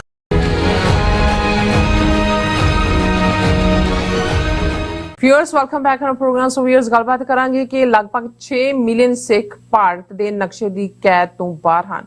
ਇਸ ਵੇਲੇ ਸਿੱਖਾਂ ਦਾ ਅਮਰੀਕਾ, ਕੈਨੇਡਾ, ਯੂਕੇ ਅਤੇ ਆਸਟ੍ਰੇਲੀਆ ਵਿੱਚ ਬੋਲਬਾਲਾ ਵੱਧ ਰਿਹਾ ਹੈ। ਸੋ ਬ੍ਰਿਟਿਸ਼ ਫੌਜ ਨੇ ਯੂਕੇ ਦੀ ਫੌਜ ਵਿੱਚ ਸੇਵਾ ਕਰ ਰਹੇ ਸਿੱਖ ਫੌਜੀਆਂ ਲਈ 100 ਸਾਲ ਪੁਰਾਣੇ ਗੁਰਬਾਣੀ ਗੁਟਕੇ ਮੁੜ ਜਾਰੀ ਕੀਤੇ ਹਨ। ਆਸਟ੍ਰੇਲੀਆ ਦੇ ਪਰਥ ਸ਼ਹਿਰ ਵਿੱਚ ਸਿੱਖ ਸੰਗਤਾਂ ਵੱਲੋਂ ਨਵੰਬਰ 84 ਦੀ ਨਸਲਕੁਸ਼ੀ ਦੀ ਯਾਦ ਵਿੱਚ ਅਤੇ 1 ਸਾਲ ਪਹਿਲਾਂ ਕਿਸਾਨ ਮੋਰਚੇ ਦੀ ਫਤਹ ਨੂੰ ਇੱਕ ਵਿਸ਼ੇਸ਼ ਸਮਾਗਮ ਰਾਹੀਂ ਯਾਦ ਕੀਤਾ ਗਿਆ। ਸੋ ਇਸ ਬਾਰੇ ਆਪਾਂ ਗੱਲਬਾਤ ਕਰਨ ਜਾ ਰਹੇ ਹਾਂ। ਸੋ ਅਸੀਂ ਚਾਹਾਂਗੇ ਕਿ ਦੋਸਤਾਂ ਨਾਲ ਇਸੇ ਤਰ੍ਹਾਂ ਹੀ ਬਣੇ ਰਹਿਣਾ। ਦੇਖਣ ਸੁਣ ਲਈ ਐਂਡ ਲਿਖਣ ਲਈ ਤੁਹਾਡਾ ਸਭ ਦਾ ਬਹੁਤ ਬਹੁਤ ਧੰਨਵਾਦ ਜੀ। ਡਾਕਟਰ ਸਾਹਿਬ ਕੀ ਕਹਿਣਾ ਚਾਹੋਗੇ? ਦੇਖੋ, ਅਸੀਂ ਇਹ ਹਰ ਵਾਰ ਹਰ ਥਾਂ ਤੇ ਨਿਸ਼ਾਨ ਸਾਹਿਬ ਲਹਿਰਾਉਂਦੇ ਆ, ਇਹ ਪੜ੍ਹਦੇ ਆ ਦੋਹਰਾ ਕਿ ਪੰਥ ਤੇਰੇ ਦੀਆਂ ਗੂੰਜਾਂ ਦਿਨੋਂ ਦਿਨ ਪੈਣਗੀਆਂ, ਤੇ ਨਾਲ ਅਸੀਂ ਇਹ ਪੜ੍ਹਦੇ ਆ ਕਿ ਝੂਲ ਤੇ ਨਿਸ਼ਾਨ ਰਹੇ ਪੰਥ ਮਹਾਰਾਜ ਕੇ, ਸਾਜ ਤੇ ਦੀਵਾਨ ਰਹੇ ਗੁਰੂ ਮਹਾਰਾਜ ਕੇ। ਤੇ ਨਾਲ ਦੀ ਨਾਲ ਅਸੀਂ ਹਮੇਸ਼ਾ ਹੀ ਖਾਲਸੇ ਦਾ ਜਦੋਂ ਜ਼ਿਕਰ ਕਰਦੇ ਆ ਤੇ ਜੈਕਾਰੇ ਤੇ ਨਗਾਰੇ, ਇਹ ਦੋਨੋਂ ਟੁਗੈਦਰਨੈਸ ਹੈ। ਜਦੋਂ ਨਗਾਰੇ ਤੇ ਚੋਟ ਵੱਜਦੀ ਹੈ ਤੇ ਫਿਰ ਖਾਲਸੇ ਵਿਚਲਾ ਵੀਰ ਰਸ ਉਮਾ ਦੇ ਰੂਪ ਦੇ ਵਿੱਚ ਉਭਰਦਾ ਹੈ ਔਰ ਉਸ ਦੇ ਅੰਦਰ ਚਾਹ ਹੁੰਦਾ ਹੈ ਔਰ ਕਿ ਮੈਂ ਜ਼ਿੰਦਗੀ ਦੇ ਵਿੱਚ ਰਾਈਟਸਨੈਸ ਦੇ ਰਸਤੇ ਤੇ ਜਾਣਾ ਔਰ ਵਾਸਨਾ ਨਾਹੇ ਕਿਛ ਧਰਮ ਯੁੱਧ ਕੋ ਚਾਹੇ, ਕਿ ਮੇਰੀ ਹੋਰ ਕੋਈ ਡਿਜ਼ਾਇਰ ਨਹੀਂ ਹੈ। ਮੈਂ ਇਸ ਧਰਮ ਯੁੱਧ ਦੇ ਵਿੱਚ ਇਸ ਪਾਥ ਆਫ ਰਾਈਟਸਨੈਸ, ਬੈਟਲ ਆਫ ਰਾਈਟਸਨੈਸ, ਸ਼ੁਭ ਕਰਮਨ ਤੇ ਕਬੂ ਨਾ ਟਰੋ, ਇਸ ਰਸਤੇ ਤੇ ਤੁਰਨੇ। ਹਾਲਾਂ ਵੇਲੇ ਦੀਆਂ ਹਕੂਮਤਾਂ ਜੇ ਪਿਛਲੇ 3 ਸਦੀਆਂ ਦੀ ਗੱਲ ਕਰੀਏ ਖਾਲਸਾ ਸਾਜਨਾ ਦਿਵਸ ਤੋਂ ਲੈ ਕੇ, ਕਿ ਉਹਨਾਂ ਨੇ ਹਰ ਹੀਲਾ, ਹਰ ਹਰਬਾ, ਹਰ ਟੈਕਟਿਕ, ਹਰ ਹਥਿਆਰ ਵਰਤਿਆ ਕੌਮ ਨੂੰ ਸਬਡਿਊ ਕਰਨ ਦੇ ਲਈ। ਪਰ ਗੁਰੂ ਸਾਹਿਬਾਨ 10 ਗੁਰੂ ਸਾਹਿਬਾਨ ਦੀ ਜਿਹੜੀ ਪ੍ਰੋਗਰਾਮਿੰਗ ਹੈ ਸਿੱਖ ਦੀ 1469 ਤੋਂ 1699 ਤੱਕ ਖਾਲਸਾ ਸਾਜਨਾ ਤੱਕ, ਉਸ ਪ੍ਰੋਗਰਾਮਿੰਗ ਨੇ ਇੱਕ ਸਿੱਖ ਨੂੰ ਉਸ ਮਨੁੱਖ ਦੇ ਤੌਰ ਤੇ ਦਿੱਤਾ ਹੈ। ਇੱਕ ਸਿੱਖ ਤਹਿਜ਼ੀਬ ਤਾਂ ਬਣੀ ਕਿ ਸਿੱਖ ਆਪਣੇ ਨਿਸ਼ਾਨੇ ਵੱਲ, ਆਪਣੇ ਗੁਰੂ ਤੇ ਭਰੋਸਾ ਰੱਖ ਕੇ ਬੇਰੋਕ ਟੋਕ ਵੱਧਦਾ ਚਲਾ ਜਾਂਦਾ ਹੈ। ਉਹ ਇਹ ਮੰਨ ਕੇ ਤੁਰਦਾ ਹੈ ਕਿ ਖਾਲਸਾ ਵਾਹਿਗੁਰੂ ਦਾ ਹੈ ਤੇ ਫਤਿਹ ਵੀ ਜਿਹੜੀ ਹੈ ਵਾਹਿਗੁਰੂ ਨੇ ਬਖਸ਼ਣੀ ਹੈ। ਇਹੀ ਭਰੋਸਾ ਸਾਡਾ ਸਭ ਤੋਂ ਵੱਡਾ ਹਥਿਆਰ ਹੈ। ਜੇ ਅਸੀਂ ਪਿਛਲੇ 75 ਸਾਲ ਦੇ ਸਫ਼ਰ ਦੀ ਗੱਲ ਕਰੀਏ, ਹਿੰਦੂਤਵੀ ਹਕੂਮਤ ਜਾਂ ਬ੍ਰਾਹਮਣਵਾਦੀ ਸਾਮਰਾਜ ਜਿਨ੍ਹਾਂ ਦੇ ਹੱਥ 'ਚ ਬਾਂਦਰਾਂ ਦੇ ਹੱਥ ਬਨਾਰਸ ਦੀਆਂ ਟੋਪੀਆਂ ਆਈਆਂ 15 ਅਗਸਤ 1947 ਨੂੰ, ਉਹਨਾਂ ਦੇ ਤੌਰ ਤਰੀਕਿਆਂ ਵੱਲ ਦੇਖੀਏ, ਕਿਵੇਂ 37 ਵਰ੍ਹੇ 47 ਤੋਂ 84 ਤੱਕ ਉਹਨਾਂ ਨੇ ਸਾਨੂੰ ਸ਼ਾਸਤਰ ਨਾਲ ਮਾਰਨਾ ਚਾਹਿਆ ਕਿ ਸਾਡੀ ਖੜਕਤਾਰੀ ਬਾਂਹ, ਵੱਡੇ ਭਾਈ ਇਧਰ ਉਧਰ ਕਿ ਜੀ ਡੈਥ ਕਿਸ ਨਾਲ ਮਾਰ ਦਿਓ। ਤੇ ਫਿਰ ਸ਼ੰਕਰਾ ਦਾ ਉਹਨਾਂ ਨੇ ਦੂਸਰਾ ਹਥਿਆਰ ਕੱਢ ਲਿਆ, ਪਹਿਲੇ ਸ਼ਾਸਤਰ ਸੇ ਮਾਰੋ, ਅਗਰ ਬਚ ਜਾਏ ਤਾਂ ਫਿਰ ਸ਼ਸਤਰ ਸੇ ਮਾਰੋ। ਨਤੀਜੇ ਦੇ ਤੌਰ ਤੇ 38 ਸਾਲ ਤੋਂ ਉਹਨਾਂ ਦੀਆਂ ਜਿਹੜੀਆਂ ਟੋਟਲ ਵਾਰ ਸਿੱਖਾਂ ਤੇ ਭਰਪਾ ਕੀਤੀ ਹੈ, ਉਹ ਨੀਤੀਆਂ ਲਗਾਤਾਰਤਾ ਨਾਲ ਜਾਰੀ ਨੇ। ਪੰਜਾਬ ਦੀ ਕਹਾਣੀ ਅੱਡ-ਅੱਡ ਰੂਪਾਂ ਦੇ ਵਿੱਚ ਜ਼ੁਲਮ, ਬੇਸ਼ੱਕ ਇਹ ਵੀ ਕਿਸੇ ਨੇ ਬੜੀ ਖੂਬਸੂਰਤ ਗੱਲ ਕਹੀ ਕਿ ਸਾਡੀ ਪ੍ਰੋਬਲਮ ਇਹ ਹੈ ਕਿ ਸਾਨੂੰ ਤਾਂ ਗੁਰੂ ਨੇ ਇਨਸਾਫ ਦੇਣ ਵਾਲੇ ਬਣਾਇਆ ਸੀ, ਅਸੀਂ ਇਨਸਾਫ ਮੰਗਣ ਤੇ ਆ ਗਏ। ਹੁਣ ਜ਼ਾਹਰ ਹੈ ਕਿ ਵੀ ਜਦੋਂ ਤੁਸੀਂ ਦੁਨੀਆ ਨੂੰ ਇਹ ਵੀ ਦੱਸਣਾ ਹੈ ਕਿ ਭਾਈ ਅਸੀਂ ਹਰ ਹਰਬਾ ਵਰਤਿਆ, ਚੌਂਕਾਰਜ਼ ਹਮਾ ਹੀਲ ਤੇ ਦਰਗੁਜ਼ਸ ਹਲਾਲਸ ਬੁਰਤਨ ਬਾਸ਼ ਸ਼ਮਸ਼ੀਰੇ ਦਸ, ਤੇ ਉਹ ਤੁਸੀਂ ਮੰਗ ਨਹੀਂ ਰਹੇ ਹੁੰਦੇ ਇਨਸਾਫ, ਤੁਸੀਂ ਬਾਕੀਆਂ ਨੂੰ ਦੱਸ ਰਹੇ ਹੁੰਦੇ ਹੋ ਕਿ ਦੇਖੋ ਜਿਹੜਾ ਵਿਦਨ ਸਿਸਟਮ ਹੈ ਅਸੀਂ ਸਾਰੇ ਤਰੀਕੇ ਅਜਮਾ ਲਏ ਨੇ, ਹੁਣ ਸ਼ਮਸ਼ੀਰ ਦੱਸ ਹੱਥ ਦੇ ਵਿੱਚ ਤਲਵਾਰ ਲੈਣਾ ਹੀ ਅਲਟੀਮੇਟਲੀ ਇਨਸਾਫ ਦੀ ਲਾਈਨ ਹੈ। ਉਹ ਜ਼ਾਹਰ ਹੈ ਕਿ ਇਸ ਮੌਕੇ ਦੇ ਉੱਤੇ ਜਦੋਂ ਅਸੀਂ ਪੰਜਾਬ ਦੀ ਧਰਤੀ ਤੇ ਗੱਲ ਕਰ ਰਹੇ ਹਾਂ, ਉੱਥੇ ਇੱਕ ਵਾਰ ਫੇਰ ਇਨਸਾਫ ਲੈਣ ਦੇ ਲਈ ਜਵਾਨੀ ਦੇ ਵਿੱਚ ਜਿਹੜਾ ਉਤਸ਼ਾਹ ਉਹ ਅੰਗੜਾਈਆਂ ਲੈ ਰਿਹਾ, ਉਹ ਸੂਰ ਦਾ ਬੱਚਾ ਹੋਏ ਕਿ ਅਸੀਂ ਅੰਮ੍ਰਿਤਸਰ ਦੇ ਵਿੱਚ ਜਾਂ ਫਰੀਦਕੋਟ ਇਹਦਾ ਸੌਦਾ ਸਾਧ ਇਹਨਾਂ ਦਾ ਕ੍ਰੀਏਟਡ ਕੀਤਾ, ਇਹਨਾਂ ਦਾ ਬੱਚਾ ਜਬੂਰਾ ਹੁਣ ਇਨਸਾਫ ਖਾਲਸਾ ਲੈ ਰਿਹਾ ਕਿ ਭਾਈ ਤੁਹਾਡੇ ਸਿਸਟਮ ਨੂੰ 2015 ਤੋਂ ਲੈ ਕੇ ਹੋ ਗਿਆ ਬਥੇਰਾ ਟਾਈਮ, ਬਥੇਰੇ ਕਮਿਸ਼ਨ ਪੰਜਾਬ 'ਚ ਬਣ ਗਏ, ਬਥੇਰੀਆਂ ਹਕੂਮਤਾਂ ਬਾਦਲਾਂ ਦੀ ਹੈ ਸੀ, ਅਮਰਿੰਦਰ ਦੀ ਆਈ ਚਲੀ ਗਈ, ਹੁਣ ਵੀ ਜਿਹੜਾ ਕਮੇਡੀਅਨ ਹੈ ਇਹਦੀ ਹਕੂਮਤ ਨੂੰ ਵੀ ਜਿਹੜਾ ਕਿੰਨੇ ਮਹੀਨੇ ਬੀਤ ਗਏ ਨੇ, ਡਰਾਮੇਬਾਜ਼ੀਆਂ ਕਰ ਰਹੇ ਨੇ ਸਾਰੇ। ਲੇਕਿਨ ਅਸੀਂ ਹਮੇਸ਼ਾ ਜਦੋਂ ਵੀ ਇਹ ਸਟਰਗਲ ਦੀ ਸ਼ੁਰੂਆਤ ਹੁੰਦੀ ਹੈ, ਮੇਰਾ ਇਹ ਯਕੀਨ ਰਿਹਾ ਕਿ ਡਾਇਸਪੋਰਾ ਸਿੱਖਾਂ ਨੇ ਕਿਉਂਕਿ ਉੱਥੇ ਰਹਿੰਦਿਆਂ ਨੂੰ ਉਹ ਪੰਜਾਬ ਤੋਂ ਬਾਹਰ ਵਾਲੇ ਤਾਂ ਵੈਸੇ ਹੀ ਹੌਸਟੇਜ ਨੇ, ਉਹਨਾਂ ਤੋਂ ਕੀ ਕਰਵਾਉਂਦੇ ਨੇ, ਕਦੋਂ ਕਰਵਾਉਂਦੇ ਨੇ ਉਹ ਅਸੀਂ ਦੇਖਦੇ ਹੀ ਆ। ਉਹ ਵਿਚਾਰੇ ਸਰਕਾਰੀ ਕਬੂਤਰ ਨੇ, ਉਹਨਾਂ ਦੇ ਕੋਲ ਕੋਈ ਬਹੁਤੇ ਰਸਤੇ ਨਹੀਂ ਹੈ। ਪੰਜਾਬ ਵਾਲੇ ਲੜਦੇ ਭਿੜਦੇ ਨੇ, ਪਰ ਪੰਜਾਬ 'ਚ ਵੀ ਉਹਨਾਂ ਨੇ ਇੰਨਾ ਕੁ ਇਨਫਲੂਐਂਸ, ਕੋਈ ਬਾਬੇ ਕਲਚਰ, ਕੋਈ ਡੇਰੇ ਕਲਚਰ, ਕੋਈ ਪੈਸਟਰ ਕਲਚਰ, ਕੋਈ ਹੋਰ ਫਰਾਡੀਏ, ਉਹਦੇ ਥੱਲੇ ਉਹਨਾਂ ਨੂੰ ਉਲਝਾ ਕੇ ਰੱਖਦੇ ਨੇ। ਲੇਕਿਨ ਡਾਇਸਪੋਰਾ ਦੇ ਵਿੱਚ ਆਲਰੇਡੀ ਅਸੀਂ ਕੈਨੇਡਾ ਦੀ ਮਸਲ ਪਾਵਰ ਜਿਹੜੀ ਸਿੱਖਾਂ ਨੇ ਪੋਲੀਟੀਕਲ ਮਸਲ ਪਾਵਰ ਲਿਆਂਦੀ, ਉਸ ਦਾ ਅਸੀਂ ਜ਼ਿਕਰ ਕਰਦੇ ਰਹਿੰਦੇ ਹਾਂ। ਹੁਣ ਦੇ ਸੈਗਮੈਂਟ 'ਚ ਮੈਂ ਬਹੁਤੇ ਵੇਰਵੇ ਨਾਲ ਗੱਲ ਨਹੀਂ ਕਰਾਂਗਾ। ਅਮਰੀਕਾ ਦੇ ਹਵਾਲੇ ਨਾਲ ਵੀ ਅਸੀਂ ਅਮਰੀਕਨ ਸਿੱਖਾਂ ਦਾ ਜਾਓ ਜਲਾਲ ਕਾਂਗਰੈਸ਼ਨਲ ਲੈਵਲ ਦੇ ਉੱਤੇ ਵੀ ਔਰ ਸੰਗਤੀ ਰੂਪ ਦੇ ਵਿੱਚ ਜਿਵੇਂ ਯੂਬਾ ਸਿਟੀ 'ਚ 1.5 ਲੱਖ ਤੋਂ ਜ਼ਿਆਦਾ ਸਿੱਖ ਖਾਲਿਸਤਾਨ ਦੇ ਲਈ ਝੰਡਾ ਬਰਦਾਰ ਹੀ ਨਹੀਂ ਹੁੰਦੇ, ਉਹ ਸੜਕਾਂ ਤੇ ਨਿਕਲ ਕੇ ਆਪਣਾ ਮੈਸੇਜ ਦਿੰਦੇ ਨੇ। ਇਹ ਵੱਖਰੀ ਗੱਲ ਹੈ ਕਿ ਮੈਨੇਜਮੈਂਟਾਂ ਜਿਵੇਂ ਉੱਥੋਂ ਦੇ ਸਿਸਟਮ ਦੀਆਂ ਉਹ ਕਾਣੀਆਂ ਕੀਤੀਆਂ ਹੋਈਆਂ ਨੇ, ਇੱਥੋਂ ਵਾਲੇ ਵੀ ਕੋਈ ਹਨੇਰੇ ਜਾਂਦਾ ਕੋਈ ਸਵੇਰੇ ਜਾਂਦਾ, ਇਸ ਕਿਸਮ ਦਾ ਹੀ ਹਾਲ ਹੈ। ਯੂਕੇ ਦੇ ਹਵਾਲੇ ਨਾਲ ਵੀ ਅਸੀਂ ਗੱਲ ਕਰਾਂਗੇ ਕਿਉਂਕਿ ਦੋ ਖਬਰਾਂ ਖਾਸ ਤੌਰ ਤੇ ਯੂਕੇ ਦੀ ਫੌਜ ਦੇ ਹਵਾਲੇ ਨਾਲ ਨੇ, ਪਰ ਉਸ ਤੋਂ ਪਹਿਲਾਂ ਮੈਂ ਆਸਟ੍ਰੇਲੀਆ ਦੀ ਗੱਲ ਕਰਾਂਗਾ ਕਿਉਂਕਿ ਆਸਟ੍ਰੇਲੀਆ ਦੇ ਵਿੱਚ ਬੜੀ ਤੇਜ਼ੀ ਨਾਲ ਪਿਛਲੇ ਕੁਝ ਸਾਲਾਂ ਦੇ ਵਿੱਚ ਸਿੱਖ ਪੋਪੂਲੇਸ਼ਨ ਵਧੀ ਹੈ, 300% ਉਹਦਾ ਵਾਧਾ ਹੈ। 50,000 ਤੋਂ ਜ਼ਿਆਦਾ ਪੰਜਾਬੀ ਸਟੂਡੈਂਟ ਦਾ ਮਤਲਬ ਸਿੱਖ ਸਟੂਡੈਂਟ ਹੈ ਉਹ ਸਾਲਾਨਾ ਆ ਰਹੇ ਨੇ। ਇਸ ਦੇ ਨਾਲ ਨਾਲ ਅਸੀਂ ਦੇਖਦੇ ਹਾਂ ਕਿ ਪੰਜਾਬੀ ਸਪੀਕਿੰਗ, ਪੰਜਾਬੀ ਇਸ ਵੇਲੇ ਆਸਟ੍ਰੇਲੀਆ ਦੀਆਂ ਮੁੱਖ ਬੋਲੀਆਂ ਜਾਣ ਵਾਲੀਆਂ ਪਹਿਲੀਆਂ 4-5 ਜ਼ਬਾਨਾਂ ਦੇ ਵਿੱਚ ਆ ਚੁੱਕੀ ਹੈ। ਔਰ ਖਾਸ ਤੌਰ ਤੇ ਕਿਉਂਕਿ ਹੁਣ ਜਿਹੜੀ ਨੌਜਵਾਨ ਆਏ ਨੇ, ਆ ਰਹੇ ਨੇ, ਕਿਸਾਨ ਮੂਵਮੈਂਟ ਵੀ ਉਹਨਾਂ ਨੇ ਦੇਖੀ, ਹਿੰਦੂਤਵਾ ਵਾਲਿਆਂ ਨੇ ਆਪਣਾ ਜ਼ਹਿਰ ਉੱਥੇ ਪੂਰੀ ਉਗਲਣ ਦੀ ਕੋਸ਼ਿਸ਼ ਕੀਤੀ, ਕਿਵੇਂ ਉਹ ਹਰਿਆਣਵੀ ਜਿਹੜਾ ਬਾਣੀ ਹੈ ਉਸ ਨੂੰ ਲਿਆ ਕੇ ਖੜਾ ਕੀਤਾ ਗਿਆ ਔਰ ਕਿਵੇਂ ਉਹ ਜਿਹੜਾ ਉਹ ਕਨਵਿਕਟ ਵੀ ਹੋਇਆ, ਉਸ ਨੂੰ ਵਾਪਸ ਭੇਜਿਆ ਗਿਆ।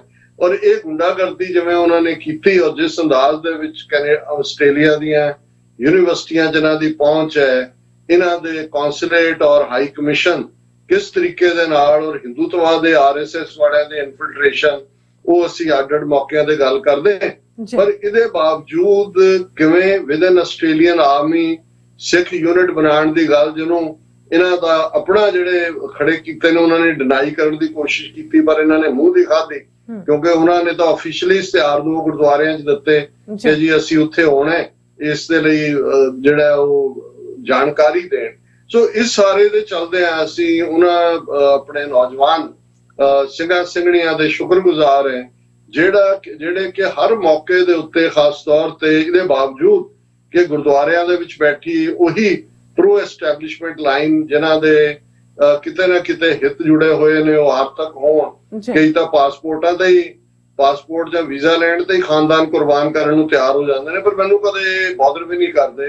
ਇਹ ਨਾ ਪਹਿਲੇ ਨੇ ਨਾ ਅਖੀਰਲੇ ਹੋਣੇ ਨੇ, ਇਹ ਨਾਲ ਨਾਲ ਰਹਿਣੇ ਨੇ। ਪ੍ਰਿਥੀ ਹੈ, ਧੀਰਮਾਲ, ਰਾਮ ਰਾਏ, ਉਹਨਾਂ ਦੀਆਂ ਕਿਹੜੀਆਂ ਔਲਾਦਾਂ ਅੱਗੋਂ ਨਹੀਂ ਜੰਮੀਆਂ, ਉਹ ਤੁਰੇ ਆਣੇ ਨੇ, ਨਾਲ ਨਾਲ ਹੀ ਰਹਿਣੇ ਨੇ। ਇਸ ਸਭ ਦੇ ਬਾਵਜੂਦ ਜਿਹੜੀ ਡਿਫਾਈਂਸ ਹੈ ਔਰ ਜਿਸ ਅੰਦਾਜ਼ 'ਚ ਜਿਹੜਾ ਹੁਣ ਨਵੰਬਰ ਦਾ ਇਹ ਸਾਰਾ ਹਫ਼ਤਾ ਗੁਜ਼ਰਿਆ, ਅਸੀਂ ਦੇਖਿਆ ਦੁਨੀਆ ਭਰ 'ਚ ਇਸ ਵਾਰ ਅਗੇਨ ਸਿੱਖ ਨਸਲਕੁਸ਼ੀ ਦੇ ਮੁੱਦੇ ਦੇ ਉੱਤੇ ਫੋਕਸ ਹੋਇਆ। ਕਿਤੇ ਇਸ ਦੇ ਉੱਤੇ ਪ੍ਰੋਟੈਸਟ ਨੇ, ਕਿਤੇ ਕੈਂਡਲ ਲਾਈਟ ਵਿਜਲ ਨੇ, ਸ਼ਹੀਦੀ ਸਮਾਗਮ ਨੇ ਔਰ ਹੋਰ ਵੀ ਸੈਮੀਨਾਰ, ਡਿਸਕਸ਼ਨ ਸੋਸ਼ਲ ਮੀਡੀਆ ਦੇ ਉੱਤੇ ਔਰ ਦੂਸਰੇ। ਆਸਟ੍ਰੇਲੀਆ ਦੇ ਵਿੱਚ ਜਿੱਥੇ ਪਰਥ ਦੇ ਵਿੱਚ ਕਾਫੀ ਐਕਟੀਵਿਟੀ ਪਿਛਲੇ ਪੀਰੀਅਡ 'ਚ ਵੀ ਰਹੀ ਹੈ। 15 ਅਗਸਤ ਦੇ ਹਵਾਲੇ ਨਾਲ ਵੀ ਅਸੀਂ ਦੇਖਿਆ ਔਰ ਇਸ ਦੇ ਨਾਲ ਇਹ ਉਹਨਾਂ ਨੇ ਕੀਰਤਨ ਸਮਾਗਮਾਂ ਦੀ ਲੜੀ ਦੇ ਵਿੱਚ ਜਿਹੜਾ ਇਹ ਦੂਸਰਾ ਕੀਰਤਨ ਸਮਾਗਮ ਸੀ ਜਿਹੜਾ ਨਵੰਬਰ 84 ਦੀ ਸਿੱਖ ਨਸਲਕੁਸ਼ੀ ਦੇ ਪੀੜਤਾਂ ਦੀ ਯਾਦ ਨੂੰ ਸਮਰਪਿਤ ਸੀ। ਔਰ ਉਸ ਦੇ ਨਾਲ ਜਿਹੜਾ ਜ਼ਾਹਰ ਹੈ ਗੁਰੂ ਨਾਨਕ ਸਾਹਿਬ ਦਾ ਪ੍ਰਕਾਸ਼ ਪੁਰਬ ਵੀ ਜਿਹੜਾ ਇਸ ਪੀਰੀਅਡ ਦੇ ਵਿੱਚ ਹੀ ਸੀ 8 ਨਵੰਬਰ ਨੂੰ। ਪਰ ਨਾਲ ਦੀ ਨਾਲ ਜਿੱਥੇ ਬਹੁਤਿਆਂ ਨੇ, ਕਿਉਂਕਿ ਉਹ ਕਾਮਰੇਡ ਤਾਂ ਲੱਭੇ ਹੀ ਨਹੀਂ, ਉਹ ਤਾਂ ਇਲੈਕਸ਼ਨਾਂ ਦੇ ਵਿੱਚ ਜ਼ਮਾਨਤਾਂ ਜ਼ਬਤ ਕਰਾ ਕੇ ਘਰੀ ਬਹਿ ਗਏ, ਲੇਕਿਨ ਸਿੱਖਾਂ ਨੂੰ, ਸਿੱਖ ਪੰਥ ਨੂੰ ਯਾਦ ਹੈ ਕਿ ਕਿਵੇਂ ਜਿਹੜੀ ਫਾਰਮਰ ਐਜੀਟੇਸ਼ਨ ਦੀ ਜਿਹੜੀ ਹੈ ਜਿੱਤ ਹੈ ਉਹ ਵੀ ਮੋਦੀ ਨੇ ਗੁਰੂ ਨਾਨਕ ਸਾਹਿਬ ਦੇ ਪ੍ਰਕਾਸ਼ ਪੁਰਬ ਦੇ ਮੌਕੇ ਤੇ ਜ਼ਾਹਰ ਹੈ ਨਵੰਬਰ ਮਹੀਨੇ ਦੇ ਵਿੱਚ ਹੀ 3 ਖੇਤੀ ਕਾਨੂੰਨ ਵਾਪਸ ਲਏ ਸੀ। ਸੋ ਇਸ ਨੂੰ ਸਮਰਪਿਤ ਉਹਨਾਂ ਨੇ ਇੱਕ ਵੱਡਾ ਸਮਾਗਮ ਜਿਹੜਾ ਵੈਸਟਰਨ ਆਸਟ੍ਰੇਲੀਆ ਦੀਆਂ ਜਿਹੜੀਆਂ ਸਿੱਖ ਕਮਿਊਨਿਟੀ ਵੱਲੋਂ ਆਰਗੇਨਾਈਜ਼ ਕੀਤਾ ਗਿਆ, ਇਹ ਜੌਨ ਮੈਕਾਰਗ ਪੈਵਿਲੀਅਨ ਸਾਊਥ ਪਰਥ ਦੇ ਵਿੱਚ ਹੋਇਆ ਔਰ ਇਹ 11 ਵਜੇ ਤੋਂ 4:30 ਵਜੇ ਤੱਕ ਚੱਲਿਆ ਇਹ ਸਮਾਗਮ, ਜਿਸ ਦੇ ਵਿੱਚ ਕੀਰਤਨ, ਅਰਦਾਸ, ਨਗਾਰੇ, ਜਿਵੇਂ ਮੈਂ ਕਿਹਾ ਵੀ ਜਦੋਂ ਨਗਾਰਾ ਵੱਜਦਾ ਤੇ ਫਿਰ ਉਹ ਮੈਨੂੰ ਯਾਦ ਹੈ ਬਚਪਨ 'ਚ ਜਦੋਂ 10ਵੇਂ ਪਾਤਸ਼ਾਹ ਵੱਲੋਂ ਰਣਜੀਤ ਨਗਾਰਾ ਬਣਾਉਣ ਦੀ ਅਸੀਂ ਪੜ੍ਹਦੇ ਹੁੰਦੇ ਸੀ ਨਜ਼ਮਾਂ, ਤੇ ਉਹਦੀ ਇੱਕ ਲਾਈਨ ਮੇਰੇ ਕਿਤੇ ਜ਼ਿਹਨ 'ਚ ਅਟਕੀ ਹੋਈ ਹੈ ਕਿ ਰਣਜੀਤ ਨਗਾਰਾ ਖੜਕੇਗਾ ਦੁਸ਼ਮਣ ਦਾ ਕਲੇਜਾ ਧੜਕੇਗਾ। ਜਦੋਂ ਨਗਾਰਾ ਵੱਜਦਾ ਹੈ ਸੱਚਮੁੱਚ ਆਪਣਿਆਂ ਦਾ ਦਿਲ ਤਾਂ 7ਵੇਂ ਅਸਮਾਨ ਤੇ ਹੁੰਦਾ ਹੈ ਚਾਅ ਦੇ ਨਾਲ, ਦੁਸ਼ਮਣ ਦਾ ਦਿਲ 7ਵੇਂ ਪਤਾਲ 'ਚ ਵੜਦਾ ਹੈ। ਸੋ ਇਹ ਜ਼ਰੂਰੀ ਹੈ ਰਹਿਤ ਮਰਿਆਦਾ ਦੇ ਮੁਤਾਬਕ ਵੀ ਕਿ ਹਰ ਗੁਰਦੁਆਰੇ 'ਚ ਨਗਾਰਾ ਹੋਏ। ਸੋ ਨਗਾਰਾ ਵੱਜਣ ਵੇਲੇ ਜੋ ਤੁਹਾਡੇ ਭਾਵ ਹੁੰਦੇ ਨੇ ਉਹ ਉਵੇਂ ਹੀ ਤੁਸੀਂ ਮਹਿਸੂਸ ਕਰਦੇ ਹੋ ਜਦੋਂ ਨਿਸ਼ਾਨ ਸਾਹਿਬ ਲਹਿਰਾਇਆ ਜਾ ਰਿਹਾ ਹੁੰਦਾ, ਅਸਮਾਨਾਂ ਦਾ ਉਸ ਦਾ ਫਰਲਾ ਜਾ ਰਿਹਾ ਹੁੰਦਾ, ਜੋ ਤੁਸੀਂ ਮਹਿਸੂਸ ਕਰਦੇ ਹੋ। ਸੋ ਨਗਾਰੇ ਦੇ ਉੱਤੇ ਚੋਟ ਵੀ ਹੋਈ ਔਰ ਉਸ ਤੋਂ ਬਾਅਦ ਕੀਰਤਨ ਤੋਂ ਬਾਅਦ ਅੱਡ ਰਿਪਰੈਜ਼ੈਂਟੇਟਿਵਸ ਨੇ ਆਪਣੇ ਵਿਚਾਰ ਦਿੱਤੇ, ਬੁੱਕ ਲਾਂਚ ਵੀ ਹੋਇਆ, ਸਿੱਖ ਨਸਲਕੁਸ਼ੀ ਦਾ ਖੁਰਾ ਖੋਜ, ਚਸ਼ਮਦੀਦਾਂ ਅਤੇ ਸਬੂਤਾਂ ਦੀ ਜ਼ਬਾਨੀ, ਇਹ ਵੀ ਜਿਹੜੀ ਹੈ ਰਿਲੀਜ਼ ਕੀਤੀ ਗਈ। ਔਰ ਜਿਵੇਂ ਸਾਨੂੰ ਵੀਰ ਮਨਦੀਪ ਸਿੰਘ ਹੋਰਾਂ ਨੇ ਦੱਸਿਆ ਕਿ ਖਾਸ ਐਗਜ਼ੀਬਿਸ਼ਨ ਵੀ ਜਿਹਦੇ ਚ ਨਵੰਬਰ 84 ਦੇ ਸਾਰੇ ਸਿਨੇਰੀਓ ਕਿਸ ਤਰੀਕੇ ਦੇ ਨਾਲ ਹੋਇਆ, ਹੋਰ ਵੀ ਬਹੁਤ ਸਾਰੀ ਡਿਟੇਲਡ ਰਿਪੋਰਟ ਹੈ। ਔਰ ਇਸ ਮੌਕੇ ਤੇ ਸਾਨੂੰ ਵੀ ਇਹ ਕਿਹਾ ਗਿਆ ਸੀ ਮੈਸੇਜ ਦੇਣ ਲਈ, ਸੋ ਅਸੀਂ ਜਿਹੜਾ ਵੀਡੀਓ ਲਿੰਕ ਰਾਹੀਂ ਸੰਗਤ ਦੇ ਨਾਲ ਸਾਂਝ ਪਾਈ ਔਰ ਉਸ ਲਿੰਕ ਨੂੰ ਹੁਣ ਜਿਹੜਾ ਅਸੀਂ ਆਪਣੇ ਵੈਬਸਾਈਟ ਤੇ ਵੀ ਪਬਲਿਸ਼ ਕੀਤਾ ਹੈ, YouTube ਔਰ Facebook ਦੇ ਉੱਤੇ ਦਰਸ਼ਕ ਉਸ ਨੂੰ ਦੇਖ ਸਕਦੇ ਨੇ। ਔਰ ਮੈਨੂੰ ਆਸ ਹੈ ਵੀ ਟੈਕਨੀਕਲ ਟੀਮ ਨੇ ਬੇਸ਼ੱਕ ਜਿਵੇਂ ਵੀਰ ਨੇ ਦੱਸਿਆ ਕਿ ਥੋੜਾ ਜਿਹਾ ਫੋਟੋਗ੍ਰਾਫੀ ਦਾ ਐਂਗਲ ਪੂਅਰ ਸੀ, ਪਰ ਫਿਰ ਵੀ ਮੈਂ ਸਮਝਦਾ ਵੀ ਇਹ ਰੈਕਗਨੀਸ਼ਨ ਜ਼ਰੂਰੀ ਹੁੰਦੀ ਹੈ ਕਿ ਭਾਈ ਜਿੱਥੇ ਵੀ ਐਕਟੀਵਿਟੀ ਹੁੰਦੀ ਹੈ ਐਕਸਕਲੂਸਿਵਲੀ ਬੜੀ ਹਾਰਡਸ਼ਿਪ 'ਚ ਪ੍ਰਬੰਧਕ ਕਮੇਟੀਆਂ ਦੀ ਹੌਸਟਿਲਿਟੀ ਦੇ ਬਾਵਜੂਦ ਜਿਹੜੇ ਥਾਂ ਕਨਫਰੰਟੇਸ਼ਨ ਕ੍ਰੀਏਟ ਕਰਨ ਦੀ ਕੋਸ਼ਿਸ਼ ਵੀ ਕਰਦੇ ਨੇ, ਇਹ ਸਫਲਤਾ ਸਹਿਤ ਨਿਬੜੀ ਔਰ ਅਸੀਂ ਆਸਟ੍ਰੇਲੀਆ ਦੀਆਂ ਸਿੱਖ ਸੰਗਤਾਂ ਨੂੰ ਮੁਬਾਰਕਬਾਦ ਦਿੰਦੇ। ਹੁਣ ਨਾਲ ਮੈਂ UK ਦੀ ਖਬਰ ਸਾਂਝੀ ਕਰ ਲਾਂ ਕਿਉਂਕਿ 2 ਦਿਨ ਤੋਂ ਇਹ ਖਬਰ ਚੱਲ ਰਹੀ ਸੀ। ਪਹਿਲਾਂ ਇਹ ਸੀ ਕਿ Sikh prayer books issued to UK military personnel after 100 years। ਹੁਣ ਜਦੋਂ ਅਸੀਂ 100 ਸਾਲ ਪਹਿਲਾਂ ਐਸਾ ਕੀ ਸੀ ਜਿਹੜੇ ਕਿ UK ਦੇ ਸਿੱਖ ਫੌਜੀਆਂ ਨੂੰ, ਜਿਹੜੇ ਜ਼ਾਹਰ ਹੈ ਭਾਰਤ 'ਚ ਭਰਤੀ ਸੀ ਉਦੋਂ, ਅਜੇ ਆਜ਼ਾਦ ਇੰਡੀਆ ਕਾਲੋਨੀ ਸੀ ਬ੍ਰਿਟਨ ਦੀ, ਲੇਕਿਨ ਬ੍ਰਿਟਿਸ਼ ਇਸ ਗੱਲ ਨੂੰ ਸਮਝਦੇ ਸੀ ਬਹੁਤ ਚੰਗੀ ਤਰ੍ਹਾਂ ਕਿ ਸਿੱਖ ਦੀ ਲੜਨ ਦੀ ਤਾਕਤ ਉਸ ਦੇ ਮਜ਼ਹਬ 'ਚੋਂ, ਉਸ ਦੇ ਅਕੀਦੇ 'ਚੋਂ, ਉਸ ਦੇ ਫੇਥ 'ਚੋਂ ਨਿਕਲਦੀ ਹੈ। ਇਸ ਲਈ ਹਰ ਸਿੱਖ ਫੌਜੀ ਸਿੱਖ ਰੈਜੀਮੈਂਟਸ ਦਾ ਅੰਮ੍ਰਿਤਧਾਰੀ ਹੁੰਦਾ ਸੀ। ਫੌਜ ਦੇ ਵਿੱਚ ਉਹਦੀ ਜਦੋਂ ਉਹਨੇ ਓਥ ਲੈਣੀ ਹੈ ਉਸ ਤੋਂ ਪਹਿਲਾਂ ਅੰਮ੍ਰਿਤ ਛਕਣ ਦਾ ਸਰਟੀਫਿਕੇਟ ਦੇਣਾ ਪੈਂਦਾ ਸੀ। ਉਹਨਾਂ ਦੀ ਓਥ ਟੇਕਿੰਗ ਵੀ ਗੁਰੂ ਗ੍ਰੰਥ ਸਾਹਿਬ ਦੀ ਹਾਜ਼ਰੀ ਦੇ ਵਿੱਚ ਪੂਰੀ ਸ਼ਾਨੋ ਸ਼ੌਕਤ ਨਗਾਰਿਆਂ ਔਰ ਵਾਜਿਆਂ ਦੇ ਨਾਲ ਹੁੰਦੀ ਸੀ। ਔਰ ਫਿਰ ਜਦੋਂ ਉਹਨਾਂ ਦੀ ਜਿਹੜੀ ਕਿੱਟ ਸੀ ਫੌਜੀ, ਉਹਦੇ 'ਚ ਖਾਸ ਤੌਰ ਤੇ ਜਦੋਂ ਫਸਟ ਵਰਲਡ ਵਾਰ ਦੇ ਵੇਲੇ 1914 ਤੋਂ 1918 ਤੱਕ, ਕਿਉਂਕਿ ਸਿਵਲ ਪੀਰੀਅਡ 'ਚ ਵਿਦ ਇਨ ਇੰਡੀਆ ਦਾ ਗੁਰਦੁਆਰਾ ਹਿੱਸਾ ਸੀ, ਸਿੱਖ ਰੈਜੀਮੈਂਟ ਦੇ ਸਾਰੇ ਜਵਾਨ ਸਵੇਰੇ ਗੁਰਦੁਆਰੇ ਤੋਂ ਆਪਣਾ ਦਿਨ ਸ਼ੁਰੂ ਕਰਦੇ ਸੀ। ਪਰ ਜਦੋਂ ਉਹ ਬਗਦਾਦ ਤੋਂ ਲੈ ਕੇ ਬੈਲਜੀਅਮ ਤੱਕ, ਫਰਾਂਸ ਤੱਕ ਦੋਨੋਂ ਵਰਲਡ ਵਾਰਸ ਦੇ ਵਿੱਚ ਗਏ, ਸੋ ਉਹਨਾਂ ਦੇ ਸੀ ਕਿ ਭਾਈ ਅਸੀਂ ਬਾਣੀ ਦੇ ਦੀਦਾਰ ਤੋਂ ਬਿਨਾਂ ਨਹੀਂ ਰਹਿ ਸਕਦੇ, ਸੋ ਔਰ ਅਸੀਂ ਨਿਤਨੇਮ ਤੋਂ ਬਿਨਾਂ। ਸੋ ਉਹਨਾਂ ਨੇ ਸਪੈਸ਼ਲ ਬ੍ਰਿਟਿਸ਼ ਨੇ ਇਹ ਤਿਆਰ ਕੀਤੇ ਸੀ ਛੋਟੇ ਗੁਟਕੇ ਵੀ, ਔਰ ਮੈਂ ਤਾਂ ਈਵਨ ਹੁਣ ਤਾਂ ਪਤਾ ਨਹੀਂ ਉਹ ਲੁੱਟ ਲੱਟ ਕੇ ਲੈ ਗਏ, ਹੁਣ ਸੈਂਟਰਲ ਸਿੱਖ ਮਿਊਜ਼ੀਅਮ ਦੇ ਵਿੱਚ एक मिनी भीड़ गुरु ग्रंथ साहब जी बिल्कुल मिनी अखरां तुसीं उहनूं लैंस नाल ओह भी देखी है और उस बारे सी कि भी ये फर्स्ट वर्ल्ड वॉर दे फौजियां दे कोल हुंदी सी किन्नियां कोल सी किन्ने कने लेकिन मैं अपने बचपन दे विच उस दे दीदार कीते होए ने।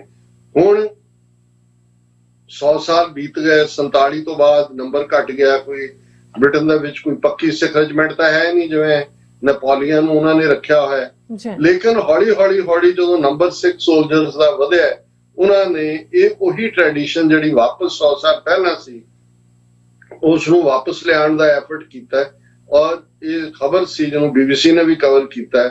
Daily Sikh prayer books called Nitnem gutka have been issued to Sikh military personnel in the UK for the first time in 100 years और इहदे थल्ले पूरी डिटेल है कि किवें और इस दे विच जिन्हां ने एफर्ट कीता है major Daljinder Singh Virdi who is in the British Army and has spent 2 years campaigning for the return of the book said on Wednesday the army has been providing Christian religious texts for many years and I saw the opportunity there to open the door for the Sikh faith to provide Sikh texts कि भाई Christian text दिते जांदे सी उन्हां soldiers नूं और उन्होंने कहा कि भाई हुण ये उन्होंने प्रिंट कराए ने।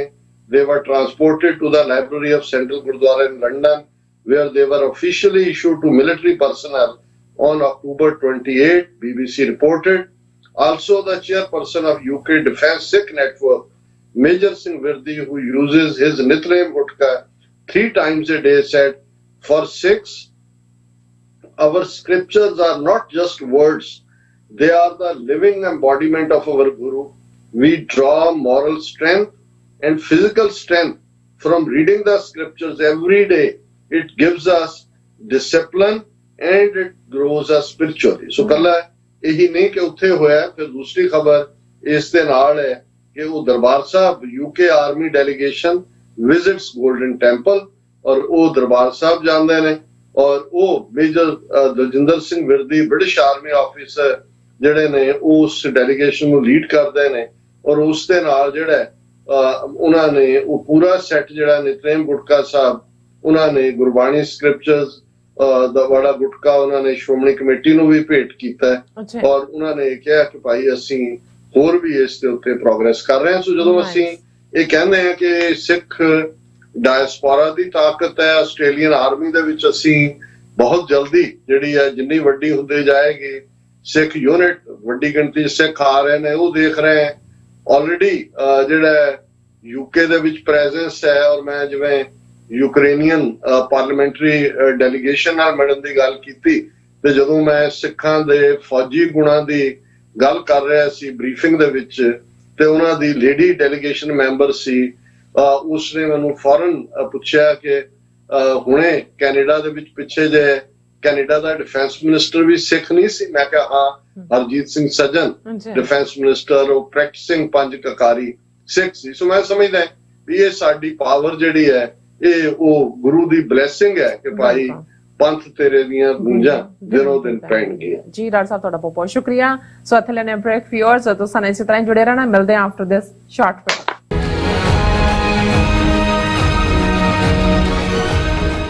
ਕੀ ਤੁਸੀਂ ਰੋਜ਼ਾਨਾ ਕੰਮ ਤੇ ਆਪਣਾ ਬਥੇਰੇ ਸਮਾਂ ਬਿਤਾਉਣ ਤੋਂ ਪਰੇਸ਼ਾਨ ਹੋ? ਆਪਣੀ ਪੂੰਜੀ ਨੂੰ ਕੰਮ ਤੇ ਲਗਾਓ, ਸਾਡੇ ਨਾਲ ਇਨਵੈਸਟ ਕਰੋ। ਅਸੀਂ ਤੁਹਾਡੀ ਪੂੰਜੀ ਤੋਂ ਤੁਹਾਡੇ ਲਈ ਵਧੇਰੇ ਪੈਸੇ ਬਣਾ ਸਕਦੇ ਹਾਂ। ਅਸੀਂ ਪ੍ਰਾਈਵੇਟ ਇਕੁਇਟੀ ਇਨਵੈਸਟਮੈਂਟ ਫਰਮ ਹਾਂ ਤੇ ਕਮਰਸ਼ੀਅਲ ਰੀਅਲ ਏਸਟੇਟ ਵਿੱਚ ਮਾਹਿਰ ਹਾਂ। Property management, leasing, asset management, commercial real estate investment ਵਿੱਚ ਸਾਰੀਆਂ ਸੇਵਾਵਾਂ ਲਈ ਅਮਰੀਕਾ ਭਰ ਵਿੱਚੋਂ ਤੁਸੀਂ ਸਾਡੇ ਤੱਕ ਪਹੁੰਚ ਕਰ ਸਕਦੇ ਹੋ। ਆਜ਼ਾਦ ਕਮਰਸ਼ੀਅਲ ਰੀਅਲਟੀ ਸਰਵਿਸਿਜ਼ ਤੇ Azad family trust 701 north port oak road suite number 204 Houston Texas. ਤੁਸੀਂ ਸਾਨੂੰ ਸਾਡੇ ਫੋਨ ਨੰਬਰ 7136861277 ਤੇ ਵੀ ਸੰਪਰਕ ਕਰ ਸਕਦੇ ਹੋ। Azad commercial realty services.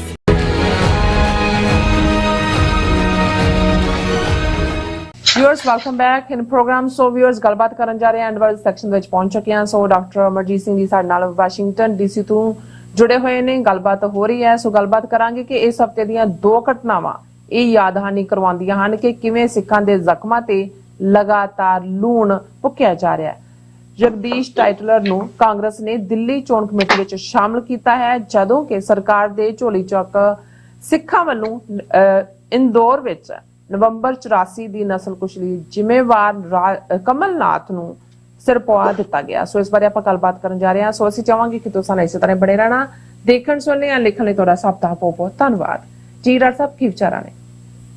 ਦੇਖੋ, ਜਿਹੜਾ ਪੰਜਾਬੀ ਦਾ ਇਹ ਅਖਾਣ ਹੈ ਜ਼ਖਮਾਂ ਤੇ ਲੂਣ ਭੁੱਕਣਾ ਜਾਂ ਲੂਣ ਛਿਟਕਣਾ, ਇਹ ਅੰਗਰੇਜ਼ੀ ਚ ਵੀ ਇਸਤੇਮਾਲ ਹੁੰਦਾ ਹੈ, ਰਬਿੰਗ ਸਾਲਟ ਔਨ ਦਾ ਵੂੰਡਸ। ਤੋਂ ਜ਼ਾਹਿਰ ਹੈ ਕਿ ਜਦੋਂ ਜ਼ਖਮ ਖੁੱਲਾ ਹੁੰਦਾ ਹੈ, ਰਿਸ ਰਿਹਾ ਹੁੰਦਾ ਹੈ, ਉਸ ਦੇ ਵਿੱਚ ਤੁਸੀਂ ਲੂਣ ਪਾਉਂਦੇ ਹੋ ਤਾਂ ਤੁਹਾਨੂੰ ਬਹੁਤ ਤਕਲੀਫ ਦਿੰਦਾ ਹੈ, ਬਹੁਤ ਤਕਲੀਫ ਦੇ ਹੁੰਦਾ ਹੈ। ਹੁਣ ਇਹ ਜਦੋਂ ਅਸੀਂ ਦੇਖਦੇ ਹਾਂ ਕਿ ਆਲਰੇਡੀ ਜਿਸ ਕੌਮ ਦੀ ਤੁਸੀਂ ਨਸਲਕੁਸ਼ੀ ਕੀਤੀ, ਜਿਨ੍ਹਾਂ ਨੂੰ ਇੰਨੇ ਡੂੰਘੇ ਜ਼ਖਮ ਦਿੱਤੇ, ਜਿਹੜੇ 38 ਵਰਿਆਂ ਬਾਅਦ ਵੀ ਜਿਹੜੇ ਨੇ ਉਹ ਰਿਸ ਰਹੇ ਨੇ, ਕਿਉਂਕਿ ਜਿਹੜੇ ਇਸ ਸਾਰੇ ਦੇ ਲਈ ਜ਼ਿੰਮੇਵਾਰ ਸੀ ਉਹ ਇਹੀ ਨਹੀਂ ਕਿ ਕਾਨੂੰਨ ਦੀ ਗ੍ਰਿਫਤ ਤੋਂ ਬਾਹਰ ਰਹੇ, ਰਾਦਰ ਉਹਨਾਂ ਨੂੰ ਨਵਾਜਿਆ ਗਿਆ। ਉਸ ਵੇਲੇ ਦੇ ਪ੍ਰਾਈਮ ਮਿਨਿਸਟਰ ਰਾਜੀਵ ਗਾਂਧੀ ਨੇ ਜਗਦੀਸ਼ ਟਾਈਟਲਰ, HKL ਭਗਤ, ਸੱਜਣ ਕੁਮਾਰ, ਕਮਲਨਾਥ ਇਹਨਾਂ ਨੂੰ ਵਜ਼ੀਰ ਬਣਾਇਆ। ਕੁਝ ਜਿਹੜੇ ਨੇ ਕਮਲਨਾਥ ਤਾਂ ਉਹਨਾਂ ਚੋਂ ਮੱਧ ਪ੍ਰਦੇਸ਼ ਦਾ ਚੀਫ ਮਿਨਿਸਟਰ ਵੀ ਕਾਂਗਰਸ ਨੇ ਬਣਾਇਆ। ਲੇਕਿਨ 38 ਵਰਿਆਂ ਬਾਅਦ ਵੀ ਇਹਦੇ ਬਾਵਜੂਦ ਸਾਡੇ ਵਿਚਲਾ ਇੱਕ ਡਰਾਕਲ ਕਿਸਮ ਦਾ ਜੁੱਤੀ ਚੱਟ ਤਬਕਾ ਉਹ ਸਾਨੂੰ ਆਪਣਿਆਂ ਨੂੰ ਕਹਿਣ ਦੀ ਕੋਸ਼ਿਸ਼ ਕਰਦਾ ਹੈ ਕਿ ਜੀ ਬੀਤੇ ਨੂੰ ਭੁੱਲ ਜਾਓ, ਅੱਗੇ ਤੁਰੋ, ਲੁੱਕ ਫਾਰਵਰਡ। ਲੇਕਿਨ ਦੁਸ਼ਮਣ ਸਾਡਾ ਤਾਂ ਸਾਨੂੰ ਬਾਰ-ਬਾਰ ਜ਼ਖਮਾਂ ਤੇ ਲੂਣ ਛਿੜਕ ਕੇ ਯਾਦ ਦਹਾਨੀ ਕਰਵਾਉਂਦਾ ਹੈ ਕਿ ਅਸੀਂ ਤੁਹਾਡੇ ਨਾਲ ਜੋ ਕੀਤਾ ਸੀ ਉਹੀ ਫੇਰ ਵੀ ਕਰਾਂਗੇ। ਔਰ ਅਸੀਂ ਦੇਖਿਆ ਜਦੋਂ ਸੂਰ ਦਾ ਬੱਚਾ ਅੰਮ੍ਰਿਤਸਰ ਚ ਨਰਕਗਾਮੀ ਕੀਤਾ ਜਾਂਦਾ ਹੈ ਤੇ ਉਹਦਾ ਮੁੰਡਾ ਔਰ ਦੂਸਰੇ ਜਿਹੜੇ ਨੇ ਉਹ ਅੱਗੋਂ ਨਸਲਕੁਸ਼ੀ ਘਰਾਂ ਚੋਂ ਕੱਢ ਕੇ ਮਾਰਨ ਦੀਆਂ ਔਰ ਦੂਸਰੀਆਂ ਗੱਲਾਂ ਕਰਦੇ ਨੇ। ਹਾਲਾਂ ਅੱਜ ਕਿਸੇ ਦਾ ਕਮੈਂਟ ਸੀ ਕਿ ਇਹ ਦੁਨੀਆ 'ਚ ਕਿਤੇ ਨਹੀਂ ਦੇਖਿਆ ਕਿ ਕੋਈ ਸੈਨਾ ਜਿਹੜੀ ਹੈ ਉਹ ਆਪਣੇ ਬਚਾਅ ਲਈ ਸੈਨਾ ਦੀ ਮੰਗ ਕਰ ਰਹੀ ਹੋਏ ਕਿ ਸ਼ਿਵ ਸੈਨਾ ਨੂੰ ਸੁਰੱਖਿਆ ਲਈ ਸੈਨਾ ਦਿੱਤੀ ਜਾਏ। ਕਿਸੇ ਹੋਰ ਨੇ ਕਿਹਾ, ਕਹਿੰਦੇ ਦੇਖ ਲਓ, ਕਦੇ ਕਿਸੇ ਬਾਰੇ ਕਿਹਾ ਜਾਂਦਾ ਸੀ ਜੀ ਕਿ ਉਹ ਸਲਵਾਰਾਂ ਪਾ ਕੇ ਭੱਜ ਗਏ, ਤੇ ਹੁਣ ਕਹਿੰਦੇ ਆ ਵੀ ਇਹ ਕਹਾਂਗੇ ਵੀ ਜੈਕਟਾਂ ਪਾ ਕੇ ਭੱਜ ਗਏ, ਕਿਉਂਕਿ ਸਭ ਬੁਲਟ ਪ੍ਰੂਫ ਜੈਕਟਾਂ ਮੰਗ ਰਹੇ ਨੇ। ਹਾਲਾਂ ਨਾ ਅੱਖਾਂ ਤੇ ਜੈਕਟ ਲੱਗਦੀ ਹੈ ਬੁਲਟ ਪ੍ਰੂਫ, ਨਾ ਕੰਨਾਂ ਤੇ ਲੱਗਦੀ ਹੈ। ਪਰ ਇਹ ਗੱਲ ਸ਼ੋਅ ਕਰਦੀ ਹੈ ਕਿ ਹਕੂਮਤ ਉਸ ਕਿਸਮ ਦੇ ਘਟੀਆ ਲੋਕਾਂ ਨੂੰ ਜਿਹੜੇ ਕਿ ਅੱਜ ਵੀ ਨਫ਼ਰਤ ਨਾਲ ਭਰੇ ਹੋਏ ਔਰ ਅਸਲ 'ਚ ਜ਼ਹਿਰ ਉਗਲ ਰਹੇ ਨੇ, ਉਹਨਾਂ ਨੂੰ ਸਿਸਟਮ ਪ੍ਰੋਟੈਕਟ ਕਰ ਰਿਹਾ।